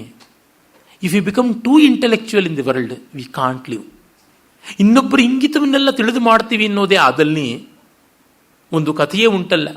ಒಬ್ಬನಿಗೆ ತನ್ನ ಎದುರಾಳಿ ಅಂದರೆ ಎದುರಲ್ಲಿರ್ತಕ್ಕಂಥವನು ಅಂತ ಅರ್ಥ, ಎದುರಿರುವವನ ಇಂಗಿತ ಗೊತ್ತಾಗುವಂಥ ಒಂದು ವರ ಸಿಕ್ತಂತೆ. ಒಂದು ದಿವ್ಯವಾದ ಮಾಲೆ ಹಾಕ್ಕೊಂಡ. ಆ ಹಾಕ್ಕೊಂಡಿದ್ದಾಗ ಎದುರಿನವ್ರು ಏನು ಆಲೋಚನೆ ಮಾಡ್ತಾರೆ ಅಂತ ಕ್ಷಣ ಕ್ಷಣಕ್ಕೂ ಅವನಿಗೆ ಜಗತ್ತಿನಲ್ಲಿ ಬದುಕೋಕ್ಕಾಗಲಿಲ್ಲ. ಪ್ರತಿಯೊಬ್ಬರಿಗೂ ಇವನನ್ನು ಕಂಡು ಸದ್ಭಾವ ಅಸದ್ಭಾವ ಎರಡೂ ಇರುತ್ತೆ. ಹಾಗಿದ್ದಾಗ ಯಾವ ತರಹ? ತುಂಬ ಕಷ್ಟ. ಆಮೇಲೆ ಆ ಹಾರವನ್ನೇ ಬಿಸಾಡಿ ನಾನು ನೆಮ್ಮದಿಯಿಂದ ಇರ್ತೀನಿ ಅಂತ ಇದ್ದನಂತೆ. ಈ ಥರ ಆಗುತ್ತದೆ. ಆಗ ನೀನು ಬಾಯಿ ಬಿಟ್ಟು ಜಾರದೆ ಆತ್ಮನೋ ಮುಖದೋಷೇಣ ಬದ್ಧಂತೆ ಶುಕಸಾರಿಕಾ ಬಕಾಸ್ತತ್ರ ನ ಬದ್ಧಂತೆ ಮೌನಂ ಸರ್ವಾರ್ಥ ಸಾಧನಂ. ನೋಡು, ನನ್ನನ್ನು ಸಾಯಿಸಬೇಕು ಅಂತಲೇ ನೀನು ನೋಡಿದ್ದಿ, ಆದರೆ ಸ್ವವಾಗ್ದೋಷೇಣೇವ ಪ್ರಕಟೀಭೂತ. ನೀನು ಬಾಯಿ ಜಾರಿಬಿಟ್ಟೆ. ಈ ಬಾಯಿ ಜಾರೋದ್ರಿಂದ ಆಗುವುದೇನು? ಮಾತಾಡೋಕ್ಕೆ ಬರುತ್ತೆ ಅಂತಲೇ ಗಿಣಿಯನ್ನ ಮೈನ ಇವುಗಳನ್ನೆಲ್ಲ ಪಂಜರದಲ್ಲಿಡ್ತೀವಿ, ಕೊಕ್ಕರೆನ ಹದ್ದನ್ನ ಗೂಬೆನ ಯಾರೂ ಇಡೋಲ್ಲ ಅಂತ. ಹಾಗೆ ಮೌನಂ ಸರ್ವಾರ್ಥ ಸಾಧನಂ, ಮೌನ ಸರ್ವಾರ್ಥ ಸಾಧನ, ಮಾತು ಅಲ್ಲ ಅಂತ. ಅಖಿಲೇಶು ವಿಹಂಗೇಶು ಸತ್ಸು ಸ್ವಚ್ಛಂದಚಾರಿಷು ಶುಕ ಪಂಜರ ಬಂಧಸ್ತೆ ಮಧುರಾಣಾಂ ಗಿರಾಂ ಫಲಂ ಅಂತ ಶ್ಲೋಕ ಉಂಟಲ್ಲ. ಎಲ್ಲ ಪಕ್ಷಿಗಳು ಸ್ವಚ್ಛಂದವಾಗಿ ಹಾರಾಡ್ತಾ ಇದ್ದಾಗ, ಆಕಾಶದಲ್ಲಿ ಹಾರತಾ ಇದ್ದಾಗ, ಅಯ್ಯೋ ಬಡಪಾಯಿ ಗಿಳಿಯೇ ನಿನಗೆ ಮಾತ್ರ ಸೆರೆ ಉಂಟಾಯಿತು, ಒಳ್ಳೆ ಮಾತಿಗೆ ಇದಾ ಫಲ ಅಂತ ಒಂದು ಸುಭಾಷಿತ ಉಂಟು. ಸುಗುಪ್ತಂ ರಕ್ಷ್ಯಮಾಣೋಪಿ ದರ್ಶಯನ್ ದಾರುಣಂ ವಪು ವ್ಯಾಘ್ರಚರ್ಮ ಪ್ರತಿಚ್ಛನ್ನೋ ವ್ಯಾಕೃತೆ ರಾಸಭೋಹತಃ. ಹುಲಿ ಚರ್ಮ ಹೊದ್ದುಕೊಂಡಿದ್ದಂಥ ಕತ್ತೆ ಬಾಯಿ ಬಿಟ್ಟಿದ್ದ ತಾನೇ ಸತ್ತು ತೊಂದರೆಗೊಳಗಾಯಿತು ಅಂತನ್ನುವ ಕಥೆ ಹೇಳ್ತಾ ಇದ್ದಂತೆ ಹೇಗದು ಅಂತ ಕೇಳುತ್ತದೆ. ಕಥಮೇ ತತ್ತಂತ ಮತ್ತೆ ಪಾಪ ಮೊಸಳೆ ಕೇಳೋದು, ಕೋತಿ ಹೇಳೋದು, ಇಡೀ ಕಥಾನಕ ಹಾಗೆ. ವಾಚಾಲತ್ವ ದೋಷೆ ರಜಕ ರಾಸಭ ಕಥಾ ಅಂತ ಒಂದು ಕಥೆ ಬರುತ್ತದೆ. ಕಸ್ಮಿಂಶದಧಿಷ್ಠಾನೇ ಶುದ್ಧಪಟೋ ನಾಮ ರಜಕ ಪ್ರತಿವಸತಿ ಸ್ಮ. ನೋಡಿ, ನಾನು ಮತ್ತೆ ಹೇಳಿದ್ದೇನೆ, ಪಂಚತಂತ್ರ ಕಥೆಗಳಲ್ಲಿ ಪಾತ್ರಗಳ ಹೆಸರನ್ನು ಹೇಗೆ ಇರುತ್ತದೆ ಅಂತ. ಕರ್ಪೂರ ಪಟಕ ಅಂತ ಒಂದು ಕಡೆ ಬರುತ್ತದೆ ಹೆಸರು. ಅಸ್ತಿ ವಾರಾಣಸ್ಯಾಂ ಕರ್ಪೂರ ಪಟಕೋ ನಾಮ ರಜಕ ಅಂತ. ಕರ್ಪೂರ ಪಟಕ ಅಂದರೆ ಕರ್ಪೂರದಷ್ಟು ಬೆಳ್ಳಗೆ ಬಟ್ಟೆಯನ್ನು ಒಗೀತಾನೆ ಅಂತ. ಅಷ್ಟು ಗಮಲಿರುವಂತೆ ಸೆಂಟೆಲ್ಲ ಹಾಕ್ತಾನೆ ಬಟ್ಟೆಗೆ ಅಂತಲೂ ಆಗುತ್ತದೆ. ಇಲ್ಲಿ ಶುದ್ಧ ಪಟ, ಬೆಳ್ಳಗೆ ಬಟ್ಟೆ ನಿಡ್ತಾನೆ ಅಂತಕ್ಕಂಥದ್ದೇ ಅವನ ಹೆಸರು. ಅವನ ಹತ್ರ ಒಂದು ಕತ್ತೆ ಇತ್ತು. ಆ ಕತ್ತೆಗೆ ಆಹಾರ ಹಾಕ್ತಾ ಇರಲಿಲ್ಲ, ದುಡಿಸ್ಕೊಳ್ತಾ ಇದ್ದ, ಆದರೆ ಏನೂ ಕೊಡ್ತಿರ್ಲಿಲ್ಲ. ಘಾಸಾಭಾವಾದ್ ಅತಿ ದುರ್ಬಲತಾಂಗತಃ. ಅದು ಘಾಸ, ಮೇವಿಲ್ಲದೆ ಪಾಪ ತುಂಬ ಸ್ವರ್ಗಬಿಡ್ತು. ಅತತೇನ ರಜಕೇನ ಅಟವ್ಯಾಂ ಪರಿಭ್ರಮತ ಮೃತವ್ಯಾಘ್ರೋ ದೃಷ್ಟ. ಅವನೊಮ್ಮೆ ಅಗಸ ಕಾಡಲ್ಲಿ ಅಡವಿಯಲ್ಲಿ ಓಡಾಡ್ತಿದ್ದಾಗ ಒಂದು ಸತ್ತ ಹುಲಿ ಕಾಣಿಸ್ತು. ಚಿಂತಿತಂಚ ಅಹೋ ಶೋಭನಂ ಆಪತಿತಂ. ಎಷ್ಟು ಒಳ್ಳೆಯದಾಯಿತು, ಶೋಭನಂ ಆಪತಿತಂ. ಆ ಭಾಷಾ ಸೌಂದರ್ಯ ನೋಡಿ ಸಂಸ್ಕೃತದ್ದು, ಚೆನ್ನಾಗಿರೋದೇ ಆಯಿತು. ಅನೇನ ವ್ಯಾಘ್ರಚರ್ಮಣ ಪ್ರತಿಚ್ಛತ್ಯ ರಾಸಭಂ ರಾತ್ರೌ ಯವಕ್ಷೇತ್ರೇಶು ಉತ್ರಕ್ಷ್ಯಾಮಿ. ಬಿಡಿಸ್ತೀನಿ ನಾನು ಕತ್ತೆಯನ್ನು, ರಾತ್ರಿ ಹೊತ್ತು ಹುಲಿ ಚರ್ಮನ ಹೊದಿಸಿ ಕಳಿಸ್ತೀನಿ, ಊರವರ ಹೊಲದ ಮೇಲೆ ಬಿಡ್ತೀನಿ, ಚೆನ್ನಾಗಿ ಮೇಯುತ್ತೆ, ಅದಕ್ಕೆ ಯಾರೂ ಏನು ತೊಂದರೆ ಮಾಡೋಲ್ಲ. ಏನ ವ್ಯಾಘ್ರಂ ಮತ್ವಾ ಸಮೀಪವರ್ತಿನ ಕ್ಷೇತ್ರಪಾಲ ಏನಂನ ನಿಷ್ಕಾಸಯಿಷ್ಯಂತಿ. ಹುಲಿ ಅಂತಂದುಕೊಂಡು ಯಾರು ಹತ್ತಿರಕ್ಕೆ ಬರೋಲ್ಲ, ಇದು ಚೆನ್ನಾಗಿ ಮೇಯುತ್ತದೆ ಅಂತ. ತಥಾ ಅನುಷ್ಠಿತೆ, ಚುಟಿಕಿನಲ್ಲಿ ಅದು ಮುಗಿಸ್ಬಿಡುತ್ತೆ. ಹಾಗೆ ಮಾಡಲಾಗಿ ರಾಸಭೋ ಯಥೇಚ್ಛಯ ಯವಭಕ್ಷಣಂ ಕರೋತಿ ಪ್ರತ್ಯೂಷೆ ಭೂಯೋಪಿ ರಚಕ ಸ್ವಾಶ್ರಯಂ ನಯತಿ. ಹಾಗೆ ರಾತ್ರಿ ಎಲ್ಲ ಅದು ಚೆನ್ನಾಗಿ ಹೊಲ ಗದ್ದೆಗಳಲ್ಲಿ ತಿರುಗಿ ಮೇಯ್ದುಕೊಂಡು ಬರ್ತಾ ಇತ್ತು. ಬೆಳಗಾಗೋದ್ರೊಳಗಾಗಿ ಅಗಸ ಎತ್ಕೊಂಡು ಬರ್ತಾ ಇದ್ದ. ಗಚ್ಚತಾ ಕಾಲೇನ ರಾಸಭ ಪೀವರತನುರ್ಜಾತಃ. ಕೊಬ್ಬಿ ಬಿಡ್ತು ಆ ಕತ್ತೆ. ಕೃಚ್ರಾತ್ ಬಂಧನ ಸ್ಥಾನಮಪಿ ನೀಯತೆ. ಅದನ್ನು ಎಳ್ಕೊಂಡು ಹೋಗಿ ಕಟ್ಟುವುದೇ ಕಷ್ಟವಾಗ್ತಾ ಇತ್ತು, ಅಷ್ಟು ಮೇಯ್ದು ಬಿಡ್ತಾ ಇತ್ತು ಅಂತ. ಈ ಸೂಕ್ಷ್ಮ ನೋಡಿ ಎಷ್ಟು ಚೆನ್ನಾಗಿ ಹೇಳ್ತಾನೆ. ಈ ಕಥೆಯಲ್ಲಿ ಈ ವಾಕ್ಯ ಬೇಕಿಲ್ಲ. ಕೃಚ್ರಾತ್ ಬಂಧನ ಸ್ಥಾನಂ ಅಪಿ ನೀಯತೆ. ಅಂದರೆ ಮೊದಲು ಅದನ್ನು ಎಲ್ಲೆಳೆದ್ರೆ ಅಲ್ಲಿ ಬರ್ತಾ ಇದ್ದಷ್ಟು ದುರ್ಬಲವಾಗಿದ್ದು, ಇನ್ನು ಮೇಯ್ಬೇಕು ಅಂತ ಅಲ್ಲೇ ಇರ್ತಾ ಇತ್ತು ಅಂತ. ಅಗಸನ ಮಾತೆ ಕೇಳದೇ ಇರೋಷ್ಟು ಕೊಬ್ಬು ಬಿಡ್ತು ಕತ್ತೆ ಅಂತ ತಾತ್ಪರ್ಯ. ಚೇಳಿಗೆ ಪಾರ್ಪತ್ಯ ಕೊಡೋದು ಅಂತೀವಿ ನಾವು. ಕೆಲವೊಮ್ಮೆ ಗಂಗದತ್ತನ ಕಥೆ ನಿನ್ನೆ ತಾನೇ ನೋಡಿದ್ವಿ. ಪ್ರಿಯದರ್ಶನ ಹಾವಿಗೆ ಪಾರ್ಪತ್ಯ ಕೊಟ್ಟು ತಾನೇ ಅದಕ್ಕೆ ಗ್ರಾಸವಾಗುವ ಸ್ಥಿತಿಗೆ ಬಂದನಲ್ಲ. ಇದು ನೋಡಿದಾಗ ಈ ಸೂಕ್ಷ್ಮ ಸಮಾಜ ಚಿತ್ರಣವನ್ನು ಕೊಡುತ್ತದೆ. ಪಂಚತಂತ್ರ ಅಲ್ಲ, ಯಾವ ಕಾವ್ಯವನ್ನು ಮೈಯೆಲ್ಲ ಕಣ್ಣಾಗಿ, ಕಣ್ಣೆಲ್ಲ ಭಾವವಾಗಿ, ಭಾವವೆಲ್ಲ ಸಂವೇದನಶೀಲತೆಯಾಗಿ ನೋಡಬೇಕು. ಅಥ ಅನ್ಯಸ್ಮಿನ್ ಹನಿ ಸ ಮದೋದ್ಧತೋ ದೂರಾದ್ ರಾಸಭೀ ಶಬ್ದಂ ಅಶೃಣೋತ್. ಒಂದು ದಿವಸ ರಾತ್ರಿ ಅದು ಹಾಗೇ ಮೇಯ್ತಿದ್ದಾಗ ಎಲ್ಲಿಂದಲೋ ಒಂದು ಹೆಣ್ಣು ಕತ್ತಿಯ ಕೂಗು ಕೇಳಿಸ್ಕೊಳ್ತಂತೆ. ಇದು ಮದೋದ್ಧತ. ಮೊದಲು ಆಹಾರಕ್ಕಿಲ್ಲದೆ ಇದ್ದರಿಂದ ಅದಕ್ಕೆ ಕಾಮವಿಕಾರ ಇಲ್ಲ, ಹೊಟ್ಟೆ ತುಂಬದ ಮೇಲೆ ಕಾಮವಿಕಾರ. ಆ ಸೂಕ್ಷ್ಮತೆಯೂ ಚೆನ್ನಾಗಿದೆ. ಆಮೇಲೆ ನೋಡಿ, ಅದಕ್ಕೆ ಕತ್ತೆ ಕೂಗಿದಾಗ ಇದು ಹೆಣ್ಣಿಂದ ಇದು ಗಂಡದ ಅಂತ ನಮಗೆ ಹೇಗೆ ಗೊತ್ತಾಗುತ್ತೆ? ಕತ್ತೆಗೆ ಗೊತ್ತಾಗಬೇಕು. ತುಂಬ ಜನಕ್ಕೆ ಗೊತ್ತಿಲ್ಲ, ಗಂಡು ಕೋಗಿಲೆ ಮಾತ್ರ ಮಧುರವಾಗಿ ಕೂಗಬಲ್ಲದು, ಹೆಣ್ಣು ಕೋಗಿಲೆ ಅಲ್ಲ. ಅದು ಹೆಣ್ಣು ಕೂಗಲಿನ ಆಕರ್ಷಿಸೋದಕ್ಕೆ ಕೂಗುತ್ತದೆ. ಪುಂಸ್ಕೋಕಿಲ ಚುಕೂಜ ಮಧುರಂ ಕಾಳಿದಾಸ ಹೇಳ್ತಾನೆ. ಅವನಿಗೆ ಗೊತ್ತಿತ್ತು, ಕವಿಗಳಿಗೆ ಆ ಸೂಕ್ಷ್ಮತೆ ಇದ್ದವರಿಗೆ ಗೊತ್ತಿರುತ್ತದೆ. ಹಾಗಾಗಿ ನಮಗೆ ತಿಳಿಯೋಲ್ಲ. ಕೋತಿ ಎಂಥ ಚೆಲುವುರಿ, ಕೋತಿ ಅಂತೀವಿ, ಕಾಗೆ ಅಂತೀವಿ ಅಂತ. ಅರೆ, ಹೆಣ್ಣು ಕೋತಿಗೆ, ಹೆಣ್ಣು ಕಾಗೆಗೆ, ಅಥವಾ ಗಂಡು ಕೋತಿಗೆ, ಗಂಡು ಕಾಗೆಗೆ ಚೆಲುವು ಗೊತ್ತಾಗುತ್ತದೆ. ಯಾವುದು ಹೆಣ್ಣು ಯಾವುದು ಗಂಡು ಅಂತ ನಮಗೆ ಹೇಗೆ ತಿಳಿಯುತ್ತದೆ? ಅದು ಅಲ್ಲಿ ಗೊತ್ತಾಗುತ್ತದೆ. ಅದು ಕಾಮ ವಿಕಾರದಿಂದ ಪ್ರತಿಧ್ವನಿ ಮಾಡುತ್ತದೆ. ಆಗ ತಚ್ಶ್ರವಣ ಮಾತ್ರೇಣೇವ ಸ್ವಯಂ ಶಬ್ದಾಯಿತು ಆರಬ್ಧ. ಅತತೆ ಕ್ಷೇತ್ರಪಾಲಾ ರಾಸಭೋಯಂ ವ್ಯಾಘ್ರಚರ್ಮ ಪ್ರತಿಚ್ಛನ್ನ ಇತಿ ಜ್ಞಾತ್ವ ಲಗುಡ ಶರ ಪಾಷಾಣ ಪ್ರಹಾರೈ ತಮ್ಮ ವ್ಯಾಪಾದಿತವಂತ. ಆಗ ಹತ್ತಿರದ ಹೊಲಗದ್ದೆಗಳ ಮಾಲೀಕರು, ಅಯ್ಯೋ ಪ್ರತಿ ದಿವಸ ಹುಲಿ ಇಲ್ಲೆಲ್ಲ ಓಡಾಡ್ತಿದೆ ಅಂತ ಅಂಜುಕೊಂಡು ಓಡಾಡಿ ಬೆಳಗ್ಗೆ ಎಲ್ಲ ಹೊಲ ಖಾಲಿಯಾಗಿರೋದು ನೋಡಿ ಯಾವುದೋ ಬಂದು ಮೇಯ್ತಾ ಇತ್ತು ಅಂದ್ಕೊಂಡ್ವಿ. ಇದು ಕತ್ತೆ ಹುಲಿಯ ಚರ್ಮ ಹೊದ್ದಿದೆ ಅಂತ ದೊಣ್ಣೆಯಿಂದ, ಕಲ್ಲಿಂದ, ಕವಣೆಯಿಂದ, ಬಾಣದಿಂದ ಬಡಿದು ಅದನ್ನು ಕೊಂದರು. ಅಥೋಹಂ ಬ್ರವೀಮಿ ಸುಗುಪ್ತಂ ರಕ್ಷಮಾಣೋಪಿ ಇತಿ. ಹಾಗಾಗಿ ಎಷ್ಟು ಜೋಪಾನ ಮಾಡಿಕೊಂಡ್ರೂ ಆಗುವಂಥದ್ದಲ್ಲ ಅಂತ ನಾನು ಹೇಳಿದೆ ಅಂತ ಆರಂಭ ಮಾಡಿ, ಅದು ಹೆಣ್ಣುಗಳ ಬಗ್ಗೆ ಒಂದು ದೊಡ್ಡ ಕಂಪ್ಲೇಂಟ್ನ ಲಿಸ್ಟನ್ನೇ ತಯಾರು ಮಾಡುತ್ತದೆ. ಅಷ್ಟು ಹೊತ್ತಿಗೆ ಯಾವುದೋ ಒಂದು ಜಲಚರ ಬಂದು ಮೊಸಳೆಗೆ ಹೇಳುತ್ತದೆ, ಜಲಚರೇಣ ಏಕೇನ ಅಗತ್ಯ ಅಭೀತಂ ಭೌಮಕರ ತ್ವದೀಯ ಭಾರ್ಯ ಅನಶನೋಪವಿಷ್ಟ ತ್ವಯಿ ಚಿರಯತಿ ಪ್ರಣಯಾಭಿ ಭವಾತ್ ವಿಪನ್ನ. ಉಪವಾಸ ಮಾಡ್ತಾ ಇದೆ, ಕೋತಿಯ ಹೃದಯ ತಿನ್ನೋವರೆಗೂ ನಾನು ಊಟ ಮಾಡೋಲ್ಲ ಅಂತ. ಜೊತೆಗೆ ನೀನೆಲ್ಲಿ ದ್ರೋಹ ಮಾಡಿಬಿಟ್ಟಿಯೋ ಅಂತ ಆ ಕಳವಳ ಬೇರೆ. ಅದಕ್ಕಾಗಿ ಆಹಾರವಿಲ್ಲದೆ, ಮಾನಸಿಕ ಸ್ಥೈರ್ಯವಿಲ್ಲದೆ ಅದು ಸತ್ತು ಹೋಗ್ಬಿಡ್ತು ಅಂತ ಬಂದು ಹೇಳುತ್ತೆ. ಅಯ್ಯೋ ಅಂತ ಏತದ್ ವಜ್ರಪಾತ ಸದೃಶ ವಚನ ಆಕರ್ಣ್ಯ ಅತೀವ ವ್ಯಾಕುಲಿತ ಹೃದಯ ಪ್ರಲಪಿತಮೇವಂ ಚಕಾರ. ದುಃಖಪಟ್ಟು ಸಂಕಟ ಪಡುತ್ತದೆ. ಅಹೋ ಕಿಮಿದಂ ಸಂಜಾತಂ ಮೇ ಮಂದಭಾಗ್ಯಸ್ಯ ಉಕ್ತಂಚ ಮಾತಾಯಸ್ಯ ಗೃಹೇ ನಾಸ್ತಿ ಭಾರ್ಯಾಚ ಪ್ರಿಯವಾದಿನಿ ಅರಣ್ಯಂ ತೇನ ಗಂತವ್ಯಂ ಯಥಾರಣ್ಯಂ ತಥಾ ಗೃಹಂ. ಅಯ್ಯೋ, ತಾಯಿ ಇಲ್ಲ, ಹೆಂಡತಿನೂ ಹಿತವಾಗಿ ಆಚರಿಸ್ತಿಲ್ಲ ಅಂದರೆ ಮನೆಯಲ್ಲ ಕಾಡಾಗ್ಬಿಡುತ್ತೆ, ಕಾಡೇ ಮನೆಯಾಗ್ಬಿಡುತ್ತೆ ಅಂತ. ನಿಜ, ಗಂಡಿಗಾಗಲಿ ಹೆಣ್ಣಿಗಾಗಲಿ ಇಷ್ಟೇ. ಅಳ್ತಾ ಇದ್ದಾಗ ಇದು ಕ್ಷಮೆ ಕೇಳುತ್ತೆ. ತನ್ಮಿತ್ರ ಕ್ಷಮ್ಯತಾಂ ಮಯ ಅಪರಾಧ ಕೃತಃ ಸಂಪ್ರತ್ಯಂತು ಸ್ತ್ರೀವಿಯೋಗಾದ್ ವೈಶ್ವಾನರ ಪ್ರವೇಶಂ ಕರಿಷ್ಯಾಮಿ. ಅಯ್ಯೋ, ಹೆಣ್ಣೂ ಇಲ್ಲ, ಹೆಂಡತಿಯೂ ಇಲ್ಲ, ಇನ್ನು ಬೆಂಕಿ ಬೀಳ್ತೀನಿ ಅಂತಂದಾಗ ಈ ಕೋತಿ ಗಹಗಹಿಸಿ ನಕ್ಕು ಹೇಳುತ್ತಂತೆ, ಭೋ ಜ್ಞಾತೋಮಯ ಪ್ರಥಮವೇ ಯತ್ವಂ ಸ್ತ್ರೀವಶ್ಯ ಸ್ತ್ರೀಜಿತಶ್ಚ. ನನಗೆ ಮೊದಲೇ ಗೊತ್ತಿತ್ತು ನೀನು ಹೆಣ್ಣಿನ ಅಡಿಯಾಳು, ಹೆಣ್ಣಿಗೆ ನೀನು ಸೋತವನು ಅಂತ. ಸಾಂಪ್ರತಂ ಪ್ರತ್ಯಯ ಸಂಜಾತ. ಈಗ ನೋಡಿದ್ರೆ ಅದಕ್ಕೆ ಪುರಾವೆಯೇ ಸಿಗ್ತಾ ಇದೆ. ತನ್ಮೂಢ ಆನಂದೇ ಪಿಜಾತೆ ತ್ವಂ ವಿಷಾದಂಗತ. ಈಗ ಸಂತೋಷ ಪಡಬೇಕಾದದ್ದು. ಯಾರೋ ನನ್ನ ಬಂಧುವರ್ಗದವರೊಬ್ಬರು ಅವ್ರ ಹೆಂಡತಿ ತೀರ್ಕೊಂಡಿದ್ದ ದಿವಸ ಅವ್ರು ನೋಡಕ್ಕೆ ಹೋದರೆ ಇದೇ ಮಹಾಸುದಿನ ಅಂತ ಹಾಡ್ತಾ ಇದ್ರು. ಬೆಳಗ್ಗೆ ಎಲ್ಲ ಅಂತ್ಯಷ್ಟಿ ಆಗಿದೆ. ನನಗೆ ಗೊತ್ತಿದ್ದು ಸುದ್ದಿ ತಡವಾಯಿತು, ತುಂಬ ಅಪರಾಹ್ನವಾಯಿತು ಗೊತ್ತಾಗುವ ಹೊತ್ತಿಗೆ. ಅದಕ್ಕೆ ಹೋದೆ ದುಃಖ ವಿಚಾರಿಸಬೇಕು ಅಂತ. ನನಗೆ ಹಿರಿಯರು, ನನ್ನ ತಂದೆ ತಾಯಂದರ ವಯಸ್ಸಿನವರವರು. ಅವ್ರು ಹೋದರೆ, ಏನು ಮಾಮ ಇಂಥ ಹಾಡು ಇಲ್ಲಿ ಹಾಡ್ತಾ ಇದ್ದೀರ, ನಿನಗೇ ಗೊತ್ತಲ್ಲಪ್ಪ ನಿಮ್ಮ ಮಾಮಿ ಎಂಥವಳು ಅಂತ. ಇವತ್ತು ಅವಳಿಗೆ ಮುಕ್ತಿ, ನನಗೆ ಮುಕ್ತಿ, ಇಬ್ಬರಿಗೂ ಮುಕ್ತಿ ಸಿಕ್ಕಿದೆ, ಇದೇ ಮಹಾಸುದಿನ ಅಂತ ಹಾಡಿದ್ರು. ಘೋರ ಅನ್ನಿಸ್ಬೋದು, ವಾಸ್ತವ. ಅದೇ ಥರ ಎಷ್ಟೋ ಜನ ಹೆಣ್ಣು ಮಕ್ಕಳು ಕೂಡ ಇವತ್ತು ಈ ಪಾಪಿ ಸತ್ತ ನೆಮ್ಮದಿ ಆಯಿತು ಅಂತ. ಕಠೋರವಾಗ್ಬೋದು, ನಿರ್ಣಯಾತ್ಮಕವಾಗಿ ಅಂತೆಲ್ಲ ಹೇಳ್ತಿರೋವಂಥದ್ದು. ಯಾರನ್ನೂ ದೂಷಣೆ ಮಾಡೋದಿಕ್ಕಲ್ಲ. ನನ್ನ ತಂದೆ ತುಂಬ ಶಿಸ್ತಿನ ಸಿಪಾಯಿ, ಕಠೋರವಾದ ಮನಸ್ತತ್ವ ಅವರದು.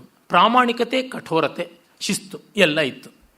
ನಮ್ಮ ತಾಯಿ ಸ್ನಿಗ್ಧತೆ, ಪ್ರೀತಿ, ಅಶಿಸ್ತು. ಈ ಅಶಿಸ್ತಿನಿಂದಾಗಿ ನಮ್ಮ ತಾಯಿ ಸದಾ ಪಾಪ ಬಯಸ್ಕೊಳ್ತಾ ಇದ್ರು, ಉದ್ವಿಗ್ನತೆ, ಟೆನ್ಷನ್ನಲ್ಲೇ ಇರ್ತಾ ಇದ್ರು. ನಮ್ಮ ತಾಯಿಗೆ ನಾನು ಎಂಜಿನಿಯರಿಂಗ್ ಮುಗಿಸಿದ ಕಾಲಕ್ಕೆ ಈ ಟೆನ್ಷನ್ನಿಂದಲೇ ಪ್ರಾಯಶಃ ಅವರು ಜೀನ್ಸಲ್ಲೂ ಇತ್ತೇನು ಮಧುಮೇಹ ಅಂತೀವಲ್ಲ, ಮೇಹರೋಗ, ಡಯಾಬಿಟಿಕ್ ಆದರು 84-85 ಇಸ್ವಿನಲ್ಲಿ. ಆಮೇಲೆ ನಮ್ಮ ತಂದೆ 2000 ಇಸ್ವಿಯಲ್ಲಿ ತೀರಿಕೊಂಡ್ರು, ಜನವರಿ 1ನೇ ತಾರೀಕು. ಆಮೇಲೆ ಎಲ್ಲ ಅಂತ್ಯೇಷ್ಟಿ ಅದು ಇದು ಎಲ್ಲ ಮುಗಿದು ಮೆಡಿಕಲ್ ಚೆಕಪ್ ಮಾಡ್ಕೊಳ್ಳೋಕ್ಕಾಗ್ತಿರ್ಲಿಲ್ಲ. ಏಪ್ರಿಲ್ ಅಷ್ಟೊತ್ತಿಗೆ ನಮ್ಮಮ್ಮನ ಕರ್ಕೊಂಡು ಹೋದೆ, ಮೆಡಿಕಲ್ ಚೆಕಪ್ ಮಾಡಿಸ್ದೆ, ನಾರ್ಮಲ್ ಇತ್ತು ಬ್ಲಡ್ ಶುಗರ್ ಲೆವೆಲ್. ಆಮೇಲೆ 2013 ಡಿಸೆಂಬರ್ 11ನೇ ತಾರೀಕು ನಮ್ಮ ತಾಯಿ ತೀರ್ಕೊಂಡಿತ್ತು. ಅಂದರೆ 13-14 ವರ್ಷ ಅವರಿಗೆ ಶುಗರ್ ಕಂಪ್ಲೇಂಟ್ ಮರುಕಳಿಸಲಿಲ್ಲ, ಔಷಧಿಯೇ ಬೇಕಾಗಲಿಲ್ಲ. ಟೆನ್ಷನ್, ಅವ್ರು ಹೋದ್ರು, ಟೆನ್ಷನ್ನು ಹೋಯಿತು. ನಮ್ಮ ತಾಯಿ ಹಾಗೆ ಹಾಡಲಿಲ್ಲ ಅಷ್ಟೇ, ನಮ್ಮ ತಂದೆ ತೀರ್ಕೊಂಡಾಗ ದುಃಖಪಟ್ಟರು. ಆದರೆ ಯಾವುದು ಹೇಗೆ ಅಂತ ನೋಡಿದಾಗ ಇದನ್ನು ನಾನು ಯಾರ ತೀರ್ಮಾನ ಕೊಡೋದಕ್ಕೆ ಹೇಳ್ತಿಲ್ಲ, ಮನೆಯ ವಿಷಯ ಹೇಳ್ಕೊಳ್ಬಹುದಾ ಅಂದರೆ ಲೋಕಕ್ಕೆ ಗೊತ್ತಾಗಲಿ ಜೀವ ಸ್ವಭಾವ. ಹೆಣ್ಣು ಗಂಡು ಯಾರೋ ಒಬ್ಬರು ಕೆಟ್ಟವರು ಅಂತಲ್ಲ, ಕೆಟ್ಟತನಕ್ಕೆ ಲಿಂಗ ಇಲ್ಲ, ದುಷ್ಟತನಕ್ಕೆ ಲಿಂಗ ಇಲ್ಲ, ಒಳ್ಳೆತನಕ್ಕೂ ಲಿಂಗವಿಲ್ಲ. ಅದು ವರ್ಣಾತೀತ, ಜಾತ್ಯತೀತ, ಲಿಂಗಾತೀತ, ಸುಖ ದುಃಖ ಎಲ್ಲ ಕೂಡ. ಹಾಗೆ ನೋಡಿದಾಗ ಯಾರು ಯಾರಿಂದ ಬಿಡುಗಡೆ ಪಡಿತಾರೋ ಹೇಗೋ ತಿಳಿಯುವಂಥದ್ದಲ್ಲ. ಹಾಗಾಗಿ ಇದನ್ನು ಸ್ತ್ರೀಜಿತ, ಸ್ತ್ರೀವಶ್ಯ ಅಂತ ಮೊಸಳೆಯನ್ನು ಕೋತಿ ಬೈತಿದೆಯಲ್ಲ, ಅದು ಆಂಶಿಕ ಸತ್ಯ, ಪೂರ್ಣ ಸತ್ಯವಲ್ಲ. ಇದನ್ನು ನಾವು ಗಮನದಲ್ಲಿ ಇಟ್ಕೊಳ್ಳದೇ ಇದ್ದರೆ ಗ್ರಂಥಕ್ಕೆ ಅನ್ಯಾಯ, ಸತ್ಯಕ್ಕೂ ಅನ್ಯಾಯ. ನಾಳೆ ಮತ್ತೆ ನೋಡೋಣ. ನಮಸ್ಕಾರ.